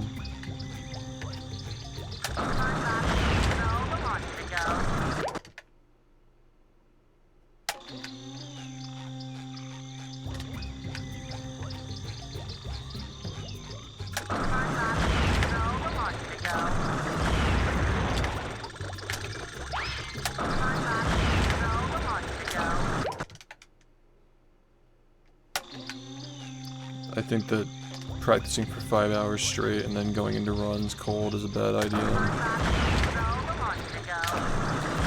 think you're better off warming up runs while you're practicing. So you don't just practice for 5 hours, never get to do runs, start runs later. Now you're warming up runs for like 3 hours. Like, why not warm up both at the same time? Is my thinking.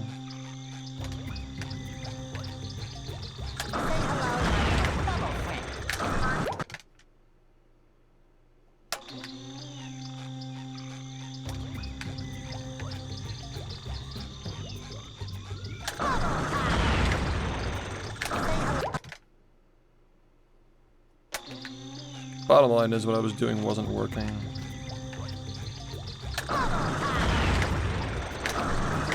And we need to find something that works. Otherwise I'm not going to improve. And we're stuck here forever.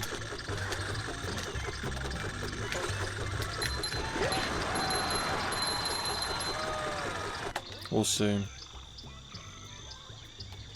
Something can sound good and then not work. I think that's relevant to the current geopolitical climate as well. It all comes back to we'll just have to see how it goes.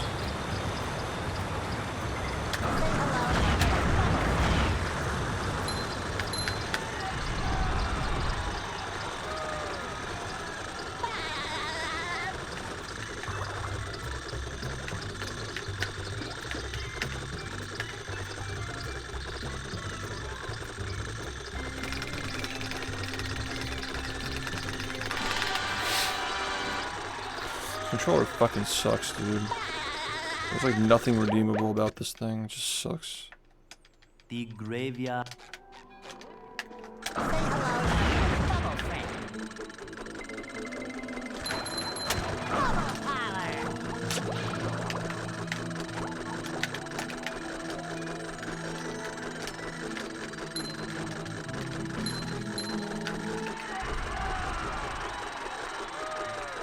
I mean, it's just an Xbox controller, like it's an original Xbox S controller.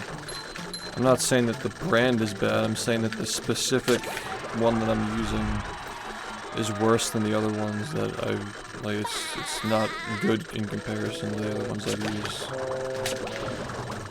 The brand's irrelevant, but it's more so that the way this one was manufactured specifically has problems that I'm like,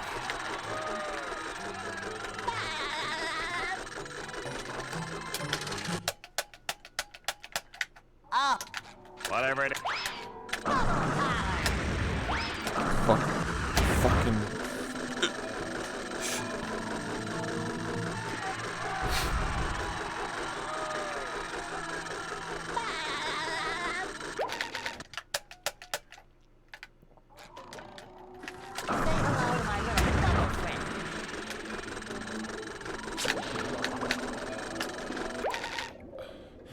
my biggest fear, man.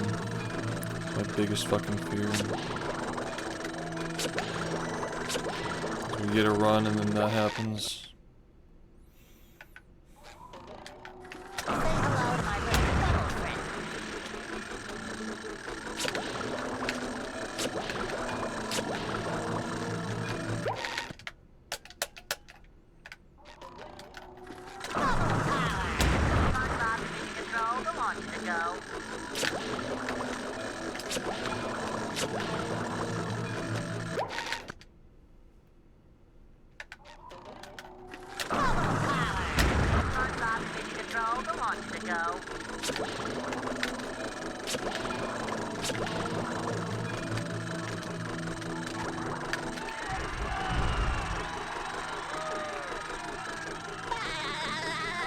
It's gonna depend on the game, dude. Like, it's all dependent on the game and the skill level. Like, I'm not doing runs when I start off expecting, like, a run to make it to the end. Like, the strategy is that runs that I'm doing in the beginning of the stream are probably not gonna make it far anyway. So, just by doing them, like, maybe you'll occasionally get a run that sometimes makes it too far and you're not ready to do the end of the game, but in most cases what's happening is you're just resetting 15 minutes in. So you're just constantly, you know, practicing 15 minutes, practicing the rest of the game, practicing 15 minutes, practicing the rest of the game. Like the flaw in the strategy is if I do get a run that makes it to Industrial Park, like before I'm done practicing everything, it's probably almost guaranteed to die. That's the flaw, but it's very unlikely for that to happen. But what is more likely to happen is that these runs just don't get very far. I'm warm in the beginning of the game. I have like 5 hours of on and off, like keeping the cannon warm and stuff like that. I think that it'll overall cause more runs to happen in the second half of the stream. That's my idea, but yeah, it's not like there's not gonna be like, unless fucking lightning strikes, like getting all these fucking frame perfects in a row perfectly, just like first run of the day without practicing anything. Yeah, like that's just like literally a ridiculous expectation. Like they're essentially just practice. They're not like, I mean, they're serious runs. I'm taking them seriously, but I'm going into them knowing that they're not gonna live. If that makes sense.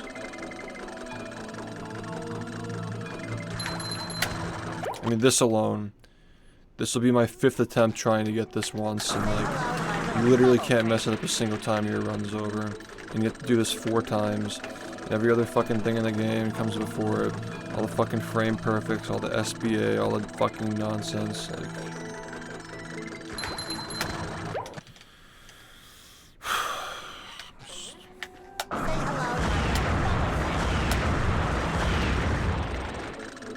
not practicing before runs is a risk, but we're using the runs as practice. That's what I'm trying to say. There are some days when I practice for 5 hours and there's no time to do anything after that. Can this fucking work one time? Like, are we fucking for real right now? It's like fucking 7 times in a row? Are you fucking serious, man?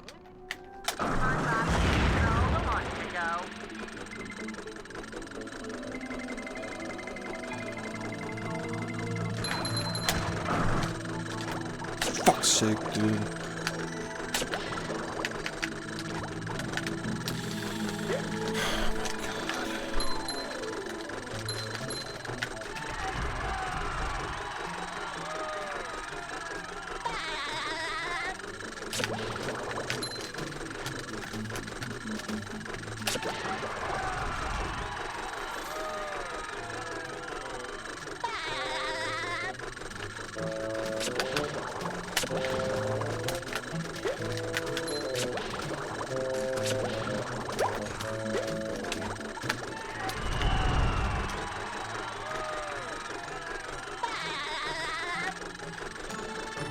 I mean, we'll see if it makes sense. We'll see if it works. Oh. Say hello to my boy. I don't know if it's gonna work. could do the exact opposite, where I'm burned out of doing runs by the time we even have a chance to practice it. Would get through all the practice. Like, it could just be that. Like, we really just don't know. It's a theory. Maybe it helps, maybe it doesn't. I don't know. The graveyard. What I've been doing hasn't been working, and I can't keep doing it.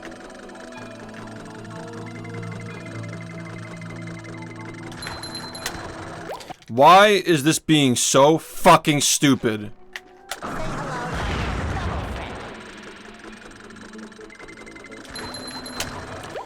Like, is this something wrong? Is there something wrong here, man?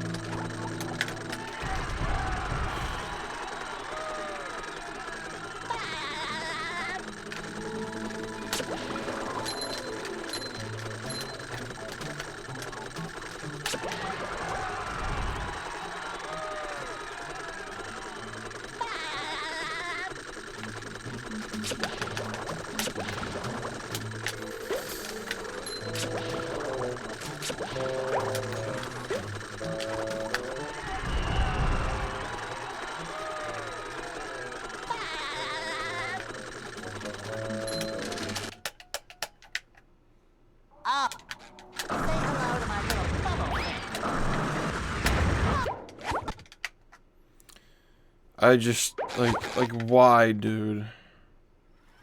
Are you ready, kids? You fucking rely on anything that you do anymore, man.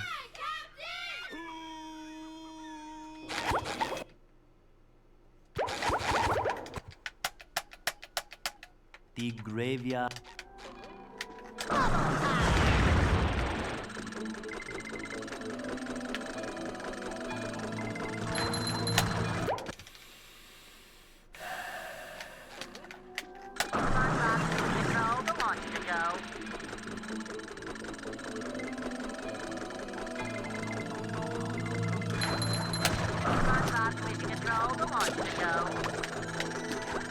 Good job, dude. Honestly, really.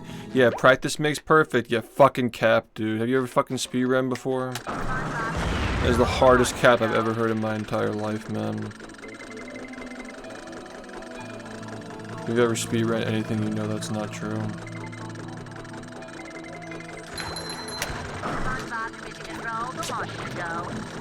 Yeah, let's just practice these same things for 10 more years and I'm sure it'll be consistent then, right? Oh, you're just not practicing enough. That's what it is. These fucking multi-layered frame-perfect tricks that humans shouldn't be doing. Just practice them more, man. Maybe they'll work better. Like, that's just a fucking terrible take, man. Are you ready, kids? I can't hear you. You know, someday you'll be getting it 100% of the time if you practice enough. Like, yeah, no. That's not how that works. The graveyard.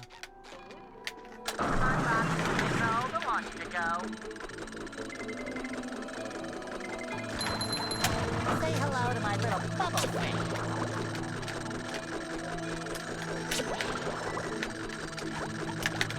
You practice stuff, you have a chance of, instead of 0% chance of doing it, to maybe like 15%. And then you just accept that 15% and reset until it works. That's speedrunning.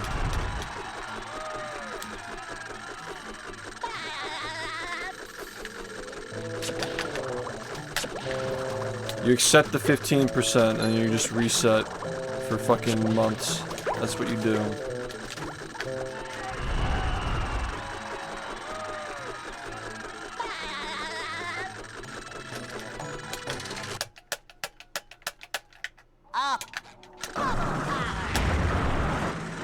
Why is this being so fucking annoying, dude? Like, really? Every fucking time, dude. Are you ready, kids? I can't hear you. I'm sure if you played a different game, you'd still have people watching at the same rate, so you don't just play the same thing. Wow, dude, why didn't I think of that? Did anybody else realize that? that I could play a different game? Did anybody else realize that? Can you riddle me this? How is playing a different game getting me a sub 41? How's that happening?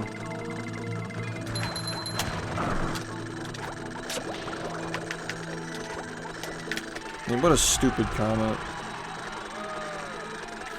I can't believe I just read that.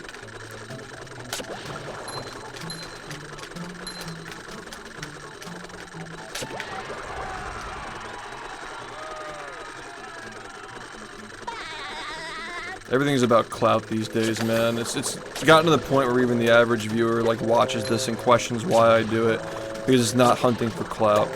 You'd get more viewers, you'd have people watching you still if you did something fucking soulless and stupid. Like, that's like literally where we're at on this website now, dude. Like, people just do not even understand like why a person would speedrun anything anymore, because they're just so like clout brained. Like, if you're not hunting for clout, if you're not actively building view count and actively fucking on crack when you're streaming, you're just fucking, they just start giving you advice. Again, like, you're just, I'm not even gonna argue with you, man. You're just not there. You're not ready for this conversation. It's literally just clout obsession. World record gets you clout. You already have it. Why would you keep playing if you already have the record clout? Like, that's literally the brain cell that I'm trying to argue with here. Like, it's not even worth trying to explain it, dude. Like, this is just like literally it.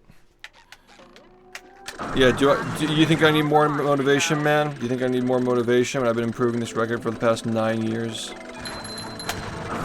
Like, again, like, this is a conversation that you are not prepared to have, man. I'm just literally be sitting here lecturing you. Like, there would not be a purpose of me like having this conversation with you. This is just beyond your current skill level at the moment.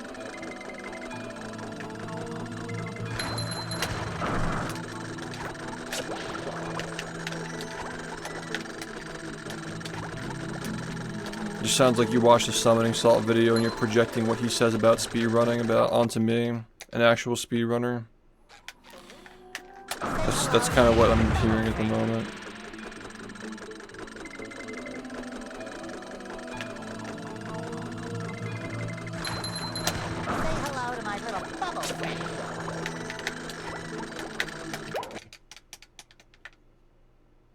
I don't see why you don't do mogul, man. I just don't see it, man. Like, you'd just be so popular and you'd have so many viewers.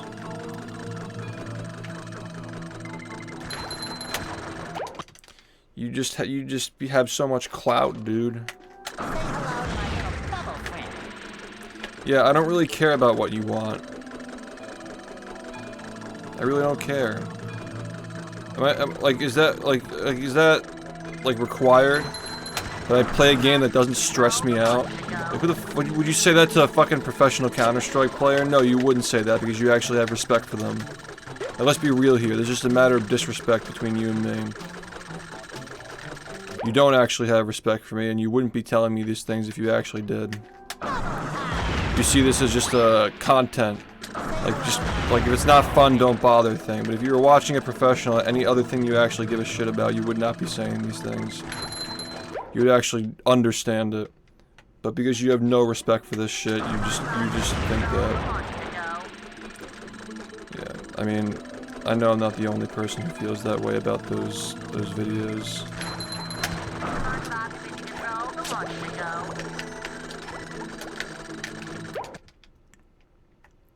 I think they grossly misrepresent speedrunning. Now, granted, you know, I'm mostly basing this off of the way his fans act and the way his fans perceive speedrunning, because I've never actually watched his videos myself, but his influence over the hobby is cancerous. And I know people will be saying it, like 5-10 years from now, people will know that I'm right. I'm not gonna argue.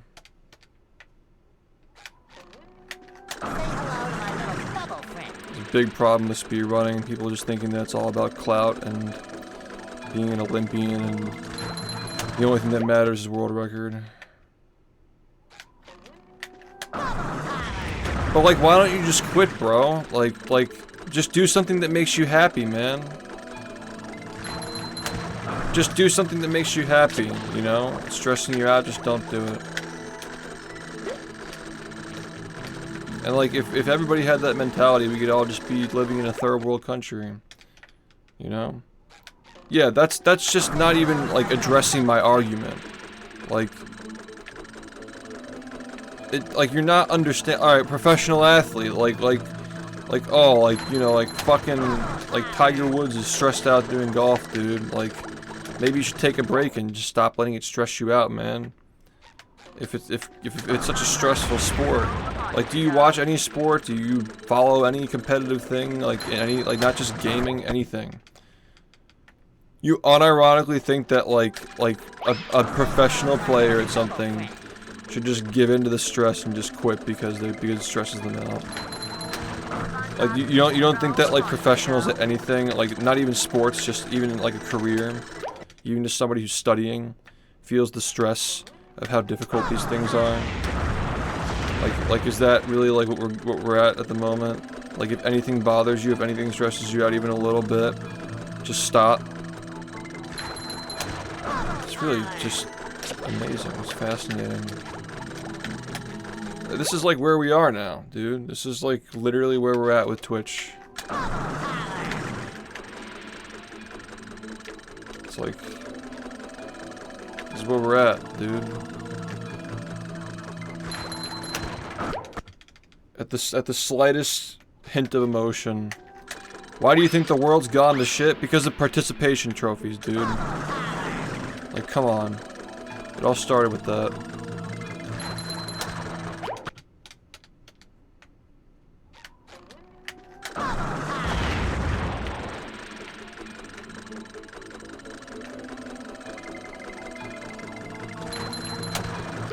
And also just people thinking the ends justify the means, too. Like, if you have a shitty foundation for something and it works and you see numbers and you have the validation of the metrics, you think that you're doing a good job, but in reality, you're actually just a fucking soulless piece of shit. And then these people get canceled and they're like, why did it get canceled? Because you were never liked. People just pretended to like you because you were popular and they wanted to go along with the crowd. That's why fucking cancellation happens. You know, all these fucking clowns try to get me canceled and fucking attack me and, like, watch my clips and react to them. It's like, no one's fucking buying it because they're actually my fans. They're not just fucking here because of clout. Like, cancel culture is literally fucking fuck around and find out. You sell your soul, like, it's only a matter of time, man.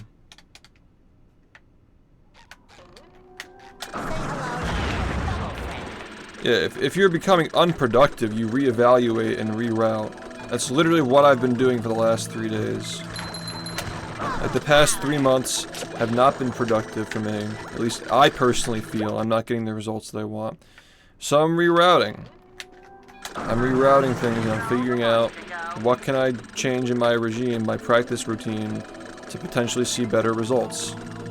And, like, you just want me to, like, stop? I mean, not that your opinion matters, but, like, you want me to just stop when I'm sitting here trying to figure things out and, like, test how this is working and see if I actually get results. September is the last one. It's been a while. It's also just fucking right there, too. Like, literally just 3 seconds away. I mean, not that I've been outwardly, like, trying to save 3 seconds. I've been trying to get better at the game. Which is, you know, not resetting to save 3 seconds, obviously.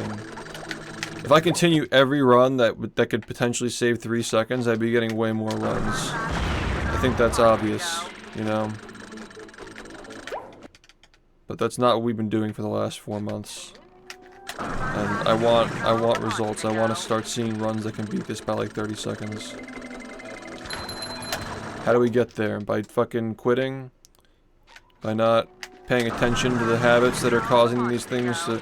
Like, why fucking shouldn't I get mad, man? Fucking mess up the same trick 7 times in a row. I've been practicing it every day for the last 700 days. Why shouldn't I fucking get mad? Like, if that's you, don't you fucking want change? No, I don't play other games. I'm not actively playing other games, I'm focused on this now.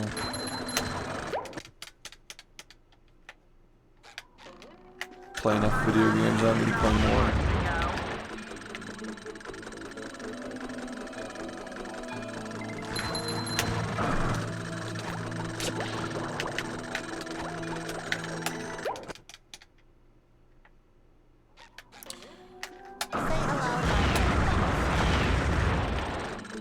It's just not a conversation that many of these people can even have with me.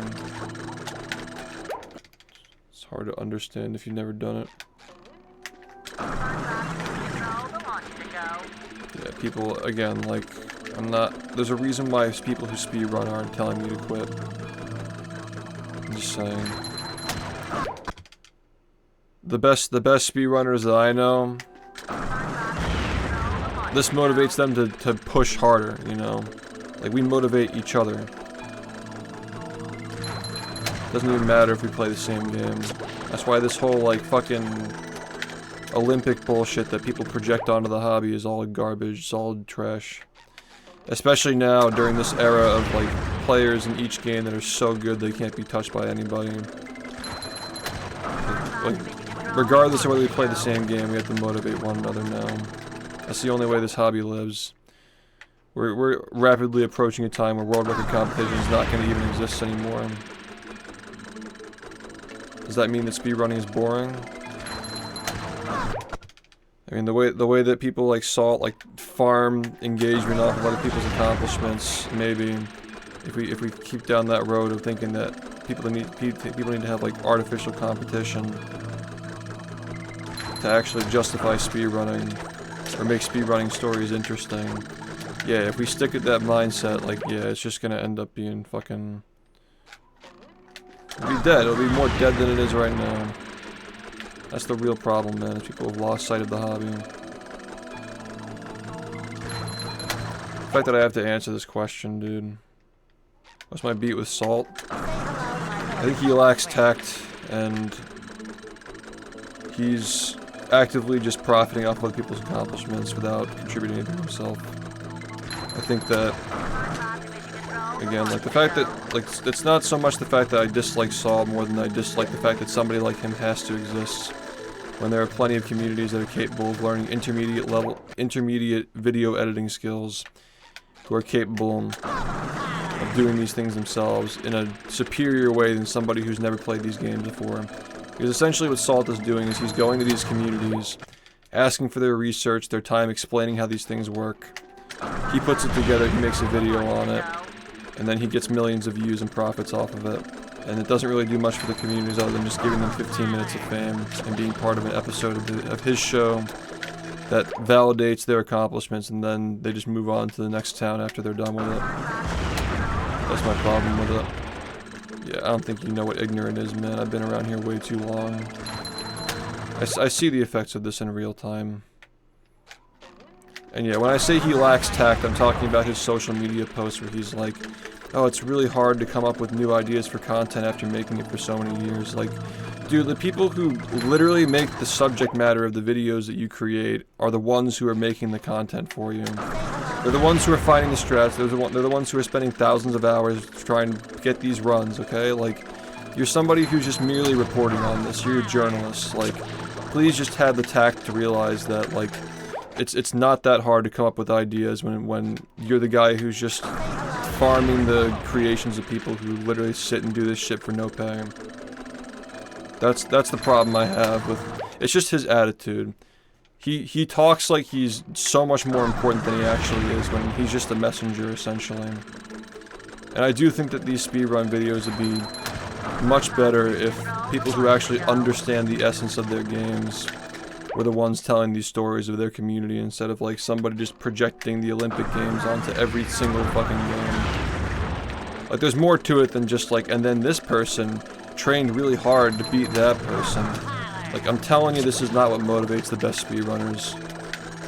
And if everybody sits around thinking that like speedrunning has to have world record competition to actually be interesting, this is the reason why we're at where we are now. And it wasn't like that 7 or 8 years ago. People were much more passionate about their individual games than waiting for the next drama bullet point of like somebody losing their record. And I can't help but feel that this has contributed to it, at least in part. It's the same thing as reaction content with a little bit more effort. Again, that's just an excuse. Like, he's reporting news. Like, calling him a historian is a big stretch, man. That's a big fucking stretch, especially when he's relying on the explanations and the documentation of the communities that have existed for years up until the point when he just decided to make a video. Freedom of the press exists. I'm not arguing against freedom of the press. I'm saying that it's a shame that people don't think to make their own videos and just sit around thinking, I hope that somebody makes a video on my game. I hope that somebody recognizes my talent, speedrunning. And then when they get it, they just get 15 minutes of fame, and then next thing you know, it's like, okay, you were part of an episode of a larger thing. And now just go on to the next person. Yeah, he's not the person who's actively keeping track of this stuff over the years and you have to understand the difference between somebody who's actively documenting history and versus somebody who's just going on speedrun.com, looking at the world record progression graph that's automatically generated by the data that we submit to speedrun.com and keep track of ourselves. Because remember, speedrun.com is our data. We submit that to the website. We're the ones who are actively keeping track of this stuff, dude. Like, I'm telling you, as somebody who's edited his own history videos and done, you know, research and stuff, like, it really doesn't take that much effort to make these things. It takes like 200 to 300 hours tops to make one of these videos. Whereas people who are hunting for the strats and doing the runs, it takes them years of their lives and thousands of hours. My argument is that these people should build the confidence to make their own content and support their own communities instead of hoping that somebody's going to come along and save them, because nobody's coming to save you. And again, I think that the reason why we're in a situation we're at, where people think that the only reason that you should speedrun to get a world record is largely in part due to people like Salt who portray it that way, when that's not really how most people feel about the hobby. When you watch videos about other people's speedruns, it's a very different tone. A lot of it isn't about the record, a lot of it is just about making the game cooler, making the game faster, the friendships that form through these communities. Like, this is more what we should lean into, instead of the fucking Olympian shit, where it's like, well, he had to wait for somebody to beat his time. Like, why should I fucking sit here and have to justify me playing the game, when I've been doing it for 9 years, effectively lowering the time by minutes every year? It doesn't make any sense. Like, the fact that people would argue that that's boring simply because nobody's beating my times and I'm individually setting in my own single-player experience playing the game is outrageous at best. For the obscure ones, does it really help though? Because I'm not going to accept that argument when this game was obscure at 1.2. And you know what I did? I learned how to make videos. I learned how to commentate my gameplay. I figured out how to grow a community surrounding this game that was a random obscure license game that nobody played. So I'm not going to accept that argument that it helps. I think it's a band-aid. I think it's just free real estate for anybody who actually makes videos. Find a game that nobody knows about that you find mildly interesting and talk about it. But after that point, like, it's already done. Their potential to make the video themselves is over once he's already done it. I'm saying that instead of, like, licensing your history and your content to somebody who does it for a literal living and doesn't give a fuck about your community, just do it yourself, learn how to do it. Your first video might not be great, your next one will be better. It doesn't take that many videos to learn intermediate editing, dude. Like, I'm telling you, as somebody who's made successful videos in the past, as a part-time editor, somebody who primarily speedruns on Twitch for a living, and has had successful videos in the speedrunning realm just from doing it for fun, I'm telling you, it's really not that hard to get to the level where you can make an intermediate level edited video. Is it going to get as many views as somebody who has millions of followers? No, probably not, but is that really what you're in it for? Are you in it for the clout, or are you in it for the accurate storytelling and presenting your community in a way that's accurate to how you guys feel about the game? Like, which one is it?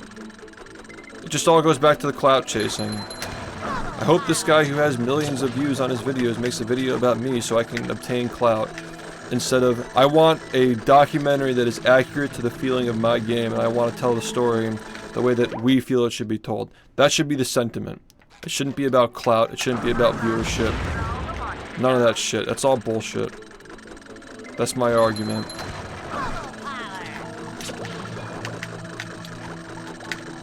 And no, I don't think that Salt is first and foremost doing a good thing for the speedrunning community. I think he's first and foremost doing a good thing for himself.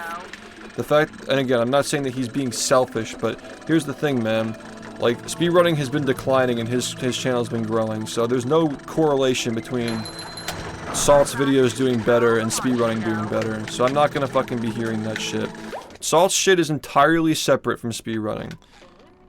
Like, Salt's content is like what an outsider views speedrunning as. That's not really grassroots. It's not what people are actually who are speedrunning or watching and consuming. So I'm not gonna accept this bullshit argument that like he's like helping out the community like GDQ is, for example, where like consistently every single time GDQ had an event back in the day, like new speedrunners would get partnered and people would gain interest in watching speedruns. The people who are watching Salt's videos aren't interested in watching speedrunning. I literally fucking got into a confrontation with his fans on Twitter like a few months ago about this. And they literally will tell you like, watching speedrunning is boring. We don't want to watch the speedruns. We want to just watch the edits. We want to watch the documentary on it. These people are not actually fans of speedrunning. They're just a fan of summoning Salt's videos. Let's make that very clear. Am I saying that Summoning Salt needs to like stop making his videos? No, and I'm sure that's fucking gonna get twisted against me if he fucking gets a hold of this, right? Just because he's the kind of person who takes your words and spins them. I'm saying that it's better off if people do things themselves instead of hoping somebody else does it for them. And then just being like okay with it, you know? Because I've literally been through this before with other people who have done the same thing. Like Summoning Salt copycats who just want to find an obscure game and make a video on it and monetize it. They literally just come to your community, they expect you to do all the work. You know, maybe they'll put a little bit of effort into the research, but they still expect you to explain how everything works and shit. Like, it's at that point, you're putting that much effort into it, why not do it yourself? It literally is just a confidence thing. Is your first video about your game gonna be perfect? No. Is what Salt's doing with speedrunning like such a big thing that it's like we couldn't live without it though, man? Do you understand that like what could be if people were actively learning how to make videos and support their own channels with their own videos? It's the mentality that people think that if I become a legendary speedrunner, this guy's gonna cover me and I'm gonna get clout. Is that so many people are like, they fantasize about that. I'm telling you, the system we used to have when you had to literally go to specific channels and communities to consume content made about those games was a better system. Because it's gotten to the point where people think they're getting the full scoop on the speedrunning community watching one or two channels. It's the same thing as reaction content with a little bit more effort, man. I'm telling you I'm right. You'll understand it someday. But this is the exact problem that we've had for the last however many years. Like we don't own the narrative of speedrunning anymore. We don't own it anymore. It's essentially just become content. To the point where literally you will argue with Salt's fans over this shit. They will literally compare the actual act of getting these records to watching a practice session. Like they genuinely have no interest in watching the actual speedrunning. They just want to see somebody cover the factoids and you know, history as they call it. But it's really just like bullet points of like records going down. You can literally find this data on speedrun.com and go over it. Just watch the run and see what's different. You know, it's literally just like minimalistic effort. I wouldn't expect somebody who doesn't run these. Again, it's a story, dude. It's a story. You're in love with the idea of what speedrunning is being portrayed as. You're not actually getting the scoop of what it's actually like by watching this shit. That's why when people come here and they watch runs, not here literally, but other people's streams when they speedrun, they get attention for like a week and then these people don't stick around and watch. It's literally just all clout. It's all clout. You get a false impression of what speedrunning is actually like from these videos. Thanks Mortis for the resub, man. Glad to see you got your account back.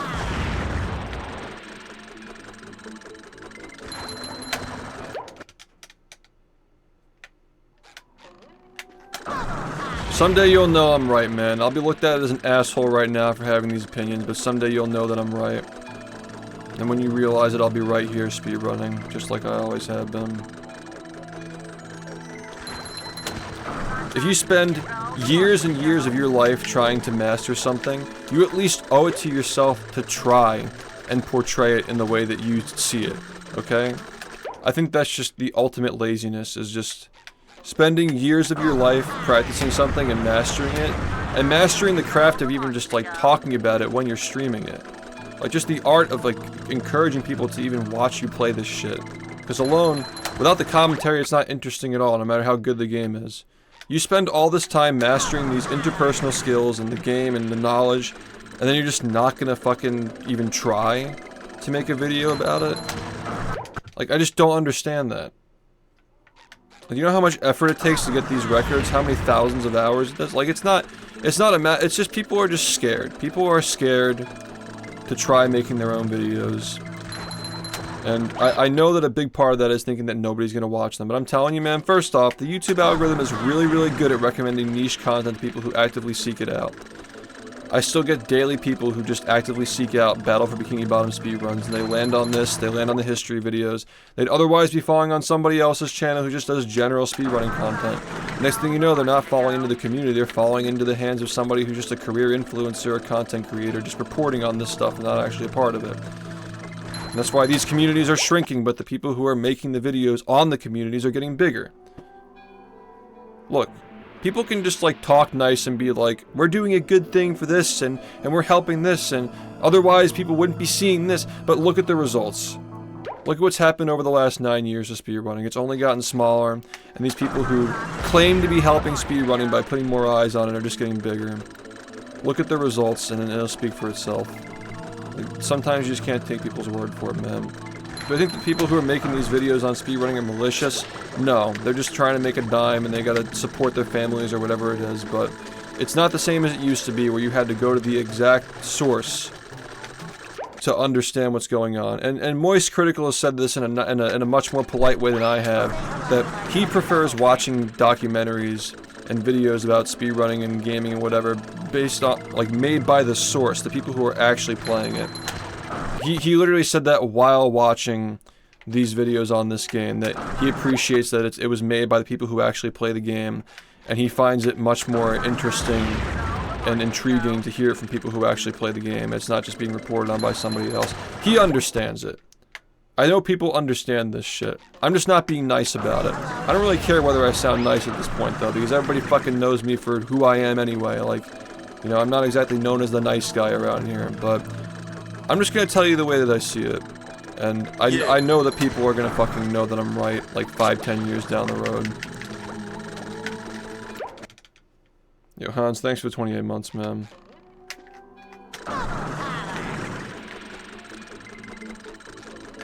The idea that speedrunning is still growing just because people like that are making videos on speedrunning and they're doing well is a very poor metric. And honestly, if people can acknowledge that Dream's videos on speedrunning weren't actually growing the hobby, then why is it so far-fetched to fucking say it about this shit, dude?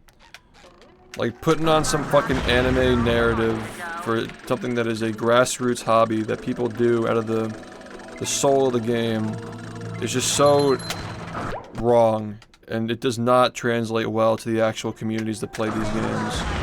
If anything, it kind of forces them to play into that when it's not genuine. Being around speedrunning for 9 years, I'll tell you, like, there are very few communities that take world record competition that seriously. And there are plenty of amazing runners that get literally no credit for how fucking sick they are at their games, dude. Yeah, I understand that. Like, I don't want to put words in his mouth, but it seemed like when he was watching those videos, he really did feel like they were some of the best videos he's watched on speedrunning. And that's, like, again, I'm nothing special, dude. Those videos have a lot of flaws. They're not perfect by any means. I think that a lot of people could recreate something like that on their own, just given the motivation and the passion to get it done the right way, instead of just waiting for somebody to come along and be their savior. That's my argument. Am I saying that Salt is the devil and he has to stop what he's doing? No. I think that people like Salt are a natural part of the ecosystem where if you don't do it yourself, someone else is going to do it. This is exactly the issue that I have with things like Fast 50, where some guy who doesn't speedrun and sees opportunity reporting on or making content surrounding something he's not a part of, grassroots, comes along and sees an opportunity for something that can potentially be lucrative, can generate ad revenue, can make money, can gain you influence and clout and so forth. Like, people like that are just a natural part of the ecosystem, but you can't be upset when they take over your hobby if you're not doing anything yourself to hold your stakes in it. This is the exact reason why I'm trying to save pace. I'm working with people to try and save pace. If pace gets replaced by some fucking mega influencer like the equivalent of like a big YouTuber who just reports on whatever the fuck they're thinking about on that at that current moment, gets replaced by that equivalent of a streamer or a corporation or so forth, we lose control of the narrative of our hobby and we're just selling it and outsourcing it to people who don't actually speedrun. That's my point. If SGDQ made the speedrunning so much bigger, how are these history videos not helping? I don't understand. Let me reread that question and try to understand how GDQ relates to this. GDQ is a direct line to the community. You get to hear people talk unfiltered for over an hour most of the time about the games they're playing. It's a direct line to these people, and then the funnel from that point is a direct line to the actual people who are streaming the games. Now there's a whole different conversation about post 2016, 2015 GDQ, where at that point the funnel from GDQ to the actual communities was much harder to link. Like, people weren't going on GDQ and getting 10,000 followers from doing one run anymore. No longer like that. That's a whole different conversation to have, for sure. But the point that I'm making is that GDQ, after a certain point, was not as effective at it. But at one point, it was effective at funneling people into these communities like it's not happening. Like, nobody was, like, projecting their own narrative onto it. You weren't just like watching the highlights and getting another person's perspective on speedrunning. You were literally watching the act of speedrunning unfiltered in real time. What about ESA? I mean, I don't know why ESA hasn't. ESA has a lot of issues they have to address, I think, with how they run their event that people have complained about, like security measures and stuff. I think that ESA has some organizational problems they have to address. Can I tell you why ESA hasn't reached the level of success GDQ has in the past? I'm not sure. There could be a bunch of things we could analyze there too. I'm not claiming to have all the answers, but I will say, man, I will say that stuff like waiting for Salt to make a video on your shit, and like waiting for Ludwig to do a speedrunning event because he has viewers, like, stuff like that is what's gonna kill this hobby, man. You need to... And most people are just complacent and sitting around and waiting for somebody to come along and save them. And there's a price to pay for that. And somebody who's just essentially just a business. These people are just businesses. Like, they're not part of the community. They're just outside the community, peering in, seeing an opportunity for something they're mildly interested in. Like, it's not the same as people who actually plan on sticking around and being part of these communities for years to come. Like, we need more of that. We need more initiative, is what I'm saying. And I'm putting my money where my mouth is, man. I'm trying to take initiative to save pace. I'm putting my money where my mouth is. I want to be involved. I want to be part of the solution. It'd be fair to say that a world record history channels are not part of the community is the product of speedrunning becoming mainstream. Well, it's not mainstream anymore. Yeah, I mean, him talking about his own game and his own experiences playing his own game is exactly what I'm talking about. Like, I'm sure it makes for a better quality video too. I have no problem with that.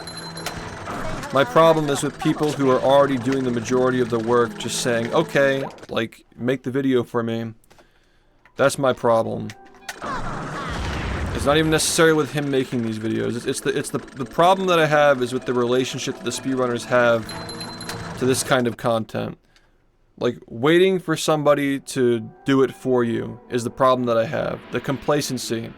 of the speedrunning community thinking that they can just sit around and do speedruns and hope that somebody is going to save their little starving artist self is not working.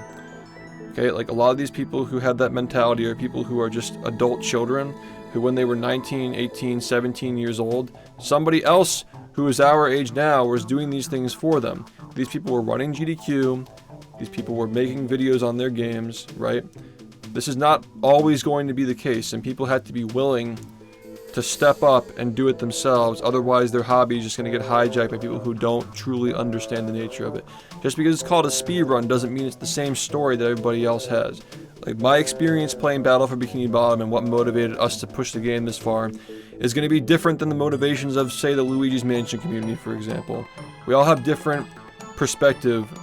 We all have different pieces of perspective that can be put together into a whole collage that is speedrunning and the different experience. There are going to be commonalities across different communities, but every community is a unique puzzle piece that goes into the bigger picture. And when one person is projecting their own experience playing Punch-Out, for example, onto the other speedruns, first off, Punch-Out is not a very competitive speedrun. Let's just establish that. Like, Salt's perspective on speedrunning is from somebody who runs a game that has like 100 to 200 people who've ever ran it. And it's like a 10-minute game that's more or less an auto-scroller, right? Like, his perspective is going to be different than somebody who's speedrunning a 3D platformer every day for 10 years. You know what I mean? Somebody who speedruns Minecraft, who is essentially, the majority of the game is knowledge and strategizing versus grinding the same barely possible tricks every day. Like, would you expect a Minecraft speedrunner to be able to make an accurate video on Battle for Bikini Bottom and vice versa? No. Like, they're totally different games. They require totally different skill sets and totally different mentalities to perfect. So the people who are involved with those games directly will be the best choice for making videos on those games. Is somebody like Salt going to be able to pick up hints and clues over the years of working and discussing with different communities on how their games function and how the struggles they had to overcome to get the times they did? Sure, but it's never going to be as good as somebody who's gotten past the level of Dunning-Kruger where they understand like at least the minimum amount of effort that it takes to speedrun these games. If you've never even played it before, you shouldn't even be qualified. You should automatically be disqualified from making videos on these games if you never even speedrun them at all. Like putting in like the minimum effort to get past the level where you can comprehend the difficulty of even the beginner level things for these games. That's the reason why I like Easy Escape and Easy Speezy and these guys who literally play the game before they make videos on them so they can understand them better, because they want to actually be involved in the community. They're not just peering into it and observing it like a zoo. They're actually part of it. So, there's my rant. And again, my issues with Salt are more because of the way he acts on social media and the way that he's personally treated me in the past. But I still don't think it's a good idea for people to just allow somebody, like, say, okay, like, we did all this research, we did all these speedruns, we've spent a decade playing this, here you go, man, do it for us. Like, I just don't, I can't agree with that mentality. I'm not blaming Salt. I think that Salt is just a product of people being lazy. People just hungry for clout. Like, if he makes the video, it'll get more views and I'll get more clout. Like, sure, that might work out for you in the short term. But if we could go back to the days when you could just go on Google and search speedrun and get recommended all these organic videos that are coming straight from the source about speedrunning, the actual speedruns themselves, instead of searching speedrun and then fucking, the SpongeBob speedrun is crazy, or like, I baked 1,000 cookies in 10 minutes? Like, this is like not even, like, what the fuck are we doing? What are we doing? Why are we letting these people do this shit? It's our fault for letting this happen. Like, what are we supposed to do? Like the vultures are part of the ecosystem, but we're just fucking leaving carcasses out for them to fucking pick at. Like, don't let your fucking game become a carcass. You gotta support it with content. You can't just be lazy and only speedrun anymore. That era is over. These people fucking figured it out. Right, but like, we have to be smart. We have to be smart now, man. Like, do we miss GDQ averaging 200,000 viewers at its peak? Yes, we do. Ignorant elitists spewing contradictory ideologic nonsense. Good, dude. Just throw a bunch of adjectives and not even explain yourself, or just get banned. Sure. You're just a fucking stan who just consumes content. You don't even speedrun yourself.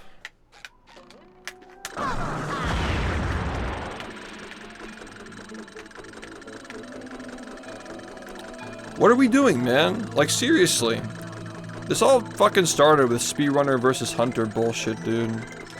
There's like not a speedrun in sight with that shit. You're just using the word speedrun to get people to fucking click on your shit. It's not even about speedrunning. Fucking baking cookies. That's not even playing a video game. A speedrun is beating a video game as fast as possible. When you do a damageless run, it is doing a video game without taking damage. When you do a speed run, you are doing a run for speed. You know, like doing a track and field event, running a lap around the track is not a 400-meter speed run. It is a 400-meter run. Like let's just stop fucking like muddying the term and fucking selling it out to everybody who doesn't fucking actually do this shit. He said some bullshit. He just said a bunch of adjectives and shit. He didn't actually explain himself. Just being rude. You're allowed to disagree with me, but you're just gonna be rude? Like, you're not even contributing to the fucking conversation. At least I'm actually thinking. You're not even fucking thinking.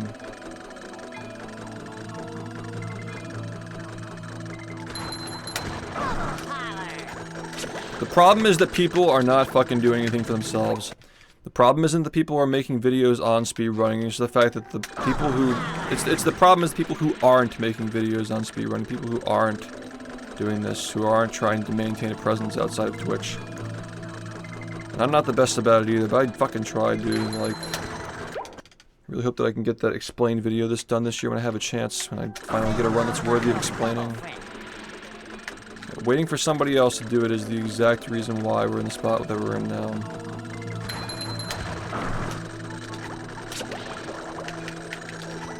It's just oversaturated with people reacting to and explaining things that are not actually involved. It's not a direct line to where it's all happening. You're essentially becoming the next episode in somebody's larger scheme of content as opposed to being exposed to the source of it, where you can actually grow to enjoy it and become part of the community. That's the problem. And waiting for somebody to do it for you is not going to solve it. Right, but that number is slowly going down as people realize it's no longer feasible to do it full time. That's the problem. It's a downward trend. More and more people who are also streaming are realizing it's no longer viable to do it as a stream, and they're moving on to stuff like challenge runs or just outright just retiring, you know. I'm fortunate to be one of the few who's able to still genuinely practice and improve these times and still maintain a stream. I'm not complaining about my own situation, man. I'm very happy with where I'm at. I'm surrounded by a lot of great people. I'm surrounded by fans who support my subathons and my sub goals, and like everything about what I'm doing here is fucking perfect. I'm happy with everything. I'm not complaining about my own situation. But I am a little sad that speedrunning as a whole is just... It's not perceived the way that it used to be. And I do see, like, you know, friends and other streamers that I know just, like, slowly falling off and losing motivation. And that kind of shit just breaks my heart, man. Like, speedrunning is about the diversity, not about, like, which game is the fucking best, which game is whatever. You know, everybody's got to play the same game. It's got to be like the Olympics. Oh, just come over to this game because it's more popular. You'll get more viewers. Like, that shit is not resonating with me at all. I don't like that at all. That's kind of the attitude that I see from people over the past couple of years, is like, well, if the other games are dying, just play the big game, and then you'll be fine. Which is like, even that's not even true anymore, because it's just like, the focus on like the 1 or 2 games that are still popular. Like, people are getting bored of those 1 or 2 games. They don't even know that these other games exist anymore. And like, why is that? Like, GDQ doesn't have the grassroots it used to have, and like, the individual communities don't have the reach they have anymore, and they can't get the reach because they're not making their own videos and they're hoping somebody else makes them.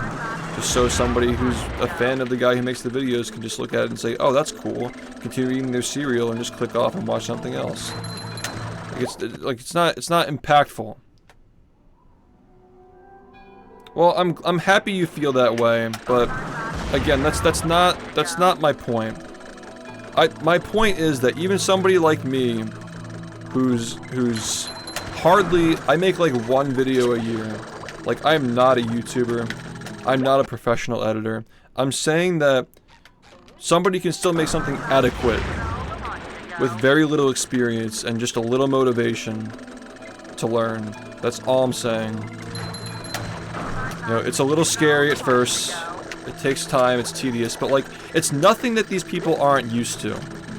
It can't be fucking harder than what you're sitting here and watching right now. Promise you that making videos is not nearly as hard as this shit. I promise you. So that's my argument, is like, if you're willing to sit through the torture of speedrunning, and you're willing to sit through the mind-numbingness of banging your head into a wall until you clip through it, until you don't even know if it's possible until you actually do it. If you're willing, if these glitch hunters, strat hunters, and people who organize tournaments and stuff are willing to stick their neck out for these communities all these years, but they're not willing to document it all and make a video on it at the end of the day, and represent themselves and advocate for themselves, most importantly, like, what's it all for? You know, if you're gonna be in that position and be upset that, like, nobody's getting into your game, like, there's something you can do about it. The solution is just advocating for yourself, man. You'll always be the best advocate for yourself. You can't wait for somebody else to save you. That's one of the most important lessons I've ever fucking learned, dude. Like, when I think I learned it, like, I officially, like, synthesized that learning point when Moist reacted to my history videos, and I thought, like, oh, it's gonna get a second wave, so many people are gonna run the game. Nah, dude. You know what they're waiting for? They're waiting for you to fucking make the rest of them. They're not waiting for somebody to react to them. They're just fans of the guy who reacted, and they're gonna say, oh, that's cool, next. It never translates to long-term sustainability when somebody who's not involved in the community who exposes one time. Look at all the times I fucking played movie on this stream and nobody fucking speedruns that game. You can literally just use this stream as an example, dude. Look at all the speedruns that we used to do on this stream that are no longer speedrun because they're no longer supported by the guy who streamed it. You can literally, if you don't want to use these people as examples, you can use me as a literal example. Like, who's still speedrunning Rehydrated after we stopped streaming it? Like, maybe 1 or 2 people, occasionally? Like, does the responsibility fall on me for keeping that alive? No. Does the responsibility fall on Salt for making people run the games that he covers? No. But the responsibility, if you want your game to thrive and people to still play it, because you don't know how it feels until you realize people stop playing your game. Like, you take for granted that people are actually playing it until people stop playing it. And then only then can you realize, like, wow, we had a good thing, and if we tried a little harder, we could have possibly kept people around. When it finally hits you, that's when you realize you could have done something to stop it. And a lot of communities are going to have that hard realization over the next couple of years, unfortunately. There are very few that I see who appreciate, like, where they've been. They've had their ups and downs, and they appreciate actually having activity. I mean, like, I have a unique perspective where I play... No, because me making videos on those games is the exact same problem that I'm talking about. I'm just exposing my audience to it once, and I'm not playing it ever again. It's like, even if I thought I could do a good job, that's the exact thing that I'm saying, is like... Just because I take interest in something like the Harry Potter speedruns doesn't mean that I should make a fucking video on it and rob them of their opportunity to do it themselves. If anything, the most I would ever compromise is making it for them and then letting them upload it themselves. Because at least that's better than, you know... Like, what I'm trying to say is, like if it's for the sake of getting a cheap buck, getting like $1,000 of ad revenue off of a video that does moderately well, versus the impact of, like, these guys get their own video, their own voice, they can build their own channel and get more people to run their game, make the speedrunning community more diverse and interesting, more people are sticking with these games, more people are playing them. Like, which one are you gonna take, dude? You gotta fucking care about $1,000? That's what I'm trying to fucking say here, man. It's like, I think that if these large influencers who literally make millions of dollars off of content actually cared about the state of the speedrunning community, they would have done something about it by now. It's just news reporting. Like, you have to understand, man, like, this is how people move, dude. This is how people move.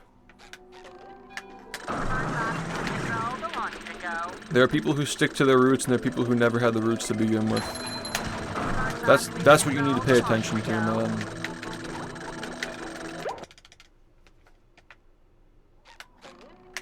We were talking about specifically specifically take social capitalist societies on the mass scale promote brain rot behavior. I disagree. I think that community and higher belief is how you remedy that. I think that the free market is a natural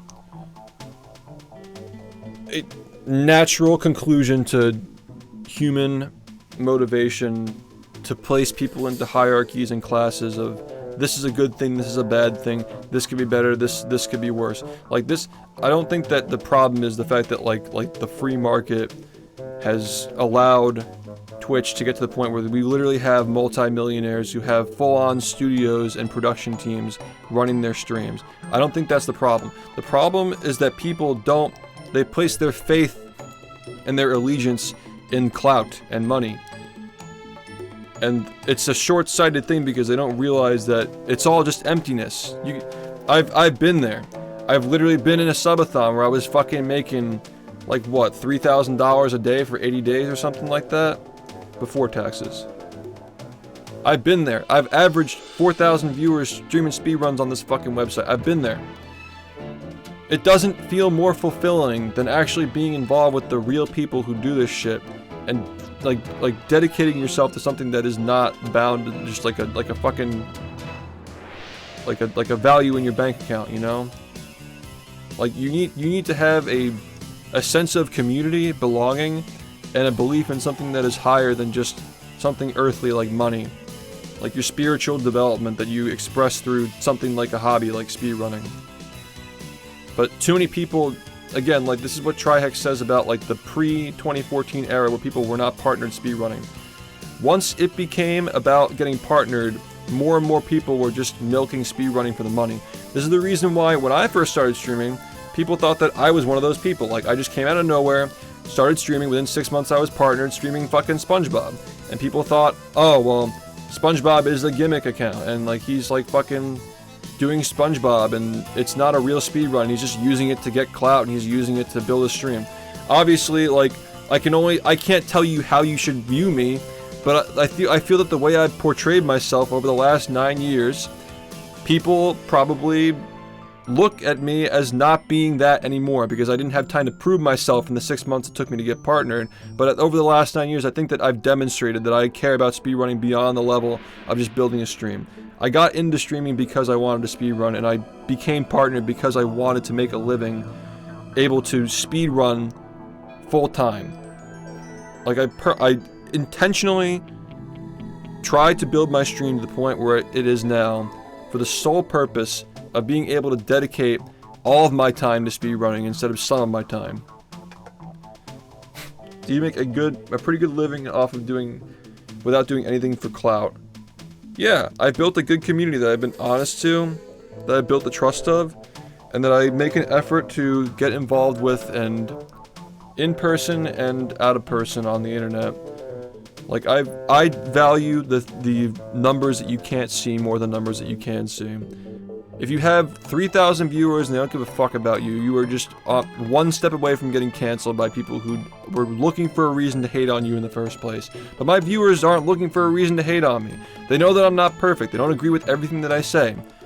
They probably think I'm insufferable half the time for fucking raging at the game. But that's not stopping them from seeing past my flaws and understanding the good that I bring to this community.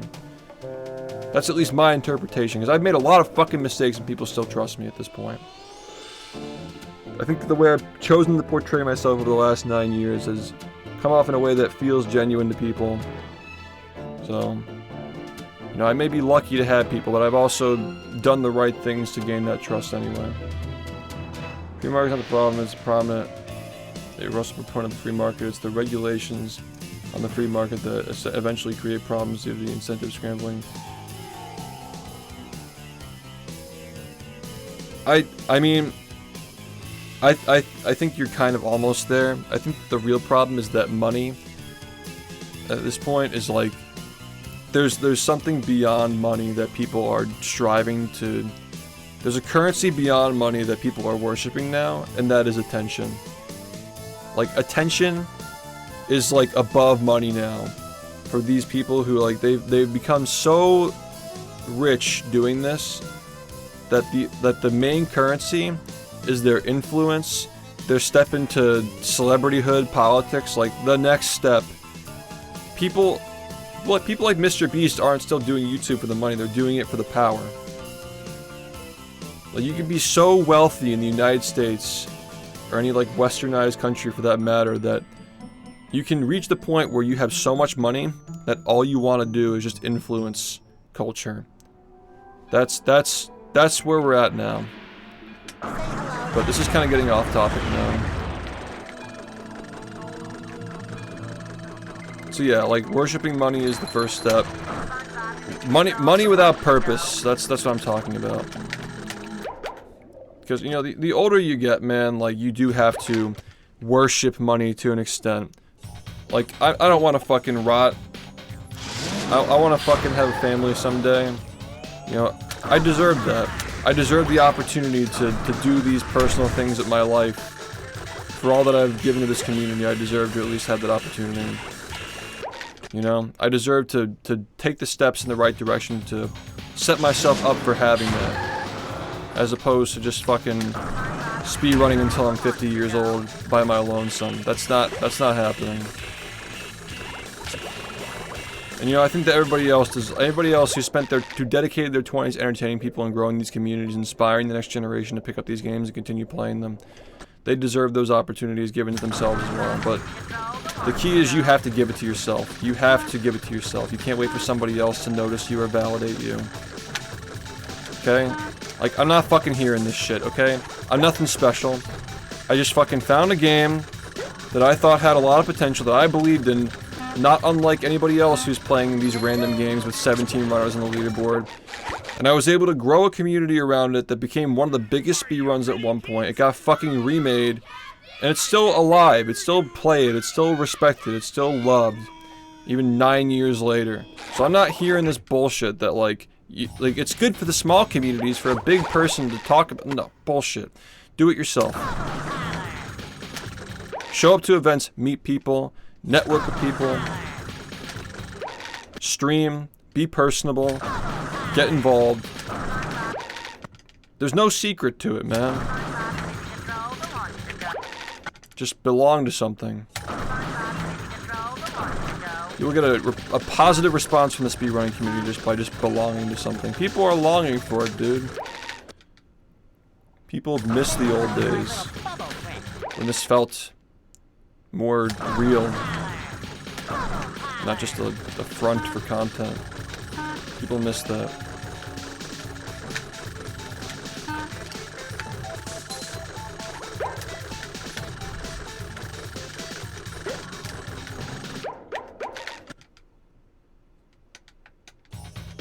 What?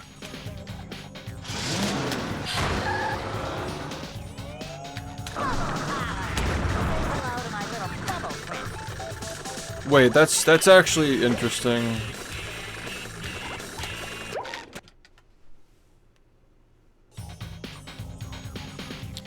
Well, yeah, because again, like, yeah, like the only step beyond that is just becoming the most influential person in the, like, the most powerful person in the world. Yeah.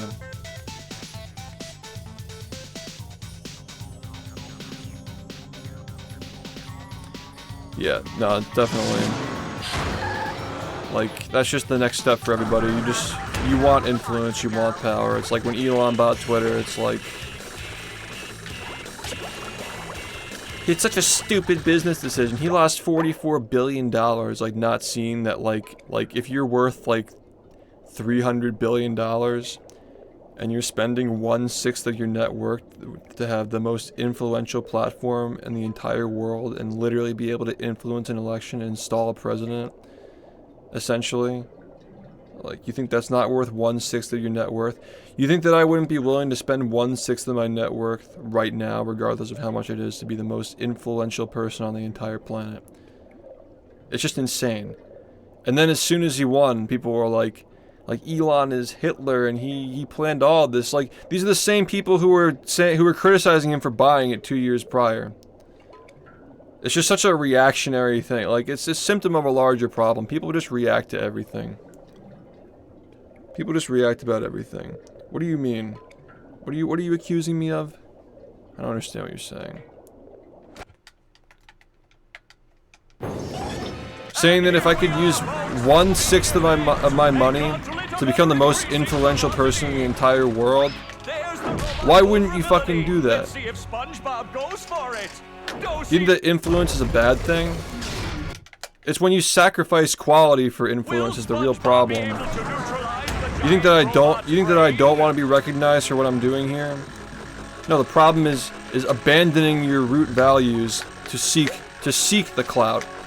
If you gain clout naturally doing the thing that you've been doing and stick to your roots, that's just a natural side effect of what you're doing and being lucky enough to be recognized.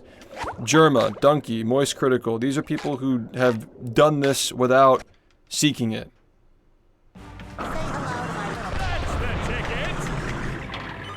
I'm talking about people who optimize their shit only for the sake of getting attention and nothing else. But you're telling me that you wouldn't fucking give 1/6 of your current bank account or net value to become the most influential person in the entire world? You know what you could do with that?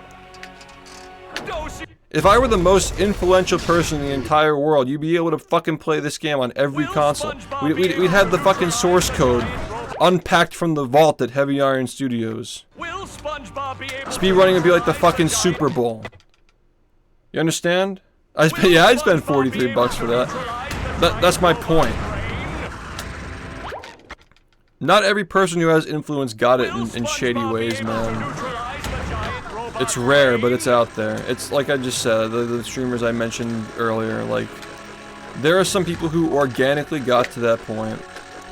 But now, like, people have just tried so hard to optimize reaching that point that it's just fucking soulless. Like, these are just people who are just talentless businessmen who tried to replicate the likes of the streamers that we grew up watching. We're just at the top of a wave that was just getting started. Like, these aren't people who fucking optimize their content to seek attention. They never had to abandon their roots to fucking get where they are. And they got there because they were at the top of a wave that was just getting started. And now, like, the goal is to, you know, like, reach that level and compete with it in ways that, you know, you gotta do some unnatural things. You have to optimize your content like fucking Coco Lemon for adults. Like, it's what the fucking internet is now.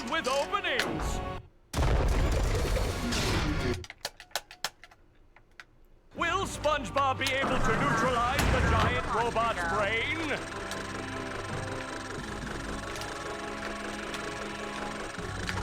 Yeah, the remedy to the fucking content, clout, attention-seeking era is actual belonging and trying to merge the online scene with actual in-person shit again.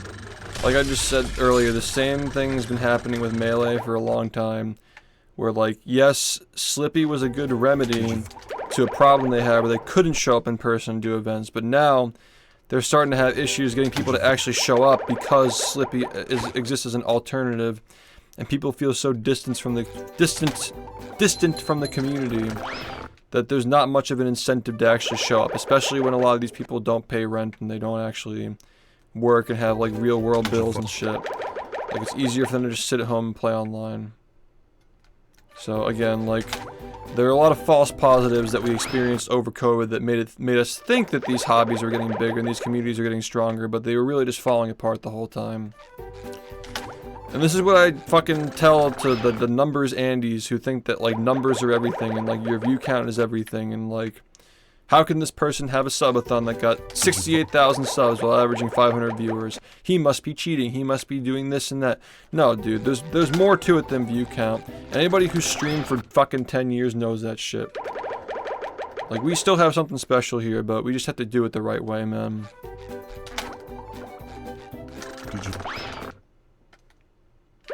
And I'm putting my money where my mouth is. I'm trying as hard as I can right now to try and save pace in the meantime while I'm also speedrunning and trying to improve this shit. I mean, I can only fucking play this for like 5 hours today, unfortunately, but hopefully we'll be back on the saddle soon if we can get something going for pace, you know.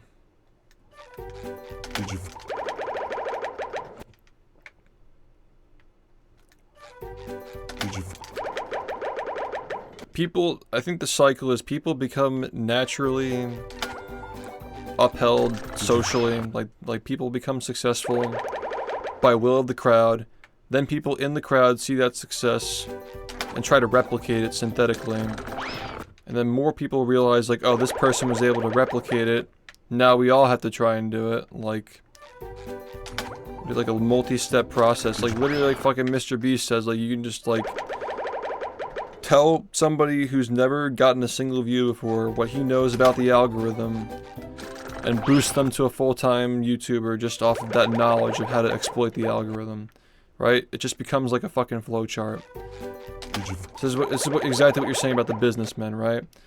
And then what happens is the whole society or content sphere, whatever you want to call it, the people who originally upheld the original people who built it, like that created the original market, disaffect from what it's become and withdraw from it, which is why you have people in this stream and streams similar to this every single day saying, I miss the old Twitch, I miss this and that, because they've been disaffected from what Twitch has become.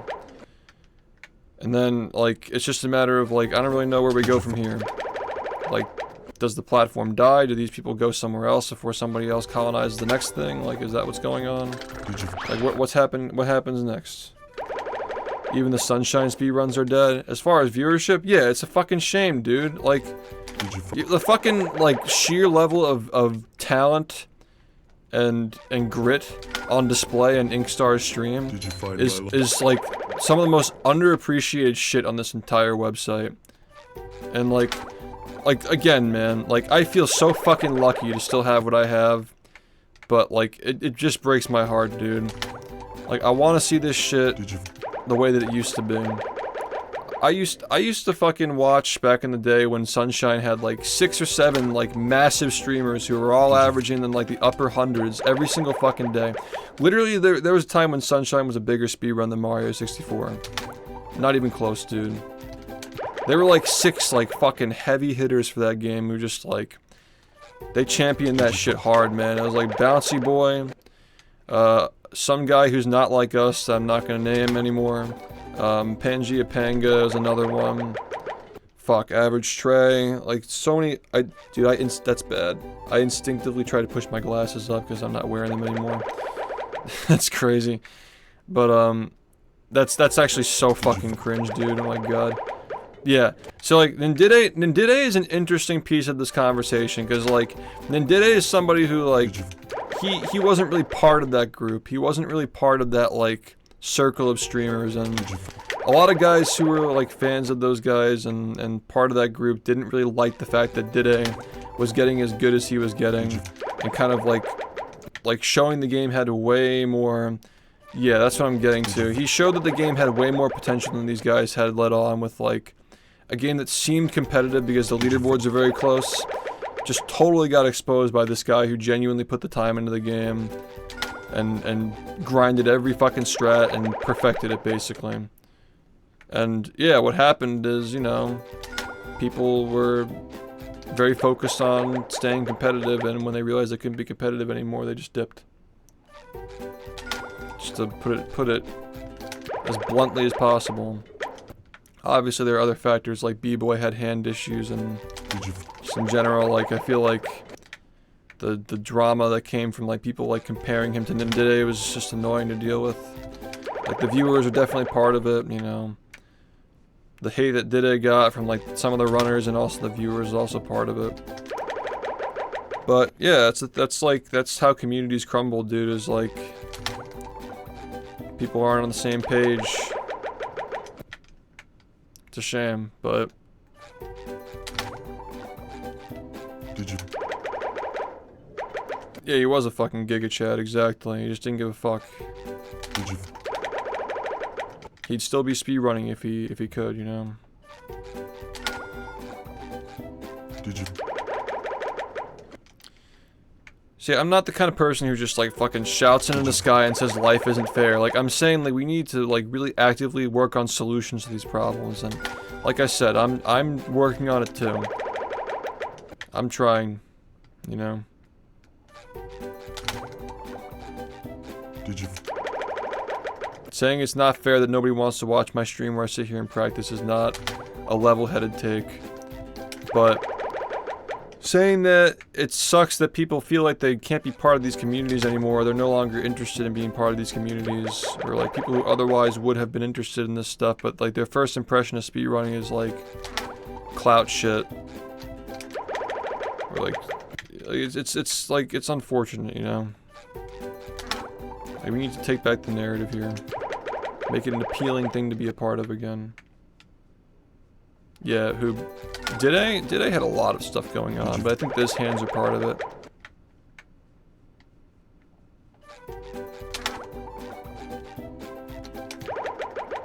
I mean, it depends on what your definition of fair is. My definition of fair is, you know, if you have talent and you put the work in and you earn it, then you deserve it. Like, I'm not all for this fucking participation trophy bullshit where like every fucking person deserves to have the same shit just because they exist. Like, I'm not for that. I think that just makes life way more boring.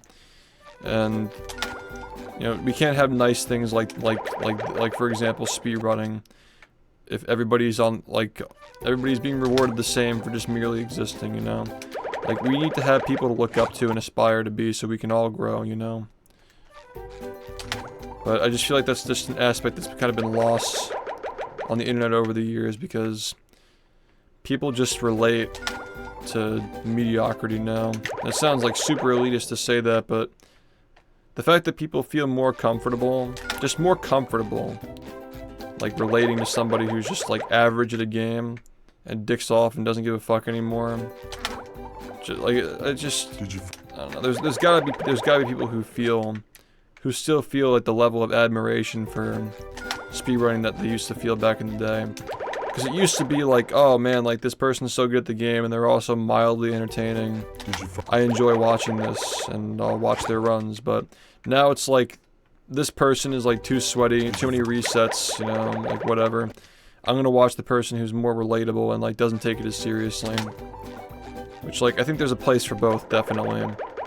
But the fact that like we've gotten to the point where people almost like say it's a bad thing, like if you take it too seriously, they try to like encourage you to quit. And that's like I get shit for still playing. Like, in what world, dude?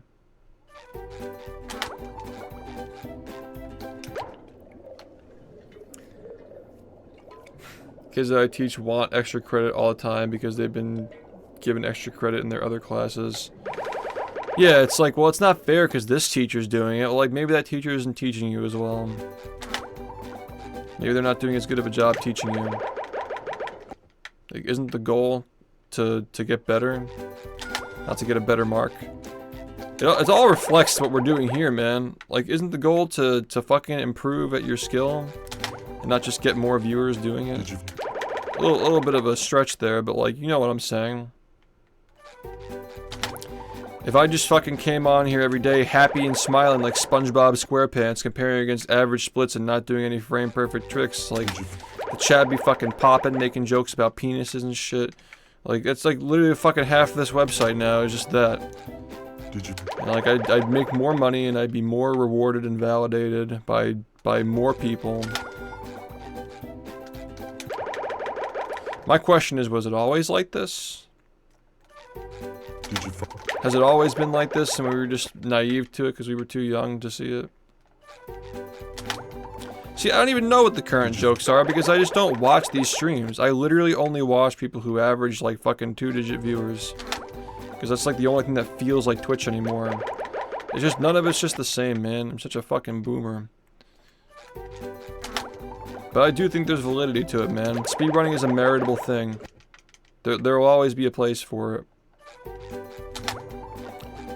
There will always be a place for speedrunning, even if it goes out of style for a little bit, it'll come back.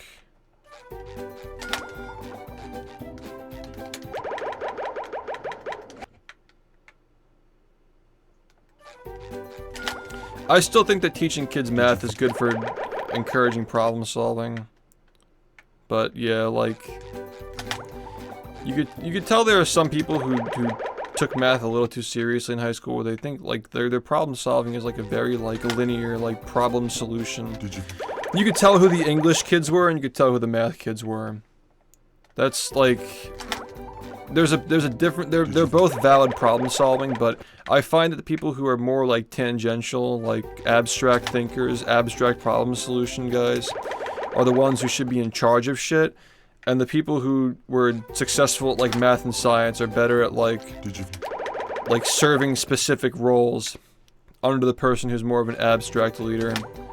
Like there's a place for all of it, but yeah, I may be biased because I never found math interesting. Like things that have a single solution never really interested me much, which is ironic because I'm speedrunning, but like RTA speedrunning is more interesting to me than TAS, for example, because there's no right answer. Like, everybody has their own strategy for, like, balancing the runs, risks, and rewards and shit.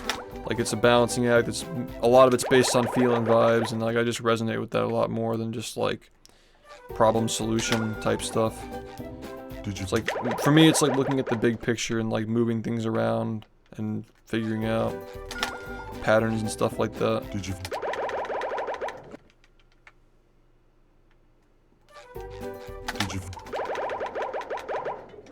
Yeah, like high-level calculus and stuff like that, yeah. Theoretical stuff. But you're still getting a mark, though. You're still getting a mark for it. Like, you're still being graded for it. Like, in a proof, I'm pretty sure that, like, unless you're literally researching something and discovering something new, like, academic level math is almost always just, like, proving things that have already been proven. Am I wrong? You aren't graded for your research papers? Okay. Well, I guess I just don't know them. But that's a very small percentage of people versus, like, high school level math, where, like, I think that what I'm saying applies to the majority of the population, where, like, in high school you're either a math kid or an English kid, basically.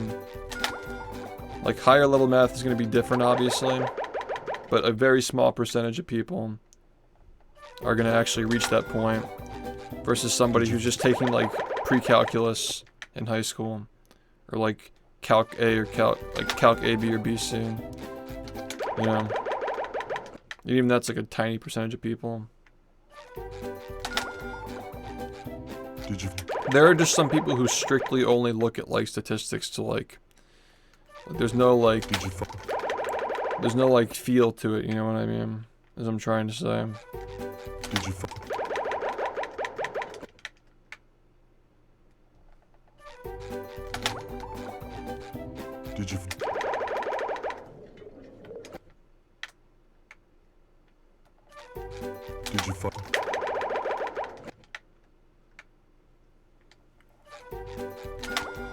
Yeah, that's fine. I mean, it's funny you say that about, like, you know, as you get higher up, it becomes much more theoretical, and, like, it's funny because, like, I was always bored with math in high school, but when I took calculus in my freshman year of college, I actually enjoyed it.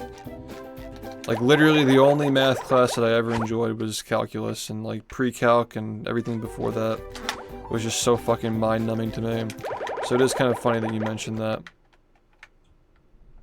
No, I was the exact opposite, dude. I just, like, anything that has a single fucking solution is just so boring to me, man.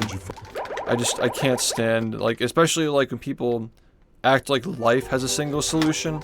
That's what I was kind of talking about when it comes to like the majority of people who just go through school and take the like basic courses and get through the system, right?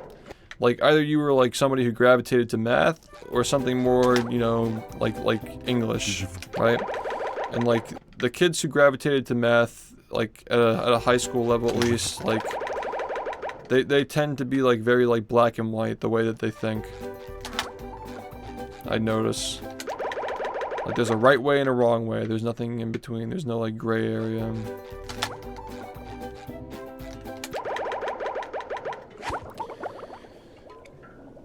And they also, like, a lot of those, like, guys who are, like, into the math, like, they would hate English, too. Like, they're just, like... Because English straight away, like, it's the same thing where, like, you are... Maybe it's not fair, like, you mentioned, like, your research papers aren't graded, but, like, in English you get graded on stylistic things, and, like, depending on the teacher that you have is gonna, like, mark you off for different things that could be, like, debated on whether even mistakes and whatnot. So a lot of it just becomes appeasing the teacher, but I don't know. I just enjoyed anything that was not. There's one way to do it. This is the reason why I gravitate to this game as a speedrun as well. Like, there's never one way of doing things in this game. It's always multiple solutions to everything for this game. Did you?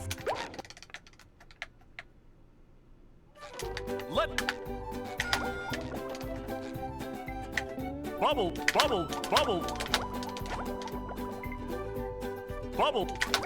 So yeah, like, do I think that, like, this whole, like, idea of, like, rebuilding the grassroots era of the speedrunning community and bringing everybody together is gonna happen overnight? No, but I do think at the very least, like, there's a shared sentiment among a lot of people that they miss something about the way that Twitch used to feel. Even if it's not specifically speedrunning, like, there is something that people are missing, and if we can figure out what that is and provide it through, like, trying to save pace, for example, is one way of doing that, like, then whoever figures it out, it's the next step. Because people have been disaffected by the direction that shit's going in here. Like, top level streaming has essentially just become fucking like softcore journalism and reality TV. That's pretty much what we have now, what we're left with. So there are for sure people who don't even use the Twitch app anymore because that's all they see, and I think that if we can find a way to provide the old Twitch to people, it'll just naturally pick up. And you know, it doesn't have to be as big as it used to be. It's not my requirement. Just the fact that it exists and it's there and it's visible to people is what's important to me. If there are only 10,000 people who want to watch something like that twice a year, like, I don't care if it doesn't hit old school GDQ numbers. Like, you gotta start somewhere, you know.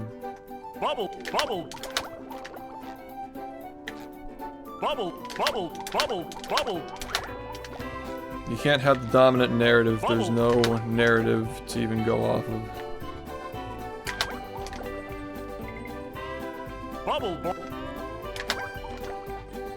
Yeah, people sense it, but they don't know what it is exactly.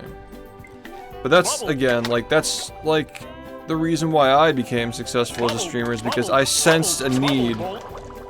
I sensed that this was an overlooked game and that people, like, very, like, low-key, like, wanted to speedrun it, they wanted to see runs of it, they wanted to see somebody take it seriously instead of just playing it, like, a couple of times a week. Like, I had a feeling that that was a missing thing, and I provided the need, and I was rewarded for it. So, that's my thesis, is that, like, I think there are enough people to support something like that if we got it going, which is what we're working on right now. Bubble. Bubble. Bubble. Bubble. Bubble.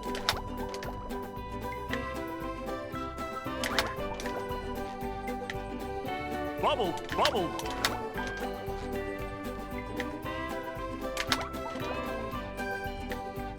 Bubble. Bubble. Bubble.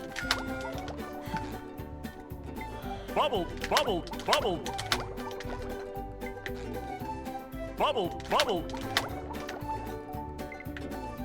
Bubble. But yeah, that's like, the whole like doing things for clout thing is like, I understand that my take on like Summoning Salt's content is definitely one of my more controversial takes, but that's kind of the way that I see it, is like he's like personally identifying with like the storytelling behind the accomplishments of like real people who do real things. And like, I don't know, he owes everything to the people who do these runs that he talks about, and he kind of comes off like he thinks that like he's just like the greatest thing since sliced bread when he talks about his own videos and like the ideas he has for them and stuff.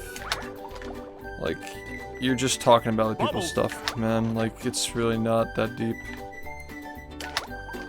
And he gets the validation from his fans to like fuel that belief that like what he's doing like really is like that special, when in reality he's just covering bullet points for things he's not involved in. Which a lot of people do that on that website, but they're not specifically doing it for speedrunning. That's just kind of his thing. Which again goes back to like, it wouldn't be perceived as his thing. His fan base wouldn't be fucking rabidly foaming at the mouth whenever anybody else other than him makes a history video or a documentary on their own game that happens to involve speedrunning. But that wouldn't be the case if people took it upon themselves to make their own videos. Like, he's never done a video on this game.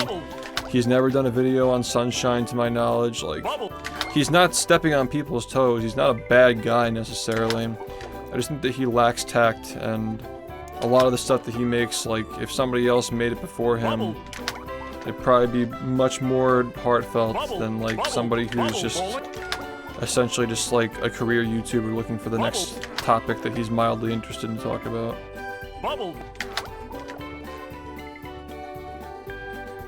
Right, and this community didn't have a big showing either, and you know what I did? I took action. So, you can do it too. Are you doing it because you want your community to get attention? Like, what's more valuable to you? A video having 1 million views and being 10% accurate to how things actually happened, or a video having 100 views and being 100% accurate to how things happened? Obviously, it's extreme. Like, I'm sure that, you know, like Salt's videos are like probably like 70% accurate and cover maybe like 50% of the details, maybe. But yeah, you'd be surprised, man. If you Google, like, if you search like history of like whatever game, like a lot of the time you'll get videos that they still have a decent number of views. Like, I don't know, like the Metroid Prime documentary has like 30,000, and like just full of people who are interested in watching the game and really enjoy the run. So that's more valuable to me than fucking like millions of people who are just like saying like, dude, his name is Poopy Butthole, and like that's funny because like who would have thought that Poopy Butthole Man would be the guy to solve this strat? Like, these people don't really fucking care about speedrunning. They're just fucking internet trolls. Like, is that really like the audience that you're like disappointed in not having?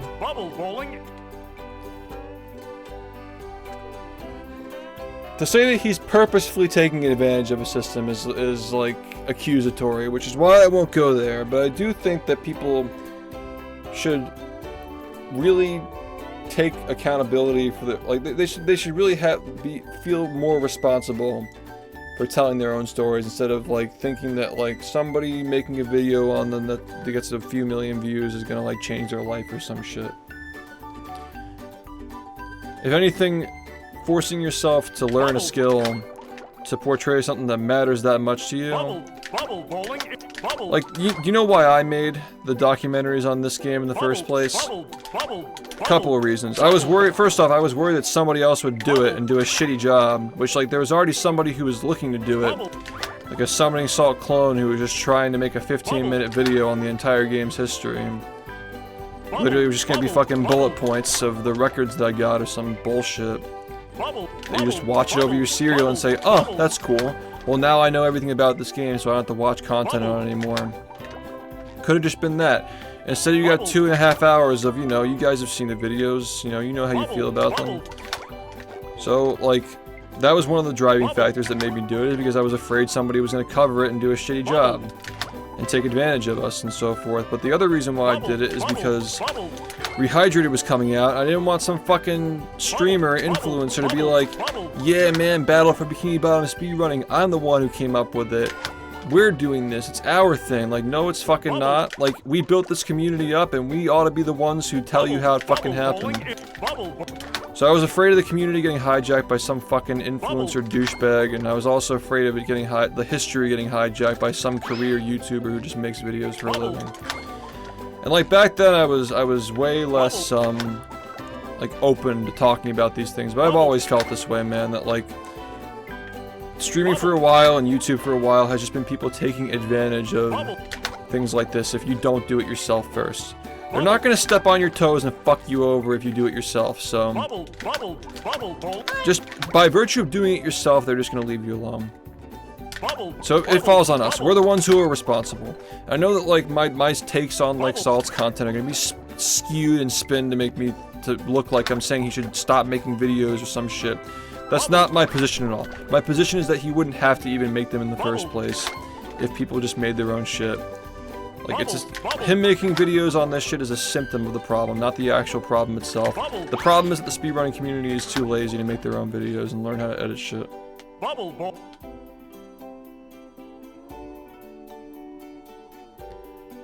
Investing in the stock market is purposefully taking advantage of the system. I disagree with that. Why would you invest in anything, right? I mean, you believe in a product and you think it's going to do well, so you put money into it, hoping that it grows, and as it grows, the market grows, the products, in theory, get better. I mean, fuck it, man, I can't imagine my life without Amazon. I know my phone's listening to me say that, but you know what I mean. Fuck it, Google. I like Amazon. I fucking subscribe to their Prime, and I enjoy it. And now they're doing like overnight deliveries and shit. Like, they just keep making it better, dude. Fuck yeah. Cold take, I don't want to watch some random talk about a game he doesn't play. Right. And that's how I personally feel too, but I wish more people were aware of why that's harmful to the speedrunning ecosystem. That we're letting people take control of the narrative of speedrunning instead of telling it ourselves. That's my issue with it. Is that like all the content, and soon if we don't save pace, it's just gonna happen with the speedrunning events too. Like, imagine if like GDQ were like the dominant narrative of speedrunning. It could very well still be like people still think that like the speedrunning community is like imploding because of all the GDQ drama over the years. Like, we haven't had control of the narrative for a long time. It's interesting, like hearing people who don't really watch speedruns like comment on all this stuff and like what their perception of speedrunning is. Like, why do you keep playing if you have a world record? Like, it's like, do you hear yourself asking that question? Like,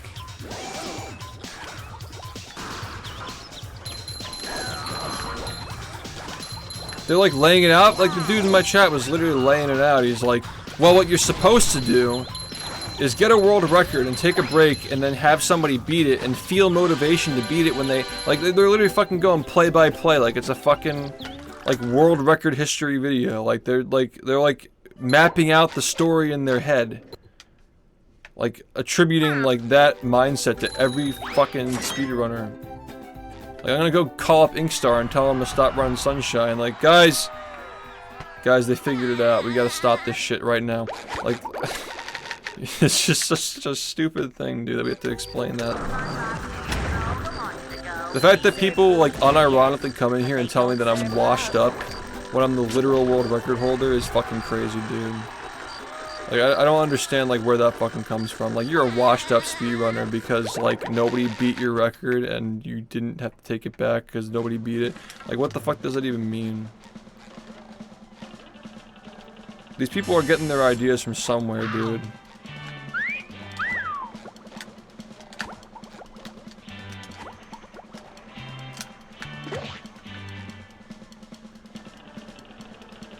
Speculative investing and not direct investing, ETS, okay.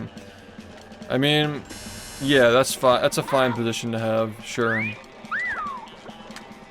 I've always seen ETFs as like a way to learn how things work and not take a massive risk. I'm ready, I'm ready, I'm ready.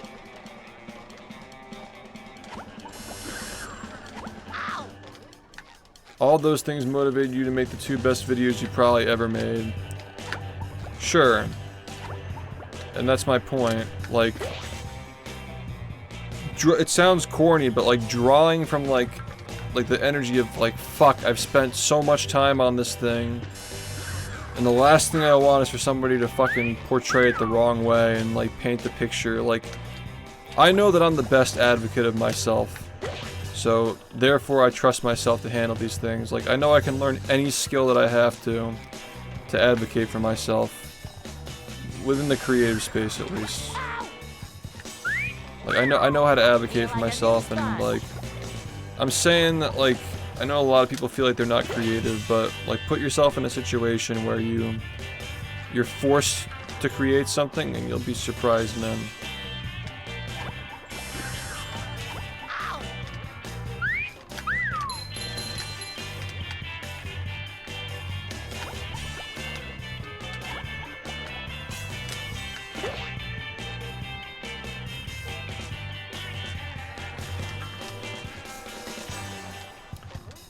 Reactionaries and commentaries are just controlling skillful and passion-driven scene to short-form slop.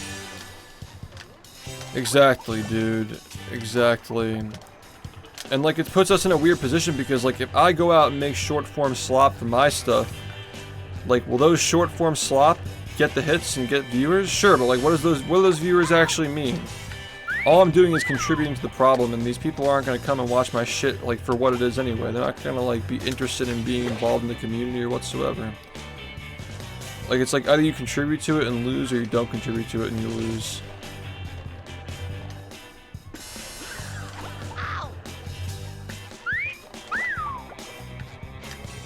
And then, this happened. It's like, it's so tired, dude. I'm so tired. I'm so tired of all this shit. I'm ready. He got a record, and then 6 months later, this happened. It's like, dude, like, it's like, oh good, now I don't have to watch.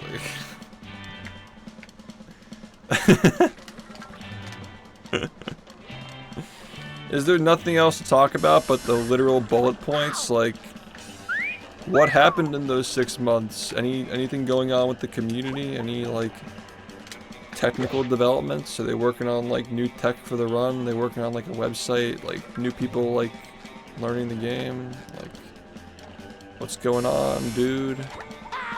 What's going on? Like, how much of that second history video is about the actual world records? Right? Of the 90 minutes, how much of those 90 minutes were actually spent talking about the records? And there were 28 records in that video that were discussed. So it's not like there weren't enough to talk about. You know? That's what I'm saying, man. Like, how could somebody who's not part of the game, like, know what to talk about? You know? And, like, who are the real historians who are documenting this stuff and know exactly where to look to find all of it? Like, just reciting bullet points is not, it doesn't make you a historian, it makes you a journalist. It's journalism. Just call it like it is.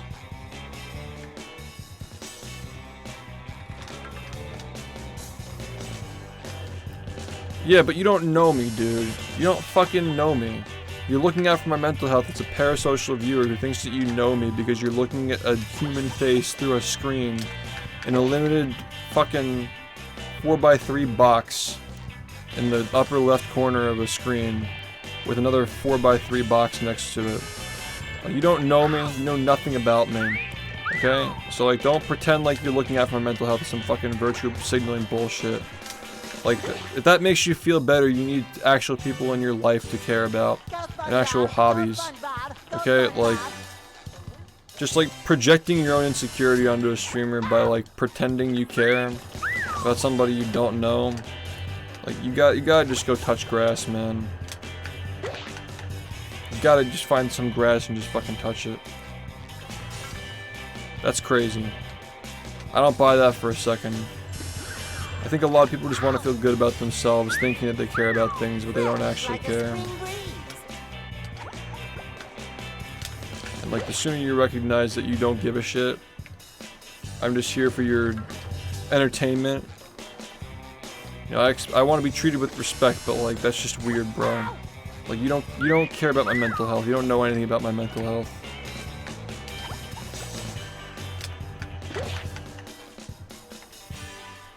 You're probably just taking things you've heard about me, like rumors too, and mixing it in there.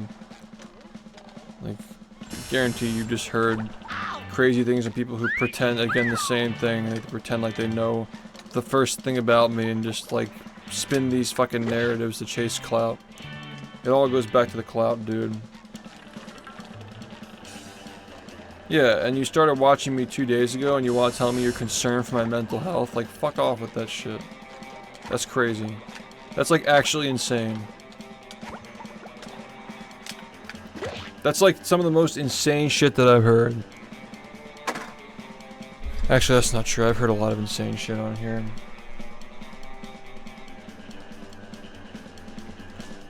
Anyway, I really hope that I can focus on these runs soon, but like, I feel like what's happening tomorrow is more important.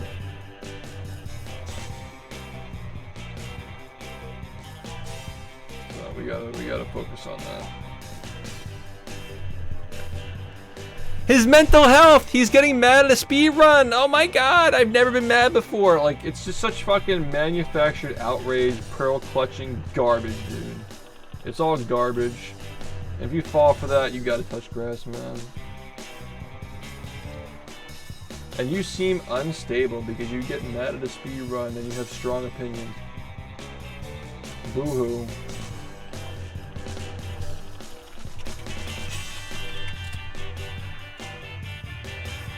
Tomorrow, there's gonna be a crucial call that I'm having with a bunch of guys who we could potentially save pace, I think. I think that we can keep it going.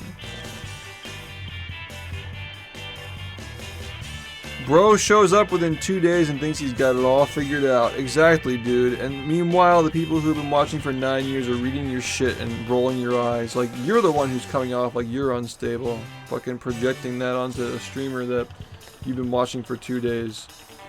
They don't see the irony in the shit that they're saying.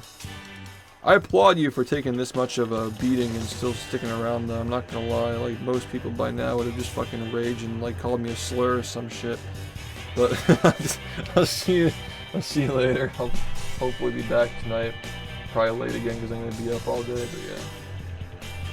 See you later, motherfuckers.